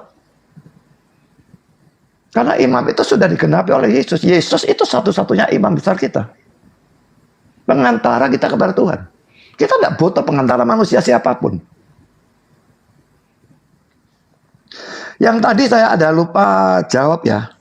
Yahudi tidak sadar bunuh Mesias atau Tuhan mereka sendiri itu dikatakan sebagai konyol. Dan Elohim itu tidak mati atau bagaimana katanya Bang Zuma tadi ya. Memang mereka tidak membunuh Tuhan ya. Mereka membunuh Allah yang menjadi manusia. Mengapa Allah harus menjadi manusia? Karena dia mau mati, menebus dosa. Sebagai Allah, dia tidak bisa menderita apalagi mati. Karena itulah dia harus menjadi manusia, berinkarnasi, menjadi manusia yang namanya Yesus. Dan setelah dia menjadi manusia, maka dia sungguh-sungguh Allah dan sungguh-sungguh manusia dalam satu pribadi. Maka dia bisa mati sekarang. Dia bisa menderita, bisa mati. Memang tetap pada waktu Yesus mati, yang mati bukan Allahnya. Yang mati adalah manusianya. Di dalam Efesus pasal 2 ayat yang ke-15 tadi ya. Efesus 2 ayat yang ke-15. Sebab dengan matinya sebagai manusia, ia telah membatalkan hukum Taurat dengan segala perintah dan ketentuannya. Jadi dikatakan matinya sebagai manusia. Allah memang tidak bisa mati. Karena itu dia jadi manusia baru bisa mati. Dan yang mati itu manusia Yesus. Jadi ini bukan sesuatu yang hal yang konyol. Sudah jadi manusia tentu saja bisa mati. Tapi karena dia Allah, dia tidak bisa mati terus. Kalau dia mati terus, ya tidak ada penebusan. Dia kalah oleh setan, dia kalah oleh maut. Allah harus membangkitkan dia. Siapa yang membangkitkan Yesus? Sebagai Allah, Yesus bangkit sendiri. Membangkitkan dirinya sendiri. Sebagai manusia, dia dibangkitkan oleh Allah. Ayatnya ada dalam dua pihak. Ya, dibangkitkan berarti dia ditinjau sebagai manusia. Bangkit sendiri berarti dia ditinjau sebagai Allah. Membangkitkan dirinya sendiri. Jadi itu tadi yang keloncatan saya jawab, saya jawab sekarang. Lalu orang suci tebus dosa itu sudah ada dalam Yesaya pasal 53. Mungkin tidak kelihatan atau saya tadi tidak menjelaskan. Yesaya pasal 53 ini lengkap nubuatnya tentang Yesus itu lengkap sekali ya. Jadi dalam ayat yang ayat yang keempat ya. Tetapi sesungguhnya penyakit kita lah yang ditanggungnya dan kesengsaraan kita yang dipikulnya. Padahal kita mengira dia kena tulah, dipukul dan ditindas Allah. Tetapi dia tertikam oleh karena pemberontakan kita. Dia diremukkan oleh karena kejahatan kita. Ganjaran yang mendatangkan keselamatan bagi kita ditimpakan kepadanya. Dan oleh bilur-bilurnya kita menjadi sembuh. Ayat 6, kita sekalian sesat seperti domba. Masing-masing kita mengambil jalannya sendiri. Tetapi Tuhan telah menimpakan kepadanya kejahatan kita sekalian. Jadi dia itu menggantikan kita. Bukan karena dia itu tidak suci, bukan karena dia itu berdosa, lalu dia itu mengalami hukuman salib dan sebagainya. Dia menggantikan kita.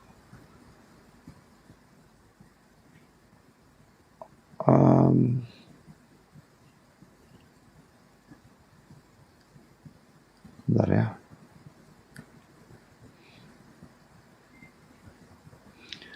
Dalam Yesaya 53 ayat 11 ya. Sesudah kesusahan jiwanya, ia akan melihat terang dan menjadi puas. Dan hambaku itu sebagai orang yang benar akan membenarkan banyak orang oleh hikmatnya, dan kejahatan mereka dia pukul.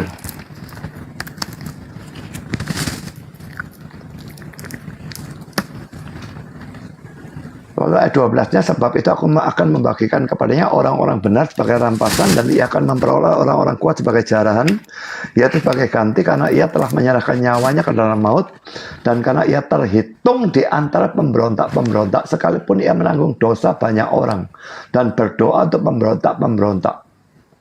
Ya, jadi kalau dalam perjanjian lama saja sebetulnya sudah ada, tapi dalam perjanjian baru jauh lebih jelas lagi bahwa Yesus dikatakan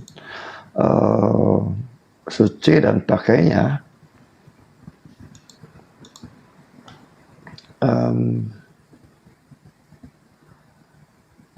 Saya bacakan Roma pasal 5 ayat yang ke-12 dan terusnya. Ayat 12 ya. Sebab itu sama seperti dosa telah masuk ke dalam dunia oleh satu orang, yaitu oleh Adam ya. Dan oleh dosa itu juga maut, demikianlah maut itu telah menjalar kepada semua orang karena semua orang telah berbuat dosa. Sebab sebelum hukum Taurat ada, telah ada dosa di dunia. Tapi dosa itu tidak diperhitungkan kalau tidak ada hukum Taurat. Sungguh pun demikian, maut telah berkuasa dari zaman Adam sampai kepada zaman Musa, juga atas mereka yang tidak berbuat dosa dengan cara yang sama seperti yang telah dibuat oleh Adam, yang adalah gambaran dia yang akan datang. Tapi karunia Allah tidaklah sama dengan pelanggaran Adam.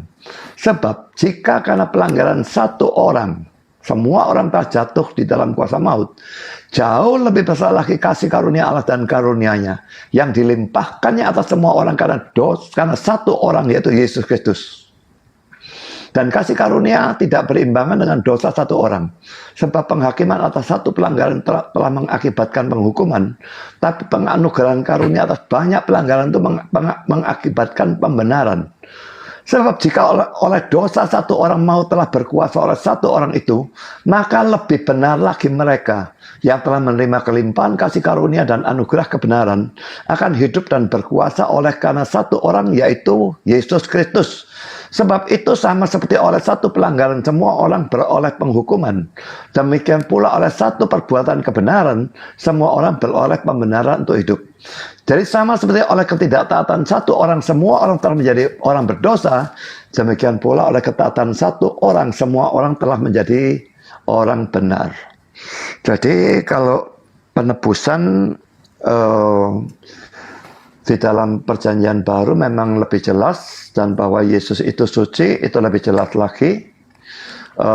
Di dalam Ibrani pasal yang keempat ayat yang ke-15. Sebab imam besar yang kita punya bukanlah imam besar yang tidak dapat turut merasakan kelemahan-kelemahan kita. Sebaliknya sama dengan kita, ia telah dicobai, hanya tidak berbuat dosa.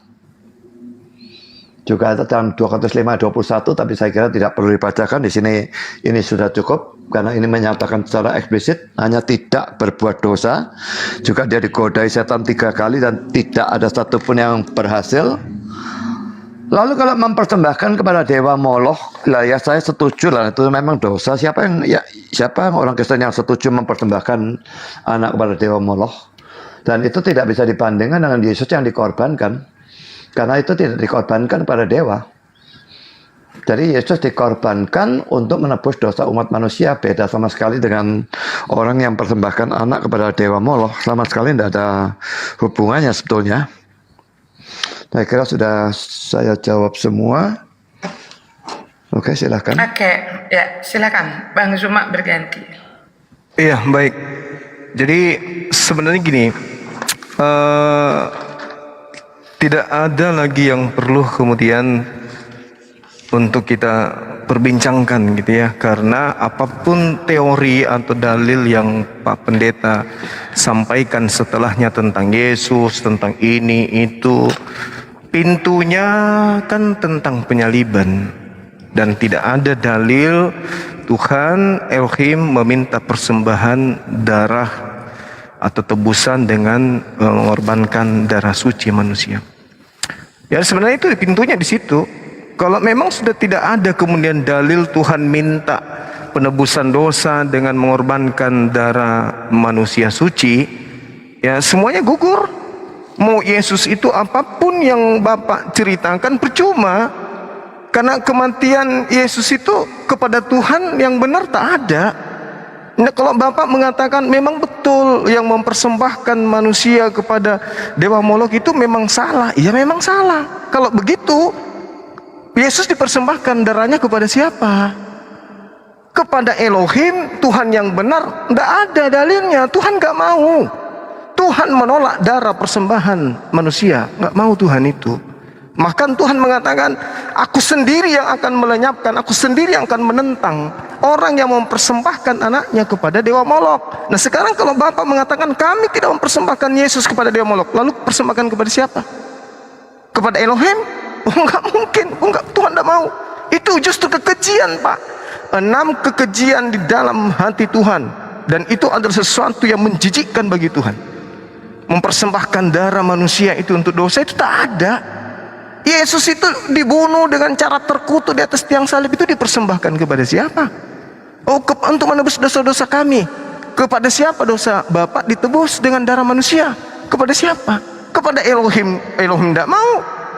Kecuali satu, kepada Dewa Molok. Meskipun Bapak nyangkal, oh kami tidak mempersembahkan. Lah kan memang bukan Bapak yang mempersembahkan waktu itu. Orang-orang penipu, orang-orang kafir, orang-orang yang melakukan tipu muslihat, orang-orang yang melakukan kekejian, orang-orang yang melakukan dengki, sang pengkhianat yang melakukan itu bukan Bapak. Bapak hanya penerus dari orang-orang yang menjadikan kejadian itu sebagai satu tragedi yang berbeda dengan keadaan yang sebenarnya tidak seperti itu, Pak. Keadaan yang sebenarnya ini adalah bercerita tentang bagaimana kemudian orang-orang pada masa itu dengki terhadap Yesus, bukan karena dosa waris. Makanya saya katakan dari awal, mana dalilnya di Perjanjian Lama bahwa Tuhan menginginkan penebusan dosa orang-orang Kristen dengan cara menumpahkan darah orang yang suci. Ternyata Bapak sudah mengatakan tidak ada. Lalu buat apa? Bapak bercerita tentang Filipi, Bapak bercerita tentang Matius, Petrus yang inilah darahku, inilah dagingku. Untuk apa yang kayak gitu-gitu? Tidak ada artinya. Tidak ada Pak artinya. Oleh sebab satu manusia menyebabkan dosa masuk ke dalam dunia, maka oleh satu manusia saja maka dosa itu nggak ada artinya. Percuma. Karena penebusan dosa dengan cara menumpahkan darah manusia suci itu tak ada perintahnya. Jadi buat apa? Kalau itu sudah tidak ada, maka semua ajaran Kristen tentang penebusan, tentang penyaliban, tentang nebus dosa dengan darah Yesus, tentang Yesus sebagai anak domba, tentang Yesus sebagai juru selamat, itu semuanya gugur. Gugur semuanya. Kecuali ada perintah, tebuslah, hapuslah dosamu karena telah ditebus. Begitu kasih Tuhan menjadikan dirinya menjadi manusia supaya dibunuh. Nah itu mana dalilnya? Nggak ada. Dalil Tuhan mempersembahkan darah suci itu mana? Nggak ada dalilnya. Bapak sendiri yang mengatakan itu tadi kan. Nggak ada dalilnya. Ini percuma. Bahkan kalau tetap saja kekeh mempertahankan penyaliban itu untuk kebenaran, maka Bapak tak ada bedanya dengan mereka orang-orang yang nyembah Dewa Baal, dengan mereka yang nyembah Dewa Molok. Karena hanya penyembah Dewa Molok lah yang menganggap baik pertumpahan darah orang suci itu sebagai pendamai. Hanya penganut Dewa Molok yang mengatakan itu, yang mengalami itu. Sedangkan secara terinci dikatakan di dalam Imamat 4, Imamat 1, Bani Israel menghapuskan dosa dengan hewan. Hewan Pak, hewan. Keluaran 29 nomor 14, bahkan dengan kotoran hewan mereka nebus dosa. Yesaya 6 nomor 6 nomor 7, bahkan dengan mencium batu bara mereka menghapus dosa. Ngapa dengan darah manusia pula ini? Jadi percuma kita perpanjang diskusi ini.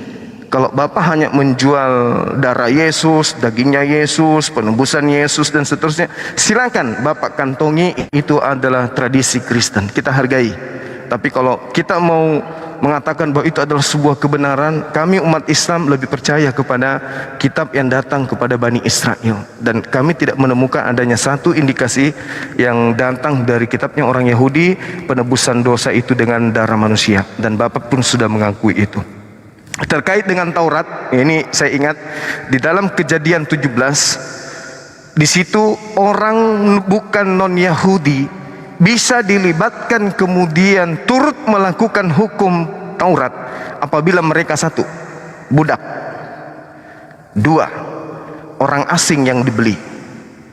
3, orang asing yang tinggal di tengah-tengah Bani Israel. Itu 3, Pak.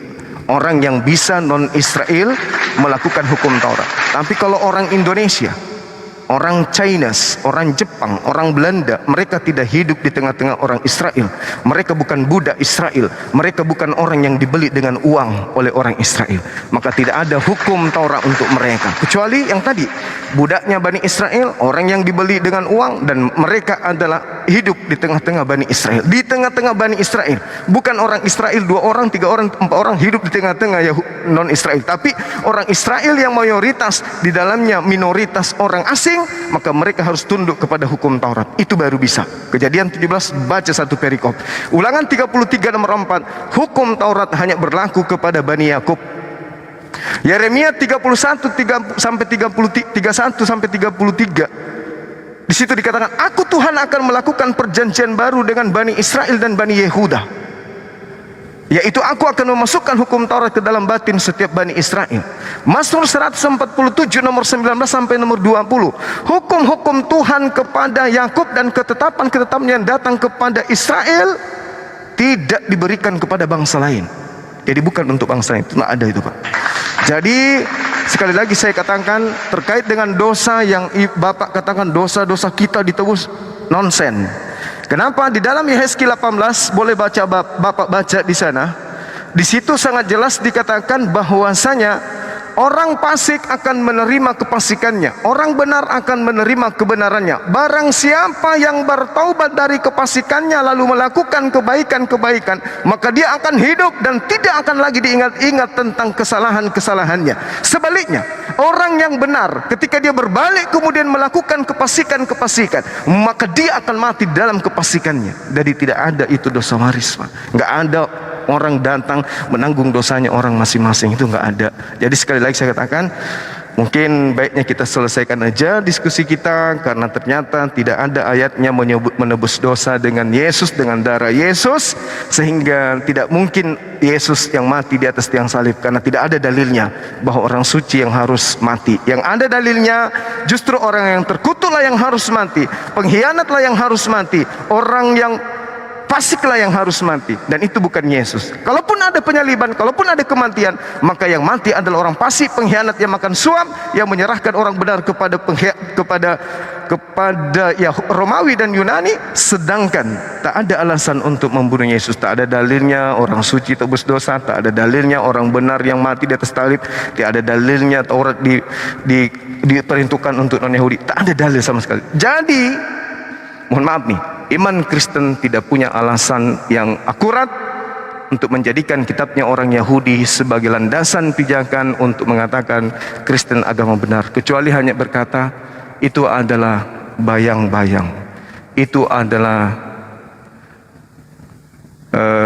apa istilahnya itu adalah teofani, itu adalah penggambaran, tipologi, itu adalah tipologi, itu adalah sesuatu yang kemudian orang Yahudi tidak paham. Saya rasa mereka ada ahli Taurat, orang Farisi, mahkamah agama, dan imam-imam kepala. Saya kira gitu, Pak. Kalau masih ada yang disampaikan, ini closing dari saya, bahwasanya kami teruskan kemudian tuduhan kepada Nabi Isa alaihissalam bahwa dia disalibkan. Saya pribadi dan mungkin sahabat-sahabat muslim yang lainnya melalui diskusi ini membuktikan bahwa yang dibunuh dan disalibkan itu bukanlah Nabi Isa, melainkan orang yang dikutuk, orang yang berdasarkan kitab saudara, orang fasik dan pengkhianat. Demikian, silakan. Jadi dari saya juga kata-kata penutup ini ya. Ya, silakan, Pak. Oke, cuma kami memang sebetulnya kan tidak bisa diminta dasar dari hanya PL ya, harus juga dari PB, karena kami percaya seluruh Alkitab, Perjanjian Lama dan Perjanjian Baru. Dan dalam PL saya katakan ada bayang-bayang, dalam PB-nya sangat-sangat jelas, ada semua. Jadi kalau dituntut hanya dari satu bagian kitab suci, ya memang sukar mencari seperti itu. Ya saya bisa katakan ya itu ada bayang-bayang, tapi kalau PL dan PB jelas sekali ada, pasti ada. Lalu kalau dikatakan Elohim tidak mau darah Yesus, itu dalilnya di mana? Memang darah Yesus dikorbankan untuk menebus dosa itu dipersembahkan kepada Tuhan.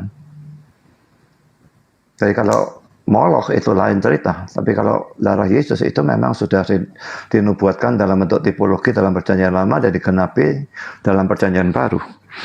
Cuma dalam debat kali ini saya kira kita melenceng jauh sekali dari topik Yudas Iskariot ini. Pembahasan tentang Yudas Iskariotnya hanya sangat sedikit ya. Memang saya sebetulnya sudah memikirkan karena Yudas Iskariot itu sendiri tidak ada di dalam Al-Quran kan. Jadi memang sukar memperdebatkan ya kecuali mau memperdebatkan dengan hanya dasar Alkitab. Tapi kalau Bang Suma dengan Al-Quran dan saya dengan Alkitab, ya itu sama seperti orang main pingpong diadu sama badminton. Dengan dua peraturan yang berbeda tidak mungkin diadu seperti itu. Ya kalau memang mau diadu dengan dasar Alkitab, jelas bahwa Yudas Iskariot itu memang ada dan dia mati karena dia mengkhianat dan dia bukanlah orang yang diserupakan dengan Yesus. Yang mati memang betul-betul adalah Yesus, tapi dia bangkit dari antara orang mati, kuburnya kosong dan dia lalu naik ke surga. Dan karena itu ada satu-satunya jalan keselamatan bagi semua orang, baik Yahudi maupun non-Yahudi. Keselamatannya harus melalui Kristus, tidak bisa tidak. Sekian dari saya. Oke, makasih Pak. Luar biasa. Sama-sama. Ya. Oke, terima kasih Pak Buas. Mungkin dari tema juga memang ini ya Bang Daya, itu satu arah ya, karena memang di Al-Quran tidak ada pembahasan mengenai Iya. Yudas. Jadi gini deh, kalau kita Islam ini kan cuma disampaikan di dalam Al-Quran bahwa orang Yahudi nih, ini nggak dibahas tentang orang Kristen. Yang dibahas di Islam itu adalah orang Yahudi, orang Nasrani. Orang Yahudi adalah pengikut Nabi Musa, Nasrani adalah pengikut Nabi Isa alaihissalam. Lalu kemudian orang-orang yang zalim di antara mereka inilah yang dikatakan oleh Al-Quran, ya mungkin saja adalah orang-orang Kristen yang orang zalim ini. Al-Quran hanya menerangkan begini, wa makaru wa makarallah. Ini ayat terkait dengan penyaliban pada masa itu. Penyaliban yang terjadi di tengah-tengah Bani Israel. Orang-orang yang ada pada saat Nabi Isa diutus, muncul di tengah-tengah mereka kemudian orang yang menginginkan tipu muslihat untuk membunuh Nabi Isa. Tetapi Allah menyelamatkan. Makanya dikatakan isqalallahu ya Isa inni mutawaffika wa rafi'uka ilayya wa mutahhiruka minal ladina kafaru. Allah menyelamatkan utusannya yang suci ini dari upaya tipu muslihat orang Yahudi pada masa itu. Nah, sekarang kita lihat di dalam Yohanes 11, ada kan kaidah itu? Ada kan di Matius 26:59 mereka melakukan tipu daya muslihat? Al-Quran berarti tidak keliru. Nah, kenapa kemudian susah untuk menerima kebenaran? Karena Allah sudah mengatakan, fa'ammal ladina kafaru fa'u'azzibuhum azaban syadidan fid dunya. Akibat dari kemungkaran mereka, akibat dari makar mereka, tipu daya mereka itu sendiri, Tuhan sudah menggariskan, aku akan mengasap mereka dengan asap yang sangat keras di dunia. Saking kerasnya asap itu sehingga penjelasan yang begitu jelas pun tidak bisa dicerna. Kita minta mana dalilnya? Tuhan minta darah manusia, nggak ada dalilnya. Tapi apakah mereka mampu kemudian mencerna? Tidak. Kenapa? Fa'ammal ladina kafaru fa'u'azzibuhum azaban syadidan fid dunya. Di dunia mereka sudah diberi asap. Orang yang diberi asap ketika melihat kapal selam, ditanya kepada dia, itu apa? Oh, itu ikan paus. Padahal jelas-jelas ikan kapal selam. Tapi dia mengatakan ikan paus. Apa alasannya? Karena beradanya di air, di laut. Tapi itu sudah jelas kapal selam. Tapi karena diazab mereka, matanya buta, sudah mendengarkan ada loh besi yang terampung dan bisa tenggelam, masuk keluar di lautan, namanya kapal selam. Udah mendengar, tapi karena asap yang pedih, mereka tidak mau pahami. Yang jelas menurut mereka itu adalah ikan paus. Tidak ada menjelaskan tugas kita. Jadi kalau dikatakan tak ada hubungannya dengan Yudas, itu juga tidak sebenarnya benar. Kenapa? Karena Yudas di sini diceritakan kemudian adalah sebagai apa yang saya terangkan tadi. Nabi Isa diangkat. Isqalallahu ya Isa, inni mutawaffika. Wahai Isa, aku mengambilmu dan aku mengangkatmu kepadaku. Ada nggak dalil? Kita lihat dalam Matius 24 nomor 26. Apa kata Yesus? Ada tertulis, anak manusia memang harus pergi sesuai dengan apa yang tertulis. Jadi sudah ada tertulis. Yang tertulis ini bukan perjanjian baru. Yang tertulis ini adalah perjanjian lama. Di mana tertulis bahwa anak Tuhan diangkat ke langit melalui perantaraan malaikat? Mazmur 91. Ada tertulis kan? Kan ada tertulis. Wahai Isa, aku mengambilmu dan mengangkatmu kepadaku, serta mensucikanmu dari orang-orang yang kafir. Mazmur 91 nomor 8. Engkau dengan matamu hanya menonton orang-orang fasik. Coba. Kan itu untuk Nabi Isa tuh. Itu untuk Yesus kan. Kenapa saya katakan itu untuk Nabi Isa? Karena Al-Quran mengatakan Allah mewahyukan firman kepada Nabi Musa, kepada Daud, kepada Isa. Itu jelas itu. Islam bukan agama independen. Islam datang untuk menjelaskan agama terdahulu. Bukan agama berdiri sendiri dia. Ini agama, ini kitab yang menerangkan tentang kejadian masa lampau. Karena ada pembengkokan cerita, Al-Quran datang meluruskan. Sesungguhnya mereka hanya berkata berselisih paham bahwa yang mereka bunuh itu adalah Nabi Isa. Sesungguhnya kata Allah, yang mereka bunuh itu bukan Nabi Isa, melainkan orang yang diserupakan. Nah, tadi kita sudah berdiskusi dengan pendeta kita di sini. Wa qaulihim inna qatalnal masiha Isa bin Maryam Rasulullah wa ma qatalu wa ma salabu. Mereka tidak membunuh, melainkan orang yang dibunuh itu adalah orang yang diserupakan. Apa efeknya dan apa pembuktian kebenaran Al-Quran di sini?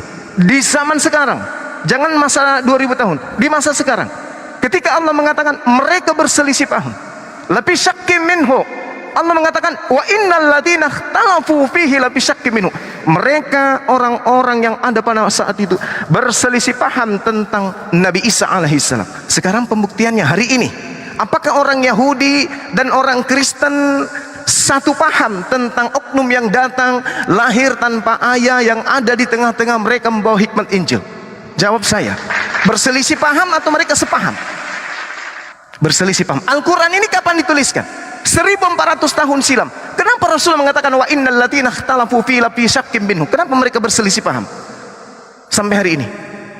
Al-Quran dibuat-buatkah tahun ini? Tidak. Al-Quran 1400. Kenapa kemudian Allah mengatakan mereka akan berselisih paham, mereka akan saling mengklaim tentang satu sama lain? Mereka hanya berselisih paham. Wa innal ladzina ikhtalafu fi syakkim minhu. Dan itu juga diceritakan pada masa itu di dalam Kisah Para Rasul 25 nomor 19. Mereka hanya berselisih paham tentang seseorang yang bernama Yesus. Ada yang mengatakan dia sudah mati, sedangkan Paulus mengatakan dia pasti hidup. Berselisih paham. Apakah Rasulullah membaca Kisah Para Rasul? Tidak. Lalu kenapa ada dalam Al-Quran? Karena ini wahyu dari langit yang maha menyaksikan, yang melihat keadaan itu. Mazmur 91 ada yang tertulis tentang engkau jika engkau adalah Mesias. Apa itu? Bahwa Tuhan akan mengirim malaikatnya agar kakimu jangan terantuk kepada batu. Di mana tertulis? Cek percek Mazmur 91. Jadi itu untuk utusan Tuhan. Saya kira begitu Dinda Umi Mican. Jadi kalau dikatakan tak ada hubungannya, itu juga tidak sepenuhnya benar. Karena Islam itu datang meluruskan ajaran-ajaran terdahulu. Terlepas dari saudara-saudara kita Kristen mau percaya ataupun tidak, kita kembalikan kepada pribadi masing-masing. Tugas kita hanya memberi peringatan. Yang mau menerima peringatan itu alhamdulillah, yang tidak mau menerima ya silakan, la ikraha fiddin. Dan kepada saudara saya, abang saya Pendeta Buas, saya doakan panjang umur, sehat selalu Pak. Demikian dari saya, terima kasih. Ya. Ya, jadi mungkin buat Pak Buas nanti bisa di cross check di dalam Kisah Para Rasul pasal ketiga kedua ya kalau tidak salah, bahwa itu yang tertulis di sana itu hampir sama dengan apa yang ada di dalam Quran surat An-Nisa ayat ke-157 158, bahwa Yesus itu tidak mati seperti itu. Ini juga tercantum di dalam kitab Barnabas ya, kitab Barnabas di pasal ke 220 dan 221 seperti itu. Silakan Pak Buas, mungkin masih ingin menanggapi apa yang disampaikan Bang Zuma barusan. Sama-sama ya, memang karena kita memang beda iman, itu tidak bisa dipungkiri, dan kita memang juga beda kitab suci. Jadi kalau dari sudut Islam, Kristen ini terancam asap ya dan sebagainya. Dari sudut Kristen sebaliknya, Yesus satu-satunya jalan ke surga. Yang tidak percaya kepada Kristus itu akan berakhir di neraka. Dan dalam 1 Korintus 1 ayat 18 dikatakan, sebab pemberitaan tentang salib memang adalah kebodohan bagi mereka yang akan binasa. Tapi bagi kita yang diselamatkan, pemberitaan itu adalah kekuatan Allah. Jadi kalau saudara menganggap Injil yang saya percaya itu sebagai suatu kebodohan, ayat ini mengatakan saudara akan binasa. Kalau saudara percaya pada pemberitaan ini kekuatan Allah, justru saudara akan diselamatkan. Oke, cuma sekian saja saya kira. Sedikit saya menanggapi mungkin ya, menambahkan dari Bang Zuma tadi, betul apa yang dikatakan Pak Buas, bahwa kalau tidak percaya Yesus Kristus itu akan binasa. Tapi pertanyaannya, percaya Yesus sebagai apa? Karena di dalam Bible sendiri sudah menjelaskan tentang konsep keselamatan yang akan diberikan hidup yang kekal itu, ada di dalam Yohanes 17 ayat ketiga. Harus percaya Yesus sebagai utusan Allah atau utusan Tuhan. Inilah hidup yang kekal itu, engkau harus mengenal satu-satunya Allah yang benar dan mengenal Yesus Kristus yang telah engkau utus. Jadi yang diberikan hidup yang kekal, yang akan diselamatkan, itu adalah yang percaya bahwa Yesus ini adalah sebagai utusan, sebagai Kristus, bukan sebagai Theos, begitu loh Pak. Ya, itu tapi kan itu laki-laki kan dari sudut pandang Muslim ya. Ya, saya tidak menolak kalau Yesus itu utusan. Tapi saya pada saat yang sama percaya kalau misalnya Muslim kan juga percaya sebagai nabi ya, Nabi Isa gitu ya. Saya tidak menolak juga.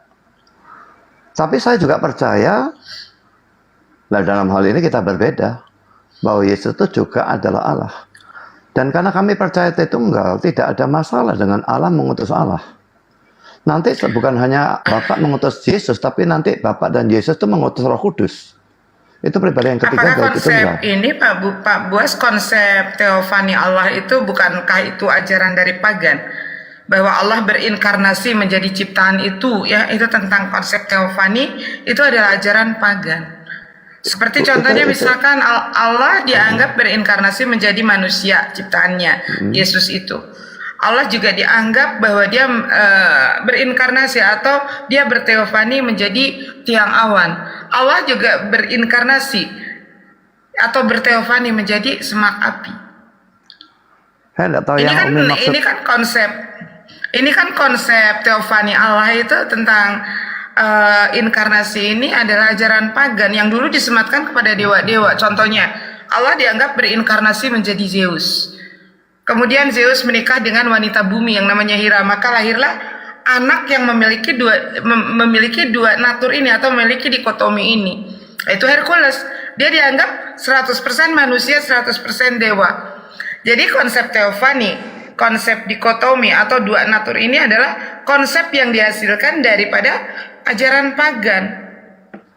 Karena kalau berbicara nanti Allah disamakan dengan ciptaan akan berbenturan dengan Yesaya, dengan Yeremia, dengan raja-raja. Di dalam Yesaya dikatakan dari sejak zaman purbakala akulah Allah dan tidak ada yang sama seperti aku. Di dalam Yeremia tidak ada Allah di atas dan di bawah bumi ini.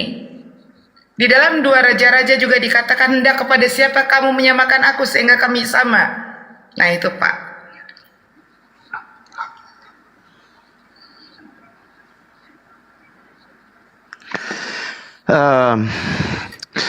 Menurut saya tidak ada yang ajaran pagan manapun yang sama dengan Kristen ya. Jadi Hercules itu kan kalau dalam mereka itu Zeus dan sebagainya bisa kawin, bisa punya anak dan sebagainya. Dan saya kok tidak pernah mendengar Hari Kristus 100% Allah, 100% manusia ya. Setahu Bukan saya dia 100% manusia, 100%. sebagian Iya. Allah, sebagian manusia saya kira ya. Jadi kalau sebagian Allah, sebagian manusia beda dengan Yesus. Yesus sungguh-sungguh Allah, sungguh-sungguh manusia.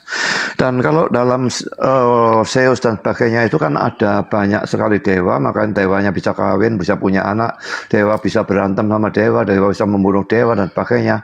Itu sama sekali tidak ada di dalam Kristen. Karena konsep tentang dikotomi itu tidak ada satu ayat pun di dalam Bible, Pak. Konsep dikotomi atau Yesus itu 100% manusia, 100% Tuhan itu mutlak daripada hasil konsili Kalsedon. Bentar ya.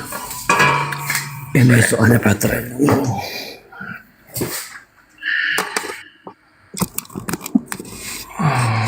Bang Dezuma mau dilanjut? Umi nanti izin bertanya nih. Halo, tadi saya nggak bisa silakan. pakai ini karena Ya. sama ini. Jadi saya bagi saya tidak ada persamaan itu karena memang politeisme di dalam mereka itu seperti itu. Dewa bisa berantem sama dewa, dan juga seringkali orang membandingkan Tritunggal dengan misalnya Brahma, Wisnu, Shiva.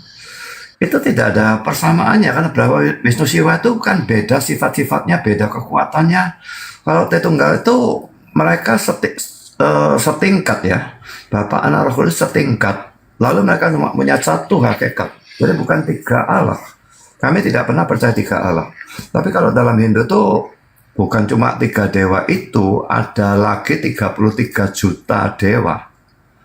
Jadi mereka memang Saya politeis. tidak ini loh, Pak Buas, saya tidak membandingkan dengan Hindu, tetapi tentang konsep teofani, bahwa Allah berinkarnasi menjadi ciptaannya. Contohnya Allah dianggap berinkarnasi menjadi manusia Yesus. Ini adalah konsep daripada hasil ajaran pagan, begitu loh Pak.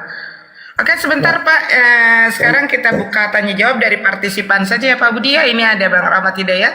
Ya, sudah. Saya tanggapi satu hal yang saya lupa tanggapi tadi ya.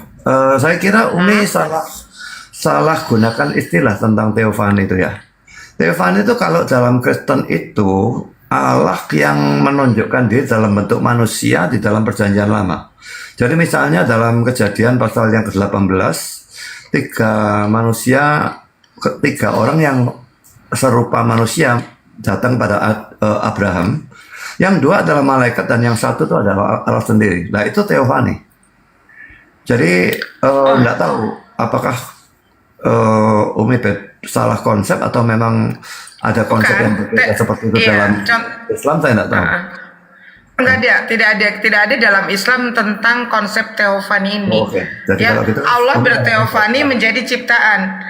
Manusia itu Ya, kan teofani ciptaan. bukan- Allah bukan berteofani menjadi ciptaan itu adalah ajaran daripada pagan Yunani. Seperti yang tadi Umi contohkan bahwa Allah dianggap berteofani menjadi Zeus. Seperti itu. Oke, nggak apa-apa Pak Buas, sebentar ditahan dulu. Kita buka pertanyaan dari teman-teman. Silakan Bang Rahmat Hidayat. Baik, ini suara saya jelas ya Umi ya. Jelas Bang, silakan. Assalamualaikum warahmatullahi wabarakatuh. Salam dulu kepada Umi semuanya, Gurunda, Abang Zuma dan Pak Pendeta Buas ya. Terima kasih banyak kepada Bang Zuma yang telah menyampaikan banyak ilmu untuk kita pada malam hari ini. Semoga bisa memperkuat akidah kita untuk menjalankan kehidupan dunia sampai akhirat kelak. Baik, sebetulnya ada beberapa pertanyaan ya, karena saya di sini menanggapi dari awal diskusi tadi sampai sekarang. Namun mungkin karena ada teman-teman yang lain yang ingin bertanya, saya persingkat menjadi satu pertanyaan saja. Nanti kalau ada di akhir sesi masih ada waktu atau kesempatan, nanti saya tanyakan kembali. Mungkin satu pertanyaan dulu kepada Pak Buas. Ini di dalam Yohanes 20 ayat 10 sampai 17. Nah, judul perikopnya Yesus menampakkan diri kepada Maria Magdalena. Nah, saya bacakan sekilas di dalam Yohanes 20 ayat 10 sampai 17. Ayat yang ke-20 ayat 11-nya, tetapi Maria berdiri dekat kubur itu dan menangis. Sambil menangis ia menjenguk ke dalam kubur itu. Dan tampaklah olehnya dua orang malaikat berpakaian putih yang seorang duduk di sebelah kepala, yang lain di sebelah kaki di tempat mayat Yesus berbaring. Kata malaikat-malaikat itu kepadanya, "Ibu, mengapa engkau menangis?" Jawab Maria kepada mereka, "Tuhanku telah diambil orang, dan aku tidak tahu di mana ia diletakkan." Nah, sesudah berkata demikian, ia menoleh ke belakang dan melihat Yesus berdiri di situ. Tetapi dia tidak tahu bahwa itu adalah Yesus.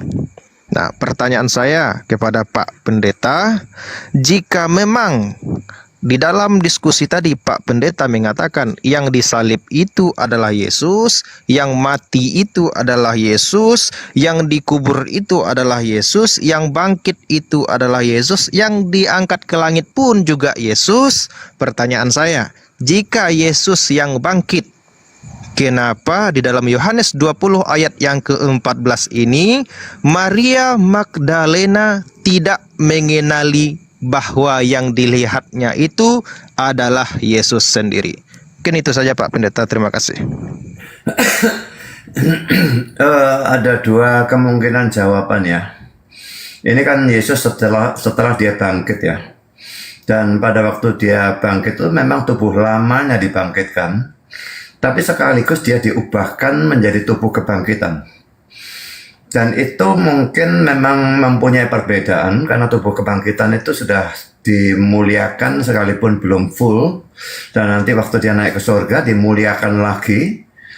Dan karena itu waktu Paulus ditemui oleh Yesus dalam Kisah Rasul pasal 9, dia melihat sinar terang luar biasa, dan di sini tidak seperti itu.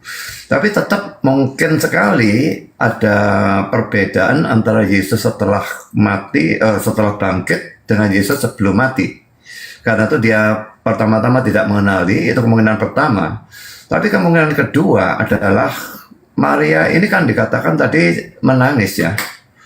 Nah, menangis itu matanya bisa saja penuh dengan air, sehingga ya belerengan atau kabur gitu ya. Nggak bisa mengenali Yesus, tapi tidak terus dia tidak mengenali Yesus ya. Dalam ayat 15 kata Yesus kepadanya, "Ibu, mengapa engkau menangis? Siapakah yang kau cari?" Maria menyangka orang itu adalah penunggu taman, lalu berkata kepadanya, "Tuhan, jikalau Tuhan yang mengambil dia, katakanlah kepadaku di mana Tuhan meletakkan dia supaya aku dapat mengambilnya." Kata Yesus kepadanya, "Maria." Maria berpaling, ya rupanya tadi bukan berhadapan ya. Maria berpaling dan berkata kepadanya dalam bahasa Ibrani, "Rabuni," artinya guru. Jadi kenyataannya dia sekarang mengenali. Jadi jangan dipotong dalam sampai ayat 14 di mana dia tidak mengenali. Karena selanjutnya dia mengenali.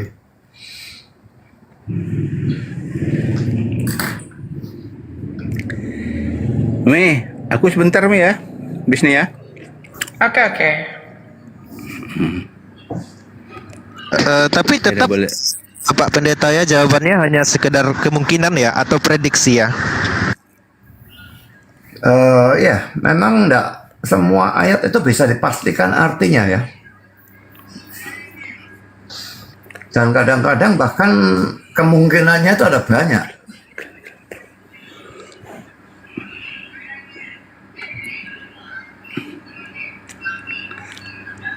Halo, selamat malam semua. Selamat malam. Oh, kalau gitu, Pendeta, kira-kira nih, boleh nggak kalau juga menerka gitu? Mungkin yang bangkit itu bukan Yesus, boleh nggak kalau saya berpersepsi seperti itu? Ya, saudara, kalau artikan seperti itu kan nabrak seluruh ayat Alkitab ya. Karena ayat Alkitab sebelumnya mengatakan jelas-jelas Yesus yang disalibkan. Jadi mengatakan ada orang disalibkan atau mengatakan yang bangkit itu bukan Yesus dan sebagainya. Itu semua nabrak semua, dan cara kita menafsirkan itu seharusnya baik menafsirkan Al-Quran maupun menafsirkan Alkitab, saya kira sama saja dalam persoalan ini ya. Tidak boleh ayat ditabrakkan dengan ayat. Apa tidak ada apa ini Pak Budi? Ya, Pak Budi, apa tidak ada kemungkinan itu apa yang tertulis di dalam Markus 16 ayat ke-12 bahwa Yesus itu memiliki mukjizat bisa merubah rupanya sendiri. Ya, di mana pada saat Yesus disalibkan pun kenapa di dalam Al-Quran digantikan dengan yang lain itu karena Yesus juga pada saat itu melakukan mukjizat, menukar rupanya itu. Ya, karena di dalam Markus 16:29 sesudah itu dia menampakkan dirinya dalam rupa yang lain kepada dua orang dari mereka ketika keduanya dalam perjalanan keluar kota. Jadi yang apalagi kalau kita lihat dari ke-12 muridnya saja yang kesehariannya selalu bersama-sama dengan Yesus, mereka tidak mengenal Yesus. Di dalam Lukas 24 ayat 15 ya.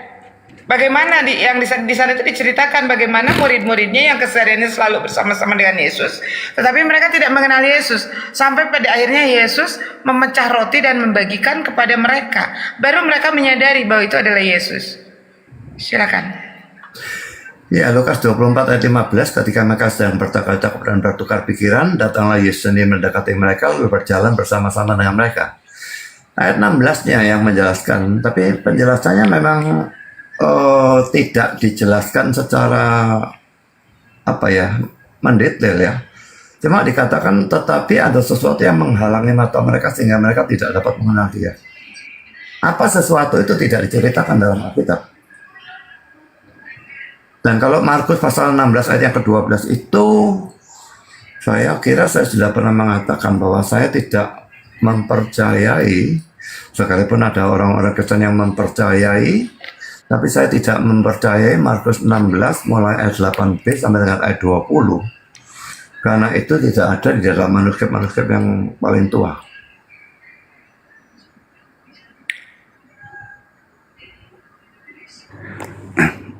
Ya, berarti itu tambahan tuh Pak Anu tuh ya Pak. Oke, Umi, saya sebentar ya Umi ya. Karena Oke, silakan. Ya, terima kasih udah hampir 2 jam tadi untuk Bang Juma untuk Bang Song ditunggu sebentar ya Bang Song ya. Setelah ini ya Bang Song. Oke, siap. Cuman aku nih promo dulu sebentar, tolong ya. Tolong ya. Sekali lagi ini. Polo nih, karena aku lagi nutupkan. Oke. Saya gini aja pesan untuk Pak Boas. Tadi Pak Boas kan ada berbicara tentang inkarnasi tadi tuh. Tentang inkarnasi gitu kan. Jadi saya pesan aja dengan Pak Boas jangan sampai inkarnasi Pak Boas gitu kan. Karena nasi ini perlu Pak Boas. Itu karbohidrat untuk nambah glukosa gitu Pak ya. Ini sekedar intermejo ya Pak Mah. Intermejo jangan sampai Pak Anu untuk inkarnasi gitu ya. Kalaupun inkarnasi ya ganti dengan dengan gandum boleh gitu. Oke, makasih. Assalamualaikum warahmatullahi wabarakatuh. Aku nak pamit dulu ya. Saya memang agak inkarnasi. Karena saya, jadi agak inkarnasi sekarang ya? Kalau makan nasi diabetes saya naik. Oh gitu. Ya. Oke, maju. Jarang sekali saya makan karbo nasi. ya, betul. Jadi kita intermediate jangan saya kayak tadi ya. Oke, Bang Juma semua, kawan-kawan semua, ana pamit deh. Yuk, semangat saya. Assalamualaikum warahmatullahi wabarakatuh. Waalaikumsalam warahmatullahi wabarakatuh. Silakan Bang Song, ada yang mau ditanyakan? Saya mau tanya sama Umi. Tadi konsep dalam Islam itu tidak ada teofani. Bagaimana Umi menjelaskan dalam ayat Al-Qasas 30 bahwa itu yang diadopsi daripada Al-Quran terhadap kisah Musa waktu Allah dia mewujud sebagai pohon, dan juga bagaimana di dalam ayat Al-Hadid ayat 3 yang dikatakan bahwa dia yang awal yang akhir, dia yang zohir juga, dia yang awal yang akhir, yang zohir dan yang batin. Itu gimana konsepnya? Dan juga di dalam itu dulu coba saya mau tahu. Soalnya konsep-konsep ini kan yang diadopsi dari Kristen ya, dari Yahudi dan Kristen ke dalam tidak ada Islam. sebentar. Tidak ada pengadopsian ajaran dari Yahudi atau dari Kristen di dalam Al-Quran. Al-Quran adalah murni firman daripada Allah. Tidak ada pengadopsian. Jadi kalau kita lihat di dalam Quran surat Al-Qasas ayat ke-30 ini sudah sangat jelas. Maka tatkala Musa sampai ke tempat itu, ya, di seluruh dia dari arah pinggir lembah di sebelah kanannya ada tempat yang diberkahi dari sebatang pohon kayu. Itu menunjukkan arah, bukan artinya bahwa Allah itu berteofani menjadi pohon. Tapi di sini ditentukan, di sini sudah jelas arahnya dari mana suara itu terdengar, ya. Maka tatkala Musa Baik, kalau- sampai ke tempat api itu, sebentar didengar dulu. Maka tatkala Musa sampai di tempat api itu, di seluruh dia dari arah pinggir lembah di sebelah kanannya, pada tempat yang diberkahi dari sebatang pohon kayu, yaitu Musa sesungguhnya aku adalah Tuhan, ya, aku adalah Allah Tuhan semesta alam. Di sini bukan artinya bahwa Tuhan Allah semesta alam ini adalah pohon, tetapi di sini menunjukkan suara itu arahnya dari mana, ya? Iya. Oke. Oke, bagaimana dengan Al-Baqarah 210 di situ? Sepertinya ini mengadopsi tentang kedatangan anak manusia yang ditunjukkan kepada Yesus itu. Kedatangan Bang, Yesus. tahu saya kalau baca. arti mengadopsi itu mengambil dari ayat Bible atau dari Torah itu mengadopsi, ya. Tapi Al-Quran itu bukanlah kitab pengadopsian. Al-Quran itu adalah firman daripada Allah yang disampaikan oleh malaikat Jibril kepada Nabi Muhammad SAW. Jadi tidak ada Baik. pengadopsian dari kitab lain. Al-Baqarah berapa tadi? 210. 210.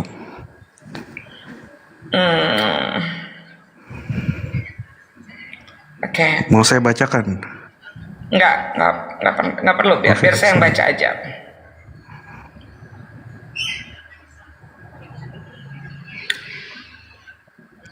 Coba dibacakan, Umi.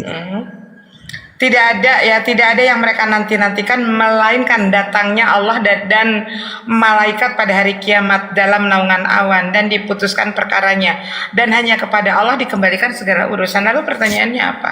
Yang Baik, mereka ini nantikan Allah sendiri yang akan datang kan? Apakah ini bukan Allah yang sendiri yang dengar. akan datang? Tidak ada yang mereka nantikan melainkan datangnya Allah. Jadi kita ini sebagai manusia itu tidak menantikan siapapun kecuali datangnya Allah dengan para malaikat. Iya, dalam naungan awan. Bukan datangnya Nabi Isa. Jadi kalau kita ambil dari tafsir ini, tidaklah menunggu para penentang yang mendustakan lagi hari kafir itu, ya. Setelah tegaknya dalil-dalil yang nyata, kecuali Allah yang datang kepada mereka dengan kedatangan yang sesuai dengan keagungannya dalam naungan awan pada hari kiamat. Untuk apa? Iya, berarti Untuk Allah ini adalah zohir ya. Sebentar. Menunjukkan eksistensinya, apa wujudnya Sebentar. dia. Karena bersama malaikat dan dalam naungan awan. Sebentar dulu, Bang. Benar Saya nggak? jelaskan dulu. Sebentar, saya jelaskan dulu. Jangan dulu dipotong, ya. Untuk apa? Untuk memutuskan ketetapan kepada mereka, antara mereka dengan keputusan yang adil, dan juga datangnya para malaikat. Saat itulah Allah memutuskan putusannya terhadap perkara di antara mereka, dan kepadanya lah semua urusan makhluk kembali. Seperti itu. Saya paham, cuma kan di sini kan dikatakan bahwa Allah sendiri yang akan datang bersama malaikat-malaikat dalam naungan awan. Ini kan sama dengan dalam Matius 24 itu. Dikatakan anak manusia akan datang dengan malaikat-malaikatnya dalam naungan awan-awan. Pada saat itu orang akan dikumpulkan dan ditiuplah sangkakala, itu kan sama konsepnya. Dan ini kan dikelihat ini adalah Allah sendiri yang datang bersama malaikatnya. Kalau di dalam Alkitab dikatakan anak manusia datang gitu. Mau menyatakan bahwa di dalam Al-Quran pun Yesus dikatakan Allah, begitu. Bukan seperti ini. Ini kan zohir jadinya. Allah itu nampak gitu. Kan sedangkan di dalam konsep Islam itu, Ibu tadi berbicara bahwa Allah itu tidak zohir. Kata Tidak siapa? tampak gitu. Kata siapa? Tidak pernah kan teofani kan nggak menampakkan diri, nggak berteofani. Teofani itu arti dari teofani itu apa? Teofani itu bahwa Ya, Allah Allah yang berteofani mewujud gitu. menjadi ciptaan. Itu konsep daripada teofani. Maka oke. Allah ini dalam wujud apa datang ini? Sebetulnya begini, dalam Al-Hadid ayat ketiga saja sudah dinyatakan bahwa Allah berfirman, ya, dialah yang awal, dialah yang akhir, dan yang zahir dan yang batin, dan dia maha mengetahui segala Ya, itu. sesuatu. Yang itu kan yang Zohirnya yang mana, dipertanyakan. Bu? Zohirnya. Iya, zohirnya yang mana? Zohir kan nampak, Bu. Oke, mungkin sebentar ada yang minta, silakan Bang Zuma dijawab dulu, Bang Zuma. Iya, baik. Jadi ini saya host jadi ikutan bicara. Oke, silakan, Bang. Iya, terima kasih atas pertanyaannya. Jadi kalau dibacakan kemudian Al-Hadid, Allah Subhanahu wa taala itu dijelaskan kemudian innama tunsiru manittaba az-zikra wa khasyar rahmana bil ghaib. Kenapa Allah itu dikatakan zahir? Az-zahir bukan zahir tapi az-zahir. Dikarenakan Allah itu ada. Apa pembuktian Allah itu ada? Baca Al-Quran surah Fussilat ayat 53. Di situ dikatakan gini, sanurihim ayatina fil afaqi wa fi anfusihim hatta yatabayyana lahum. Jadi kami memperlihatkan kepada manusia, kepada mereka semua tanda-tanda keberadaan kebesaran kami di segenap penjuru dan pada diri mereka sendiri. Jadi Allah memperlihatkan dirinya melalui ciptaannya, melalui alam semesta ini. Bahkan Tuhan mengatakan fi anfusihim, kami menyatakan keberadaan kami bahwa kami ada bahkan pada diri mereka sendiri. Apa maksudnya? Sekarang siapa yang menahan gigi Anda tidak bertumbuh sama seperti tumbuhnya rambut?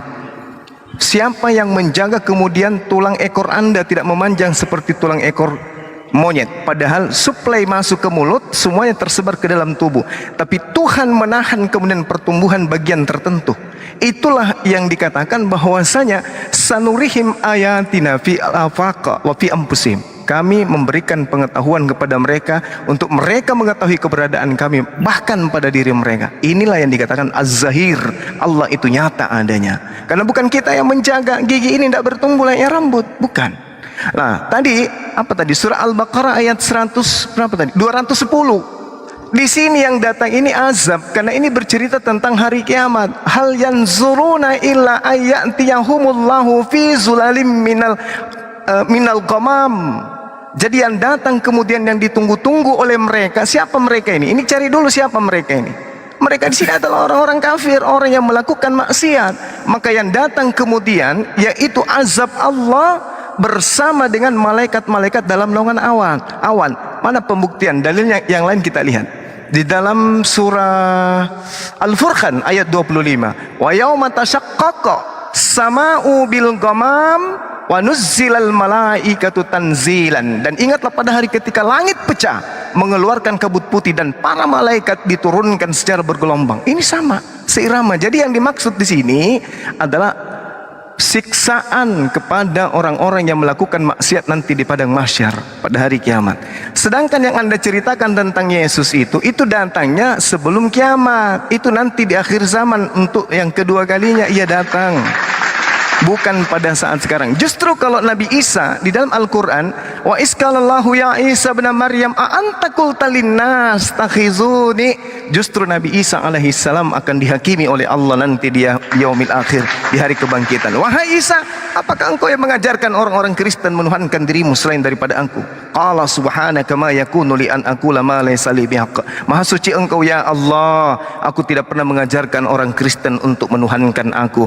Aku hanya mengajarkan kepada mereka sembahlah Allah Tuhanku dan Tuhanmu. Jelas yang dihakimi adalah Yesus. Jadi zahir dengan az-zahir tolong dibedakan. Kalau zahir itu nampak seperti kita, kalau az-zahir itu alam semesta ini pembuktian adanya Allah bagi orang-orang yang berpikir. Kenapa? Mustahil alam semesta ini ada kalau tidak ada yang menciptakan. Karena adanya alam semesta ini bukti ada yang menciptakan. Itulah bukti bahwa keberadaan Allah itu nyata. Demikian. Bang Som, sebentar, Ya, sebentar, saya tambah. ditahan dulu, sebentar dulu Bang. Tadi mohon maaf ya, Umi Waalaikumsalam. Umi terbawa suasana juga karena tadi Umi lupa udah closing dari diskusi dari Bang Zuma dengan Pak Buas.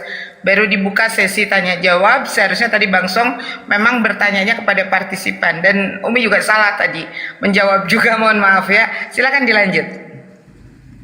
Iya, jadi zahir di sini, Bung, membuktikan bahwa bukan zahirnya. Kalau zahir itu kan mengalami kematian.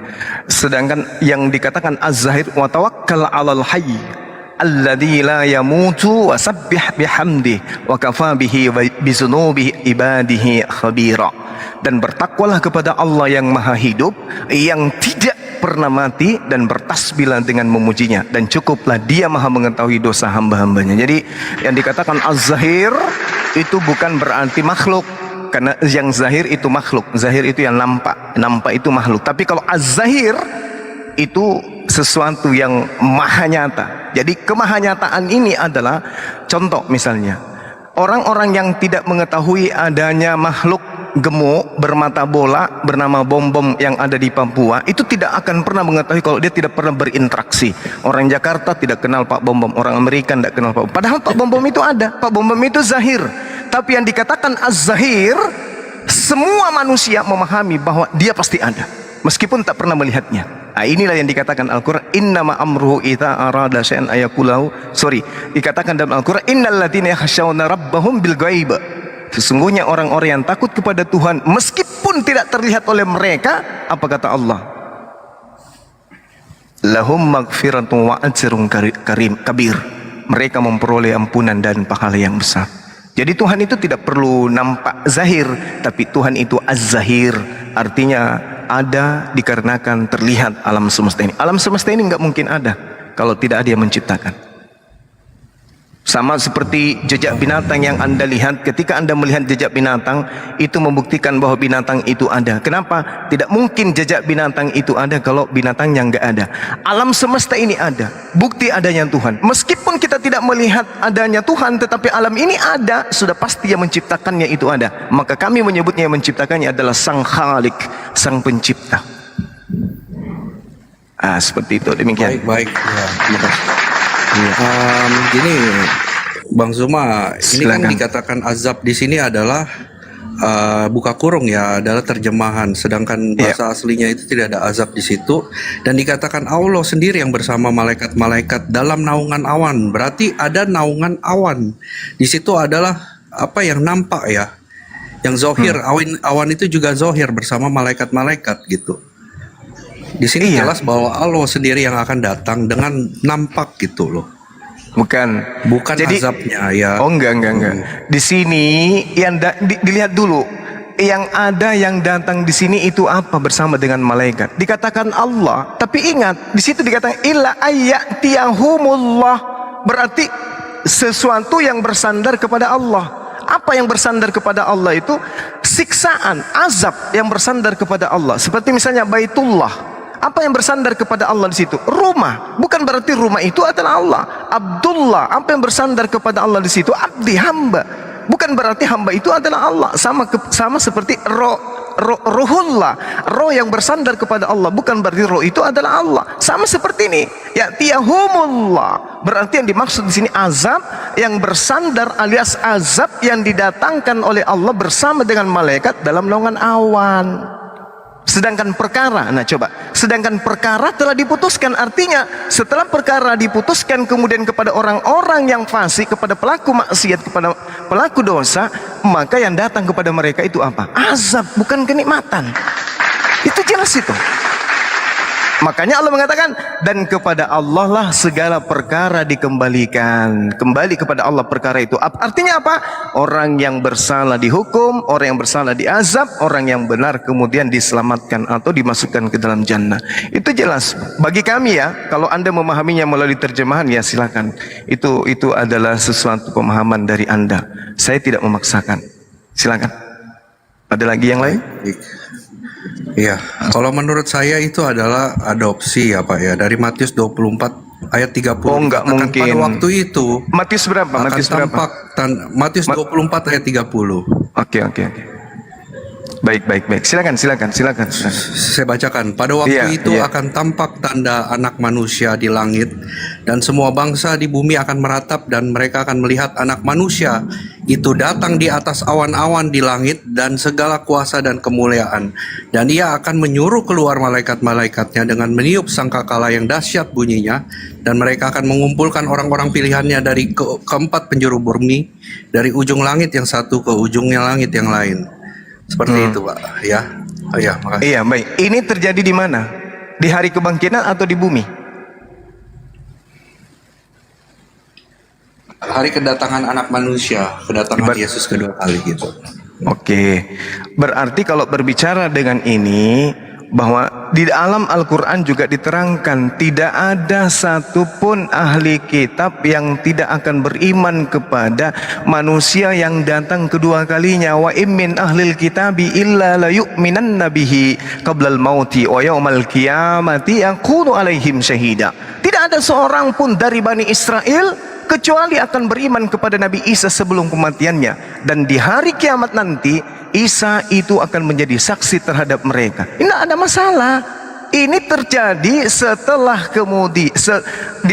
kedatangannya yang kedua, berarti dia di bumi, dan nanti di hari kemudian Nabi Isa akan bersaksi lagi kembali kepada mereka tentang yang tadi. Wa isqalallahu ya Isa bin Maryam a anta qulta linnas, wahai Isa, sini kau yang mengajarkan mereka ini untuk menuhankan dirimu. Oh, bukan, tidak, bukan saya. Saya tidak pernah mengatakan apa yang bukan hakku. Ma qultu lahum illa ma amartani bi ani ubudullah rabbi wa rabbakum. Saya hanya mengatakan kepada mereka, sembahlah Allah Tuhanku dan Tuhanmu. Dan itu terekam di kitab saudara. Maria, jangan kau sentuh aku, sebab aku belum pergi kepada Tuhanku dan Tuhanmu, ilahku dan ilahmu. Itu jelas dalam kitab saudara. Jadi kalau dikatakan mengadopsi, ya kita juga belum tahu. Mana tahu justru kitab Anda ini yang mengadopsi, karena ini bahasa Indonesia. Kita tidak ngerti manuskrip tertua Matius 24 ini mana, tunjukkan ke kita. Jangan sampai lembaga kitab Anda yang mengadopsi Al-Quran, terjemahan Al-Quran. Mana tahu, kita nggak tahu ya, karena ini kan bahasa Indonesia ini ditulis 1974, Al-Quran 1400 tahun silam, Bu. Terjemahan yang paling lama itu 1954. Sedangkan kitab suci kami abad ke-7, 1400 tahun lalu. Oke? Silakan, ada lagi? Iya, maksud saya kan gini kan, di sini kan anak manusia ditujukan kalau Matius, sedangkan di dalam Al-Quran Anda dikatakan Allah yang akan datang dengan malaikatnya. Jadi abang tadi berbicara tentang si Isa ini ya yang datang dan kepada orang Yahudi, tapi di sini adalah Allah gitu. Oke. Berarti Yang Allah apakah Isa itu Allah? Yang Allah datang itu setelah hari kiamat. Yang Isa datang itu sebelum hari kiamat. Beda.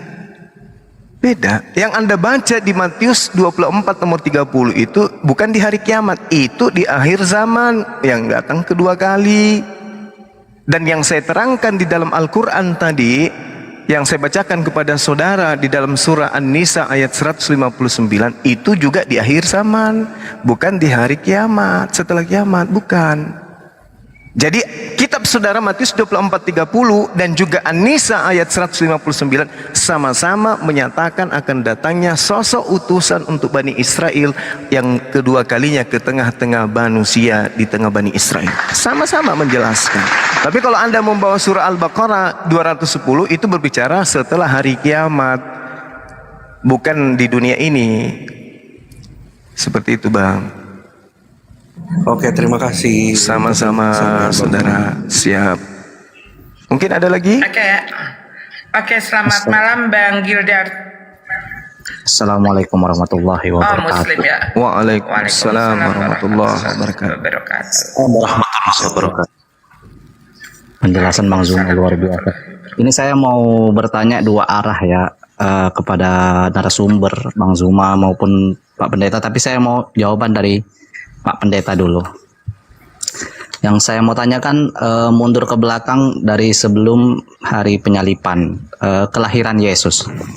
Nah, pertanyaan saya, kapan, kepada Pak Pendeta dulu, Pak Pendeta Budi Asali, kapan dan siapa yang memberitahukan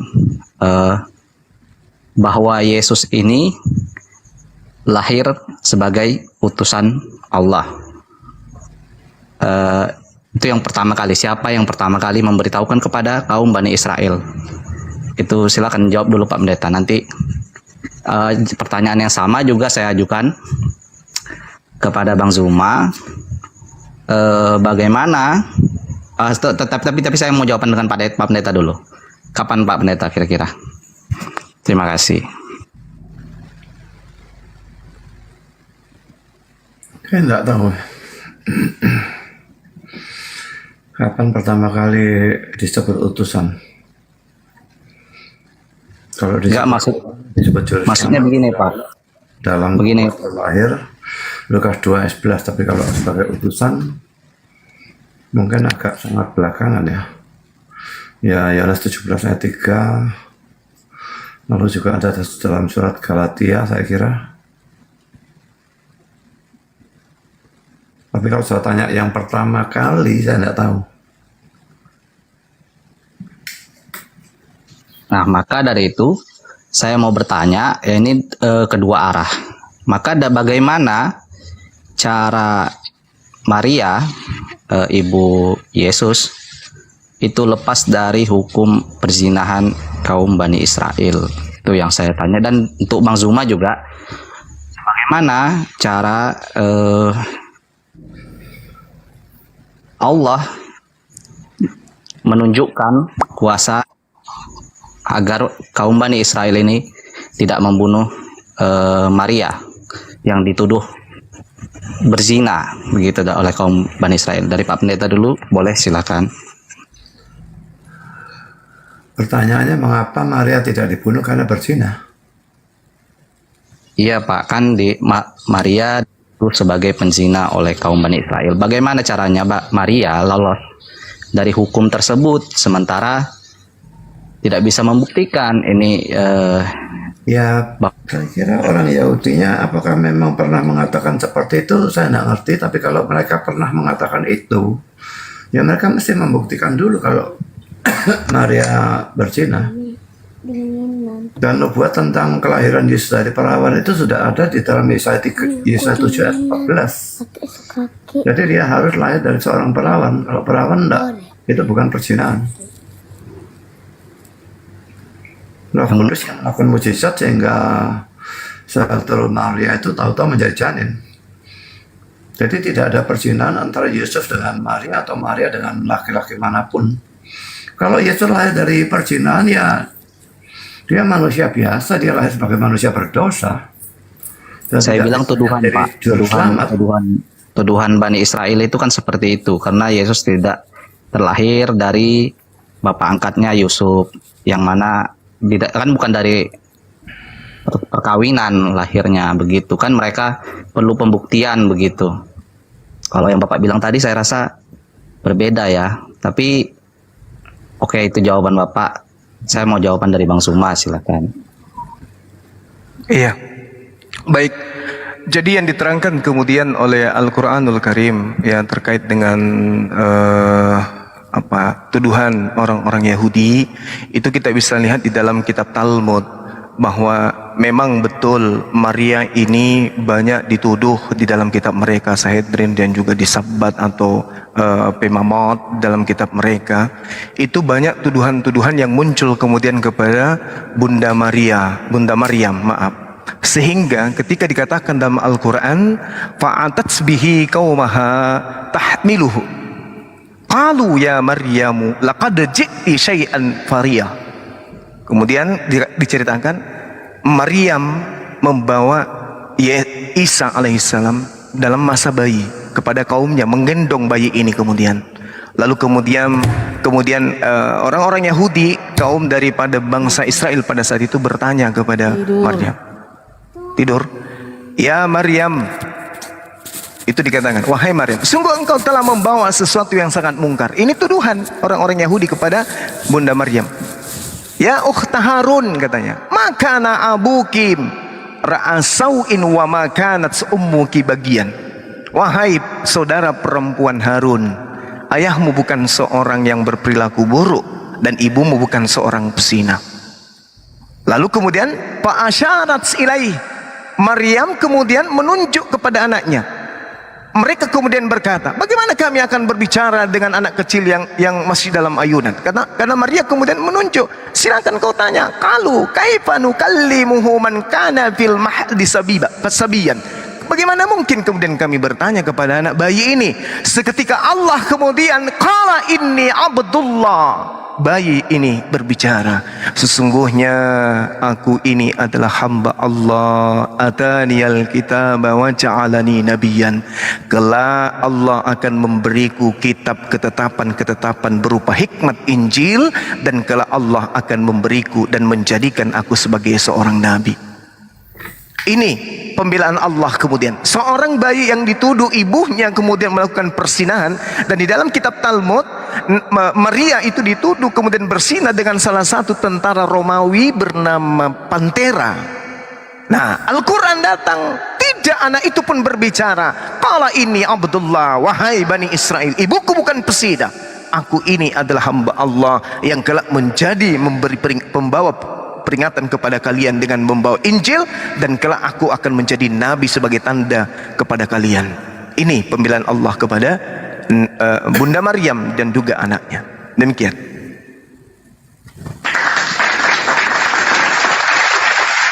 Jadi dari sini jelas ya, kalau saya mendapat ilmu bahwa penjelasan Isa Al-Masih itu jauh lebih konkret dalam Al-Quran dari lahiran, karena nggak masuk akal menurut saya.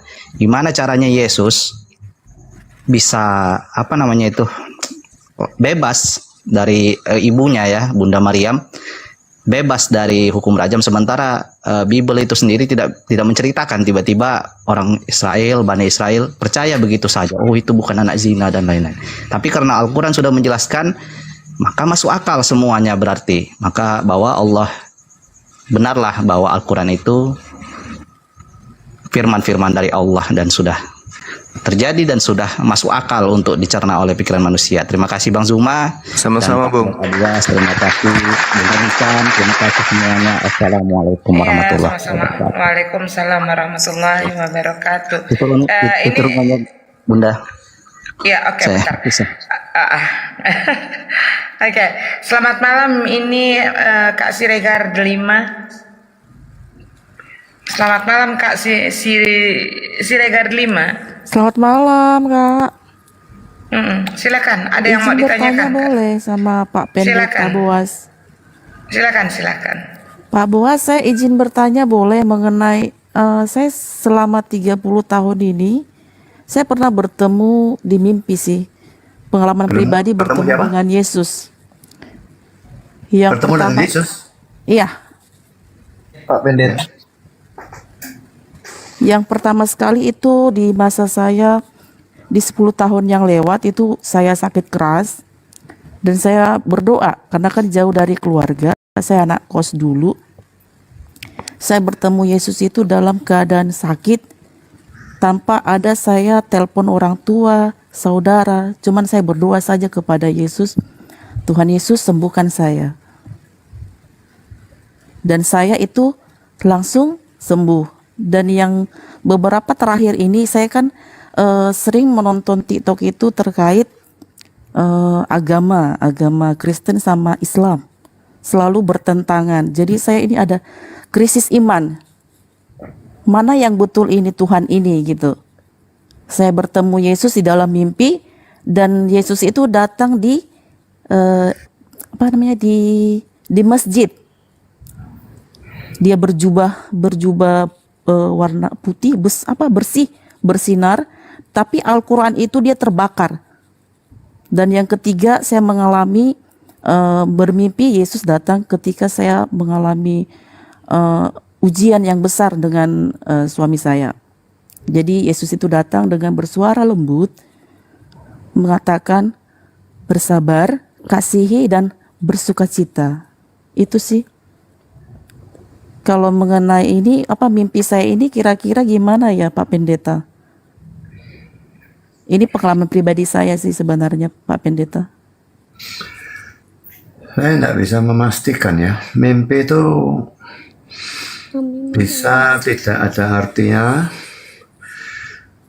bisa saja dari Tuhan, bisa juga, tapi itu biasanya pada zaman Alkitab, bukan pada zaman sekarang ya.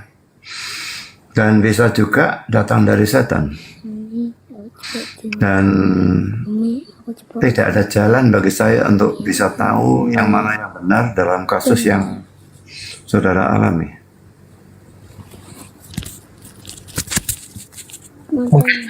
Itu aja sih yang saya mau tanyakan sih kepada Pak Pendeta. Satu aja Gurunda. Ya. Kak Siregar Delima, Iya. saya bertanya satu. Saya kan lihat tuh di Google ya. Saya lihat di Google Iya. bahwa penampakan atau bentuk dari wajah Yesus itu kan berbeda-beda. Yang saya mimpikan itu Bentar. memang Bentar. iya. Pertanyaan saya, yang ada di mimpi Kak Siregar Delima itu, yang dilihatnya adalah Yesus itu dalam rupa wajah yang seperti apa, rambutnya kayak mana gitu. Sehingga bisa Sama. artikan bahwa oh ini Yesus nih gitu. Iya. Itu sama seperti ini. Kebanyakan gambar cuman wajahnya bercahaya, jubahnya bersinar sekali datang dari langit. Yang pertama sekali saya mimpiin. Yang itu saya langsung sembuh di Terus paginya. katanya akulah Yesus gitu. Enggak ada dibilangnya. Terus kok bisa kakak mengatakan kalau itu Yesus? Itulah yang saya mau tanyakan karena kan di pemikiran saya itu Yesus yang saya percayain begitu. Oh gitu. Boleh saya masuk? Boleh Bang. Oke, Zuma. makasih Mbak. Kalau di Al-Quran dijelaskan begini, Bismillahirrahmanirrahim, wa im min ahlil kitabi illa la yu'minan nabihi qablal mauti. Jadi kedatangan Nabi Isa alaihissalam itu setelah dia terangkat itu tidak pernah terjadi kepada siapapun. Nanti dia datang di akhir zaman pada saat tanda-tanda kiamat itu sudah datang ke atas muka bumi. Dan di dalam kitab saudara pun Yesus mengatakan, sebab sama seperti kilat memancar dari sebelah timur dan melontar cahaya sampai ke barat, demikian pula lah kelak kedatangan anak manusia. Jadi Yesus nanti datang ketika ada cahaya yang berpancar dari timur sampai ke barat. Artinya kita semua melihat, bukan dalam mimpi. Bukan dalam mimpi. Kenapa bukan dalam mimpi? Karena Yesus juga menasihatkan begini. Pada waktu itu jika ada orang berkata kepadamu, lihat Mesias ada di sini, Mesias ada di sana, jangan kamu percaya. Sebab Mesias palsu dan pengajar palsu, nabi-nabi palsu akan muncul dan mereka akan mengadakan tanda-tanda mukjizat.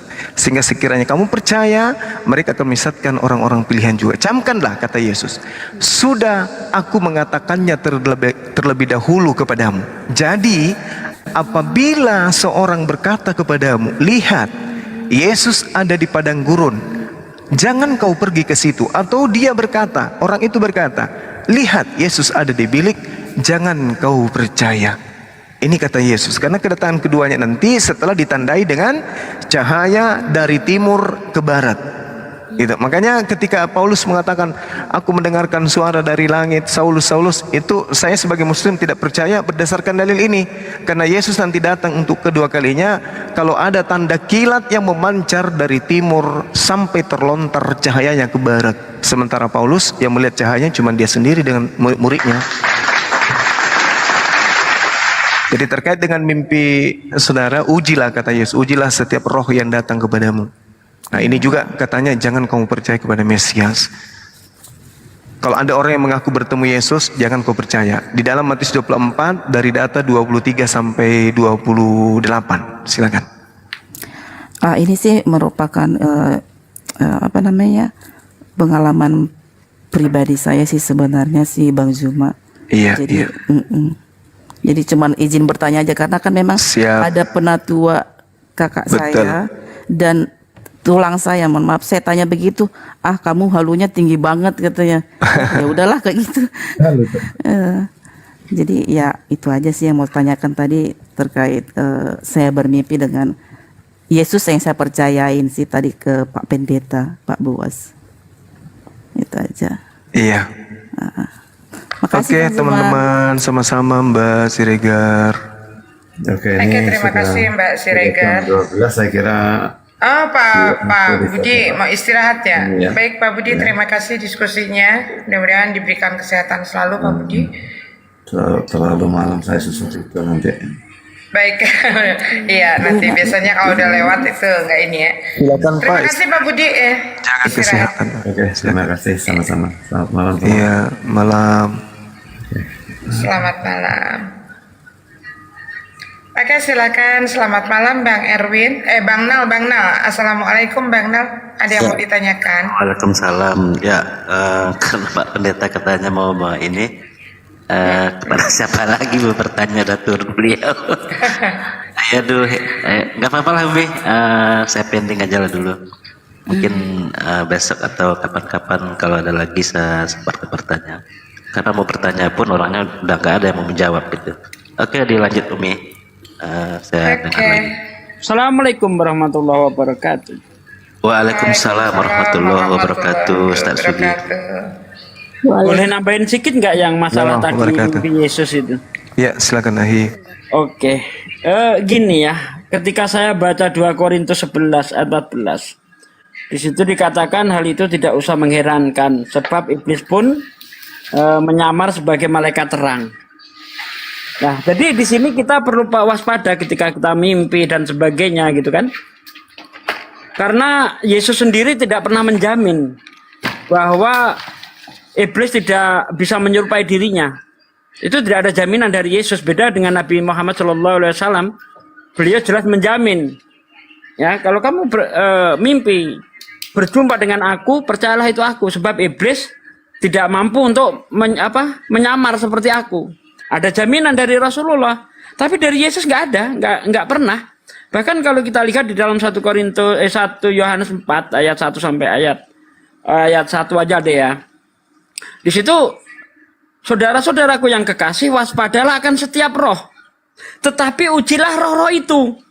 Apakah roh itu berasal dari Allah? Sebab banyak nabi-nabi palsu yang telah pergi dan ke seluruh dunia. Coba, kalau kita lihat dari ini, apalagi Anda tadi mengatakan bahwa wajahnya itu seperti yang ada di gambar-gambar, tidak mungkin dong Yesus itu akan merubah, menyesuaikan wajahnya seperti yang kita lihat setiap hari. Itu bukan pekerjaan Yesus, tidak mungkin. Ya, itu berarti apa yang Anda lihat sehari-hari ke bawah-bawah dalam mimpi Anda. Itu Maaf Pak Sugi, mohon mau ini wajahnya memang semakin saya ini lihat memang bersinar, jadi nggak kelihatan jelas karena kan wajahnya itu bersinar sekali, nggak bisa saya lihat dengan mata. Tapi memang jubahnya itu bersinar sekali. Itu sih. Iya, makanya itu Mbak, kembali lagi ke 2 Korintus 11-14 itu. Iblis bisa menyamar sebagai malaikat terang. Nah, hati-hati di situ. Saya sendiri, Mbak, pernah mimpi ketemu Yesus. 2014, saya dibawa sosok yang seperti itu ke bukit tinggi gitu kan. Terus saya ditunjukkan bumi sebelah barat, sebelah timur, itu meledak-ledak seperti likuifaksi gitu kan, menggulung-gulung. Wah, itu saya sangat ketakutan. Lalu kata orang yang membawa saya itu, ikutlah aku. Akulah jalan kebenaran. Ya, dia mengutip Yohanes 14 ayat 6 itu kan. Akulah jalan kebenaran dan hidup. Orang tidak akan sampai kepada Bapa kalau tidak melalui aku. Akulah Tuhan. Saya jawab, kamu iblis. Sebab Tuhan tidak kelihatan. Nah ini jiwa saya ini memang seorang debater, dalam mimpi pun debat. Yesus saya debat, kamu iblis, saya bilang. Sebab Tuhan tidak mungkin kelihatan. Pergi dia meninggalkan saya.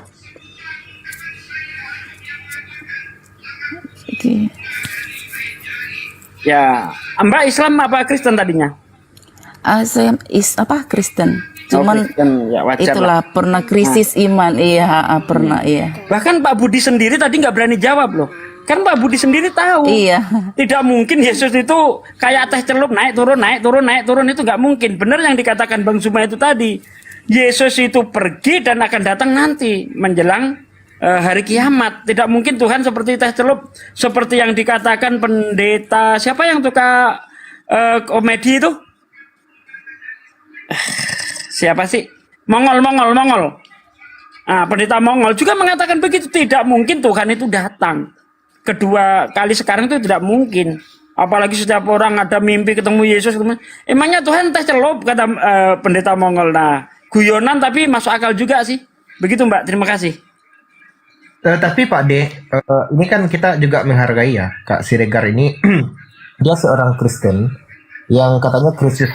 Artinya kan kalau dia katakan bahwa sedang dalam krisis iman itu kan memiliki keraguan-raguan antara agama yang mungkin dia sedang anut dan mungkin tentang Islam, gitu kan? Jadi kalau saya boleh bertanya nih kepada Kak Siregar, kira-kira yang memicu atau yang menjadi faktor utama dari krisisnya iman seorang Siregar Delima ini apa gitu? Dan mungkin ya ada yang mau ditanyakan tentang Islam. Mungkin di sinilah tempatnya bertanya tentang Islam yang menjadi ketidaktahuan atau bahkan keraguan-raguan di dalam akidah. Agak enggak? Kalau menurut saya sih Islam itu kan saya udah lihat teman saya ada yang beralih ke Islam. Kebetulan dulu satu sahabat saya gitulah.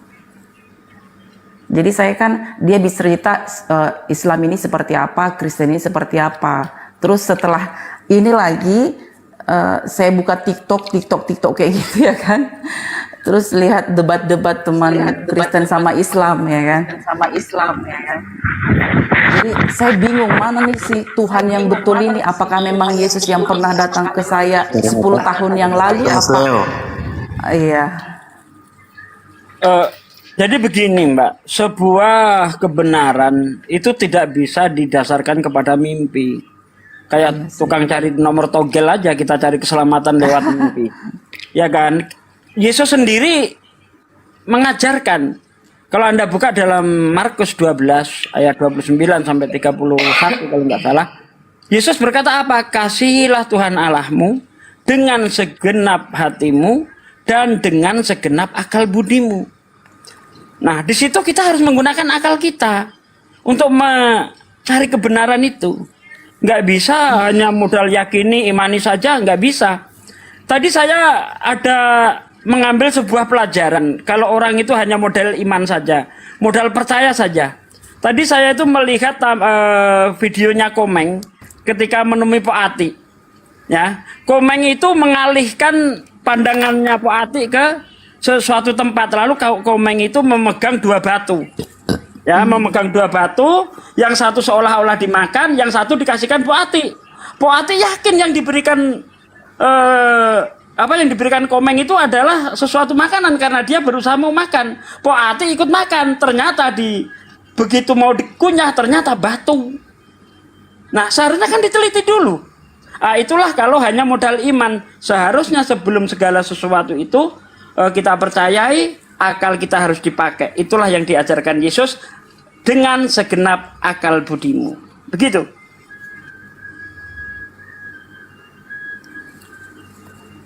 Oke, Pak Sugi, terima kasih untuk sharingnya atau arahannya. Karena saya juga tidak terlalu namanya. Sekarang ini ya. sebagai seorang Kristen, kuat nggak keyakinannya kalau Yesus itu adalah Tuhan? Bang Rahmat sebentar Iya, izin dulu, kita terima dulu. Iya. Ya, oke, terima dulu. Selamat malam, Pastor Leo Webra. Pastor Leo, selamat malam. Itunya di mute, Pastor. Silakan dibuka dulu mute-nya. Oke, selamat malam, Pastor. Malam. Oke, Pastor sebentar ya, mungkin ada yang mau didiskusikan dengan Bang Zuma atau Ustadz Sugi, tapi kita selesaikan dulu ini pertanyaan Bang Rahmat ya. Nice. Ini doubling nih. Double suaranya. Bang Leo doubling. Udah. Pertanyaan saya ini mungkin terakhir kepada Kak Siregar ya. Tadi saya dengarkan pernyataan dari Kak Siregar itu sendiri. Awal dari krisisnya iman, kemudian dia buka-buka TikTok, lalu menemukan di komal-komal debat seperti ini antara Islam dan Kristen. Lalu dia bingung, sebetulnya Tuhan yang benar itu yang mana sih? Nah, ini yang menjadi acuan bagi saya. Dia bingung. Nah, bingung. Pertanyaan saya, nah, sejauh mana keyakinan Kak Siregar bahwa Yesus itu adalah Tuhan, dan kenapa kakak tidak percaya tentang Tuhan yang disembah oleh Islam? Itu saja. Silakan. Kalau yang saya lihat sih surganya Islam sama Kristen itu sungguh sangat berbeda besar sih Pak. Yang satu menjanjikan ini, itu sih yang saya tangkap mengenai keislaman dan kekristenan itu ada hal yang berbeda sekali, baik dari surganya sendiri gitu. Sekarang Tuhannya dulu Kak. Kalau di Kristen kan Tuhannya Yesus. Kalau di Islam kan Tuhannya Allah gitu. Jadi sejauh Enggak, mana? Kak, aku kebetulan saya Tritunggal, Trinitas Pak. Oh iya. Iya. Jadi kalau yang pernah saya baca, jikalau kamu sudah melihat aku, kamu telah melihat Bapa di surga. Dan pernah saya baca, akulah jalan hidup dan kebenaran. Tidak ada yang sampai kepada Allah Bapa kecuali melalui aku. Gitu pernah saya baca di Alkitabnya kita. Kebetulan saya Kan juga tadi tidak udah saya pernah. sebut. Iya. Mungkin ini Gurunda aja lah. Sedikit ya, ketika Anda mengalami kebingungan, itu artinya Anda sudah menggunakan akal sehat Anda. Kalau Anda tidak menggunakan akal sehat Anda tidak akan kebingungan. Anda mulai berpikir di situ, mau diakui atau tidak, Anda sedang berpikir, ini begini, Anda bermain, otak Anda bermain. Betul enggak? Iya sih Pak. Nah iya, nah ketika Anda sudah mulai berpikir, maka Anda akan menemukan keraguan. Maka gunakanlah akal sehat Anda itu.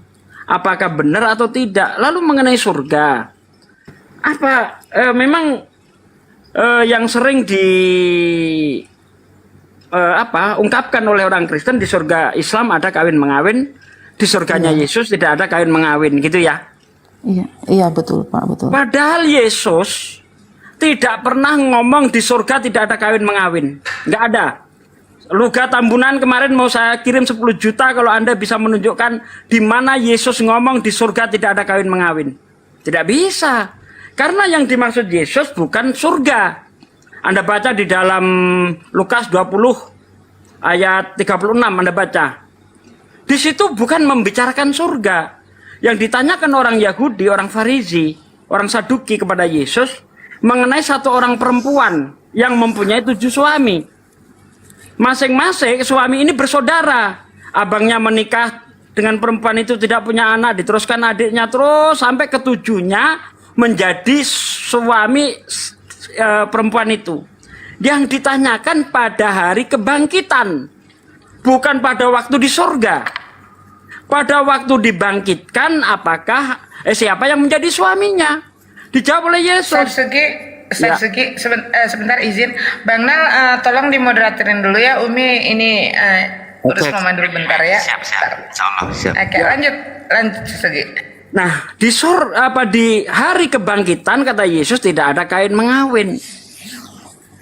Orang yang dibangkitkan dari kematian tidak mati lagi, karena dia akan seperti ruh, akan seperti malaikat di surga. Nah, sementara kita tahu setelah hari kebangkitan masih ada hari penghakiman. Yesus ngomong, setiap orang akan dihakimi menurut amal perbuatannya. Nah, begitu juga di Islam. Suatu ketika Rasulullah itu berkata kepada Aisyah, nanti orang yang dibangkitkan itu semuanya telanjang. Kata Rasulullah. Lalu Aisyah bertanya, ya Rasulullah, bagaimana kita semua telanjang? Apakah mereka tidak saling memandang aurat kita? Apa kata Nabi? Hai Aisyah, pada waktu orang dibangkitkan itu orang nggak mikir lagi hal-hal seperti itu.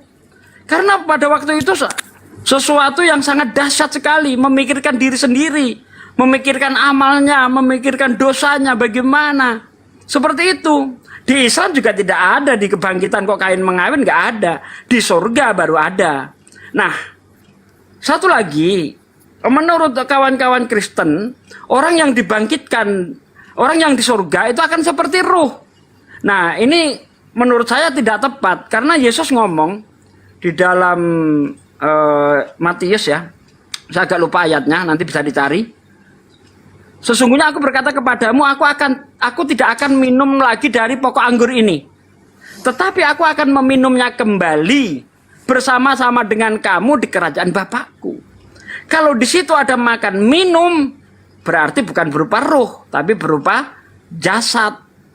Begitu Mbak. Jadi di surga itu ya lengkap dengan jasad kita. Apa yang bisa dinikmati dengan ruh? Kayak Casper melayang ke sana kemari, apa nikmatnya? Orang akan bisa merasakan nikmat kalau ada jasadnya. Kalau sudah mati, ya, cuma ruh doang, nggak bisa merasakan kenikmatan. Terima kasih. Bang Juma mau nambah, monggo. Terima kasih Ustadz Sugi. Mungkin sebelum ditambahkan Bang Zuma, gimana nih Mbak Siregar, apa paham maksud Ustadz Sugi tadi? Atau Iya, mau saya paham. lagi? Saya paham sih Pak, ya. Iya, oke, terima kasih. Mungkin ada tambahan, mungkin Bang Zuma, silakan Bang Zuma. Halo Bang Zuma. Ya, Bang Gurunda lagi istirahat. Oh iya. Iya, udah jam 12:30. Mungkin Bang Nal, Ya, sambil silakan, menunggu Bang Bang Rahmat. Zuma, ya, sambil menunggu Gurunda, saya Oke, tanya-tanya siap. dikit ke Kak Siregar.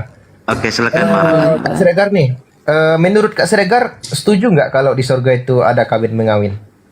Tidak ada. Kalau dari saya mimpi yang terakhir ini, yang bertemu Yesus ini di seperti padang gurun yang warna hijau.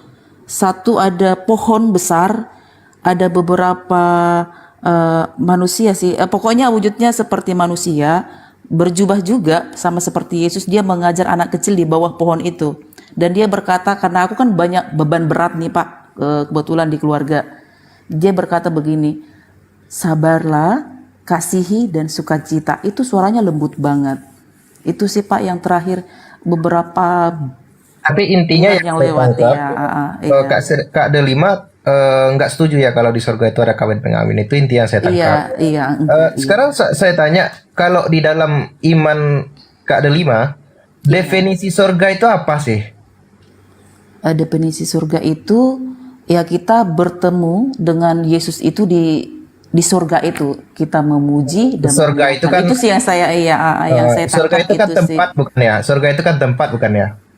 Iya, tempat. Nah, artinya jika kita mendefinisikan suatu tempat, apa yang disebut dengan istana presiden misalnya? Istana presiden adalah suatu tempat yang diberikan untuk seorang kepala tertinggi dari sebuah negara. Nah, itu misalnya definisi dari sebuah tempat yang disebut dengan istana kepresidenan.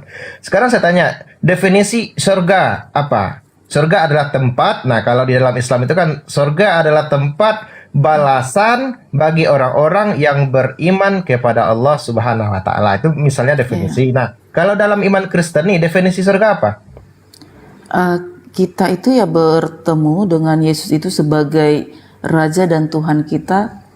Itu yang saya tangkap sih, karena saya juga tidak terlalu ini kali mengenai ke Alkitaban gitu. Cuman saya hanya mempercayai beberapa ayat Alkitab gitu. Artinya kan surga itu tempat bertemu kita dengan Yesus. Tuhannya gitu. kita, iya.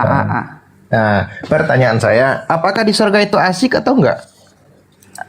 Kalau yang saya lihat dari segi mimpi saya itu, ya asik juga Enggak, ini sebenarnya. maksudnya jangan dari segi mimpi dulu Kak, dari segi iya. Mimpi jangan dijadikan dasar, Dari segi keyakinan saya, kita bertemu dengan orang yang kita kasihi sesama pengikut Kristus itu sih Pak. Ya artinya di surga itu asik nggak kalau di ini saya berikan sedikit gambaran supaya Kak Dilema lebih mudah mencerna gitu. Kalau di dalam keyakinan Islam itu kan surga itu salah satu tempat yang menjanjikan kenikmatan. Di samping yang halal di dunia, juga yang tidak dibolehkan di dunia. Seperti misalnya di surga itu ada minuman yang dilarang itu di dunia. Artinya surga itu adalah salah satu tempat imbalan dari apa-apa yang dikekangkan Tuhan kepada manusia di dunia. Nah, di dalam Kristen, surga itu tempat yang asik juga nggak? Asik di dalam memuji dan memuliakan Tuhan sih sebenarnya. Ya, kalau menurut apa yang pernah menurut pandangan saya gitu. Ya artinya asik nggak kalau di surga itu dalam iman Kristen? Iya asik karena memuji Tuhan. Nah asik. Nah oke. Kalau ada perang? Pak ditunggu dulu Pak. Asik. Mbak. Ya kita memuji Tuhan gitu. Kita bersuka cita. Jadi jauh dari penderitaan begitulah. Mbak Siregar. Baru Siregar. Iya, kalau di surga ada perang asik enggak? Enggak ada Enggak ada perang. Wahyu 7 yang di Wahyu itu ada perang sih, perang Wahyu 7 ayat 12 itu Itu apa namanya? Yang saya pernah dengar itu di Wahyu itu perang naga itu adalah kita berperang terhadap apa namanya? Berperang dengan iblis gitulah. Lah iya kan ada Iblis. perang. Tetap ada perang toh. Saya tidak pernah berpikiran ke situ sih Pak, perang-perang Iya. agak seram menurut saya. Ada dia, ini Bang Zuma udah ada dia komen. Ini akunnya Bang Zuma nggak? Ya kalau bercerita tentang surga di dalam teman-teman Kristen itu nggak bisa kemudian menyimpulkan bahwa di surga itu seperti ini seperti ini. Kenapa? Karena di dalam kitab saudara sendiri dikatakan dalam 1 Korintus 2 nomor 9, tetapi seperti yang tertulis, apa yang tidak pernah dilihat oleh mata dan tidak pernah didengar oleh telinga dan yang tidak pernah timbul di dalam hati manusia, semua yang disediakan oleh Allah untuk mereka yang mengasihi Dia. Jadi yang tidak pernah terbersit dalam pikiran, tidak pernah terlihat oleh mata dan tidak pernah terdengar oleh telinga, itu semuanya disiapkan oleh Tuhan di dalam surga. Jadi kita tidak bisa mengada-ngada di surga tidak ada kawin mawin. Kata siapa? Karena kawin mawin itu bukan di hari kebangkitan. Hari kebangkitan itu orang dikubur di alam barzah. Yohanes 5 nomor 29, pada saat orang bangkit menurut Yesus nih ya, di Yohanes 5:29, orang yang benar ketika bangkit itu baru kemudian setelah dia diadili berdasarkan perbuatannya baru masuk ke surga. Jadi kebangkitan itu bukan di surga, kebangkitan itu kalau di Islam disebut padang mahsyar. Orang bangkit dulu, setelah diadili, yang baik masuk ke surga, yang buruk masuk ke neraka. Itu tertera di dalam Yohanes 5 nomor 29. Banyak sih data-data pengakuan-pengakuan dalam Bible bahwasanya manusia itu dibangkitkan. Setelah dibangkitkan, diadili, dihakimi. Makanya Yesus menjadi hakim pada saat itu untuk menghakimi. Pada saat orang dihakimi, nggak ada orang kawin mawin. Sama ketika misalnya di pengadilan, ya, nggak mungkin misalnya ada orang yang diadili, taruhlah misalnya Pak Bom diadili di pengadilan, nggak mungkin dia menggauli istrinya pada saat dia diadili di situ, nggak mungkin.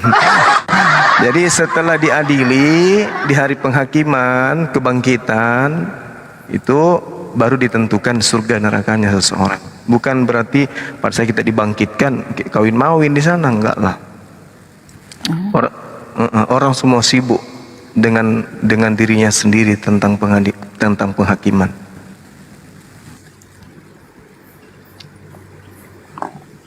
Gitu sih yang sempat saya dengarkan tadi. Silakan yang lain. Iya. Oh Kak Dilema, satu lagi terakhir Kak Dilema.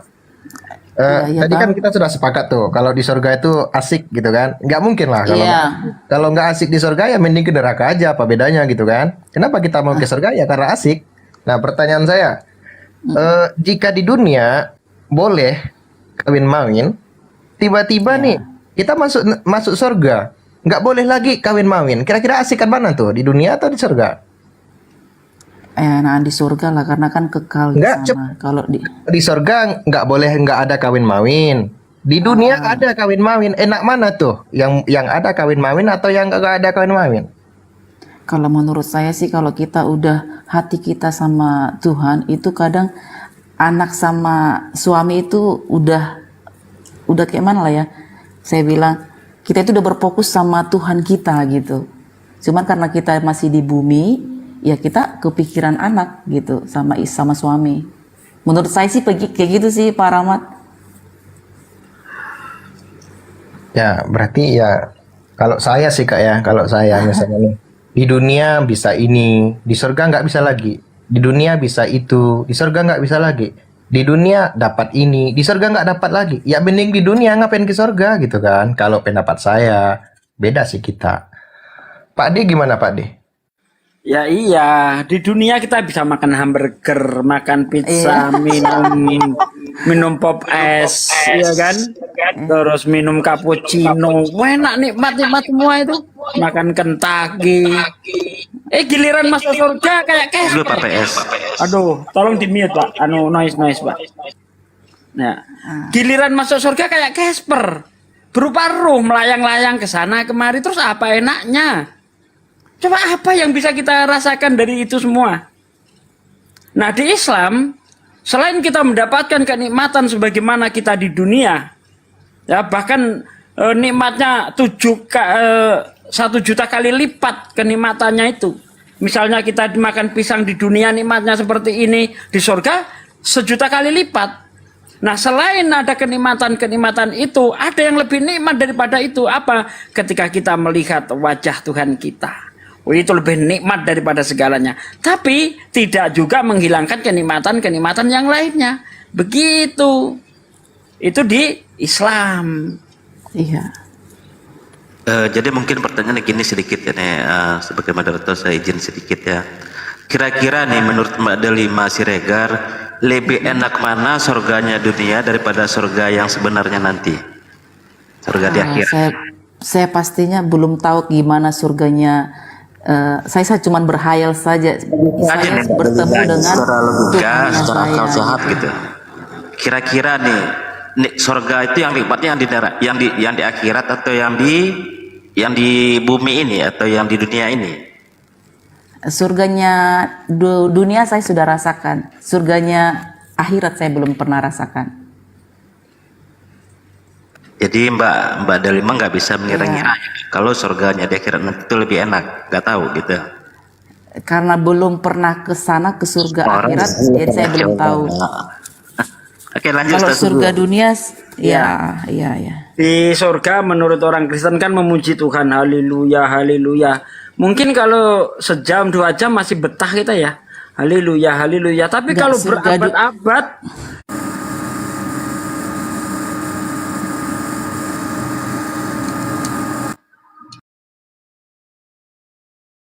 ambene blangkemen. Ya buktinya Ustaz Sugi di dunia aja sekali seminggu aja malas gak ngapain. Iya. Artinya yang saya tangkap itu ketika misalnya nih, yang saya tangkap gitu kan. Kalau seandainya kita itu masuk surga hanya sekedar untuk ketaatan kepada Tuhan tanpa ada aktivitas yang lain selain dari praktik tunduk ibadah kepada Tuhan. Nah, itu berarti kan surganya kaku. Artinya kembali seperti malaikat. Di dalam Islam kan juga ada malaikat. Contoh nih, malaikat itu jikalau diperintahkan untuk sujud, dari awal sampai akhir dia sujud. Nah, nanti kalau kita ke surga misalnya tugasnya hanya untuk menyembah saja, tidak ada aktivitas lain, berarti surganya kaku. Bukan berarti ada aktivitas yang membantah kepada Tuhan, tidak. Nah, tetapi ada kenikmatan-kenikmatan yang lain. Nah, makanya di dalam Islam itu surga itu balasan kebaikan. Nah, neraka balasan ini Bang Leo Dabling. Kayaknya mau ada yang disampaikan itu Bang Rahmat. Bentar, ini dikit lagi. Surga itu kan balasan baik. Neraka itu balasan buruk. Nah, jadi kalau kita masuk surga hanya untuk ibadah saja, fokus kepada Tuhan, lantas balasan apa itu? Silakan. Bang Juma, monggo. Ya, baik. Jadi Al-Quran menarasikan sama seperti yang saya bacakan tadi di dalam 1 Korintus 2 nomor 9. Fala ta'alamu nafsun ma ukhfi lahum min qurrah a'yun jaza'an bima kanu ya'malun. Maka tidak seorang pun mengetahui apa yang disembunyikan untuk mereka, yaitu kenikmatan-kenikmatan yang menyenangkan hati mereka sebagai balasan terhadap apa yang mereka kerjakan di dunia. Itu juga diterangkan dalam 1 Korintus 2 nomor 9. Tetapi seperti ada tertulis apa yang tidak pernah dilihat oleh mata, yang tidak pernah didengar oleh telinga, dan yang tidak pernah ditimbul dalam hati manusia. Semua itu disediakan Allah untuk mereka yang mengasihi Dia. Yang mengasihi Dia ini artinya adalah orang-orang yang melakukan pekerjaan-pekerjaan amalan soleh ketika dia hidup, berdasarkan Matius 11 nomor 1. Nah, ketika kita berbicara mengenai surga yang di Islam, Allah Subhanahu wa taala kemudian menjelaskan bahwasanya surga itu adalah tempatnya kemudian orang hidup kekal. Di dalam surah Hud ayat 23, Dalam surah Ar-Ra'd ayat 29, di surga itu tempatnya kebahagiaan. Kemudian di surga itu dikatakan bahwasanya tempat yang setinggi-tingginya, itu tempat yang sangat mulia. Lalu Al-Hajj ayat 56 juga diterangkan surga itu penuh dengan kebahagiaan, penuh dengan kenikmatan. Dan surga ini adalah merupakan tempat kediaman yang paling indah, yang paling baik. Al-Quran surah As-Sajdah ayat 19. Lalu kemudian Asy-Syura ayat 22 diterangkan bahwa di dalam surga manusia mendapatkan apa yang diinginkan oleh manusia. Lalu kemudian dikatakan pula bahwasanya At-Talaq ayat 11 dan juga Al-Buruj ayat 11, di surga itu dapat rezeki, di surga itu mendapatkan keberuntungan yang besar. Jadi kalau misalnya surga itu adalah tempat kebahagiaan, tempat kenikmatan, tempat diupahnya manusia berdasarkan balasan terkait perbuatannya, lalu kemudian di sana kita tidak bisa lagi melakukan hal-hal selayaknya manusia, itu bukan surga, tapi itu adalah neraka. Karena sejatinya pencipta langit dan bumi ini mengetahui apa yang dibutuhkan oleh makhluknya. Sebagai manusia, apa yang dibutuhkan oleh manusia. Di dunia, manusia bisa bahagia tapi terbatas. Manusia bisa merasakan kenikmatan tapi terbatas. Dan kemudian, hal yang paling digandrungi oleh seorang laki-laki adalah wanita. Hal yang paling digandrungi oleh seorang wanita adalah perhiasan. Maka ketika mereka masuk ke dalam surga, Tuhan mempersiapkan balasan-balasan ini kepada mereka. Ada yang ngamuk. Nggak jalan air. Biarin aja Pak. Nanti hujan lagi. Tutup dulu Pak Abu. Buka aja atapnya. Atap rumah dibuka. Nanti hujan pasti masuk air. Jadi ketika kemudian orang berbicara surga, manusia ini harus dibalas sesuai dengan kodratnya manusia. Jangan manusia dibalas dengan kodrat batu. Ya, kalau misalnya di dunia bisa bersenggama, merasakan kenikmatan, bisa makan, bisa minum, dan bersama dengan keluarga, begitu masuk ke surga, nggak ada lagi itu semua, maka apa yang terjadi? Coba kita bayangkan. Jangan masuk ke surga, masuk ke dalam kamar aja, kunci dari luar kamarnya.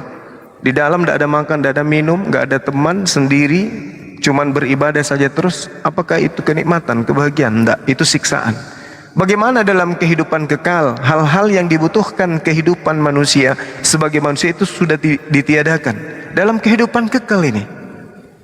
Coba, kenapa rumah tangga itu sering retak ketika kemudian ibunya menginginkan bapaknya kemudian untuk melakukan kewajiban, tapi bapaknya kecapean tidur. Ibu kadang uring-uringan sehingga terjadi keribut. Bagaimana kalau seorang wanita yang masuk ke dalam surga hidup kekal dalam keadaan dewasa, makan sepuasnya, minum sepuasnya dengan kenikmatan makanan dan apapun itu, kemudian dia juga birahi, tak diberikan kenikmatan itu, dia jadi apa dia di sana?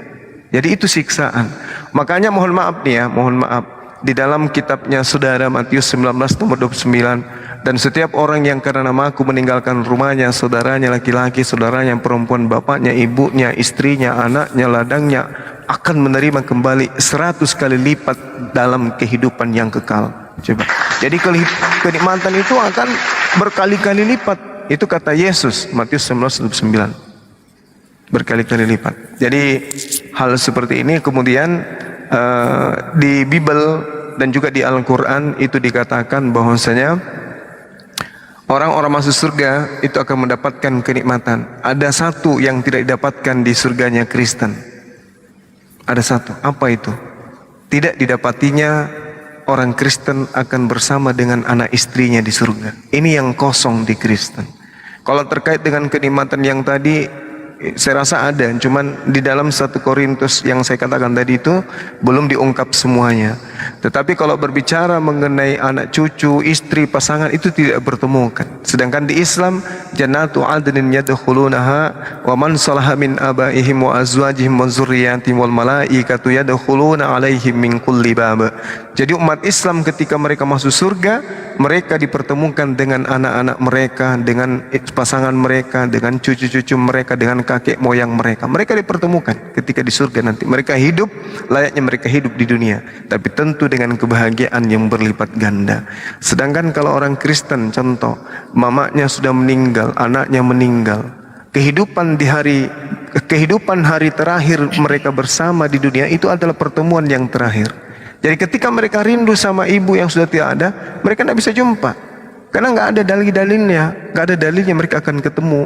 Nah, sedangkan umat Islam yang rindu kepada ibunya, senantiasa siang malam mendoakan ibunya, nanti ada harapan untuk bertemu. Jannatu adnin yadkhulunaha wa man salaha min abaihim wa azwajihim wa zurriyatihim. Nah, ini sangat disayangkan kalau mereka kemudian di dunia tidak boleh poligami, harus setia. Tapi apa artinya setia selama 20 tahun, 30 tahun, tapi di surga nggak sama-sama?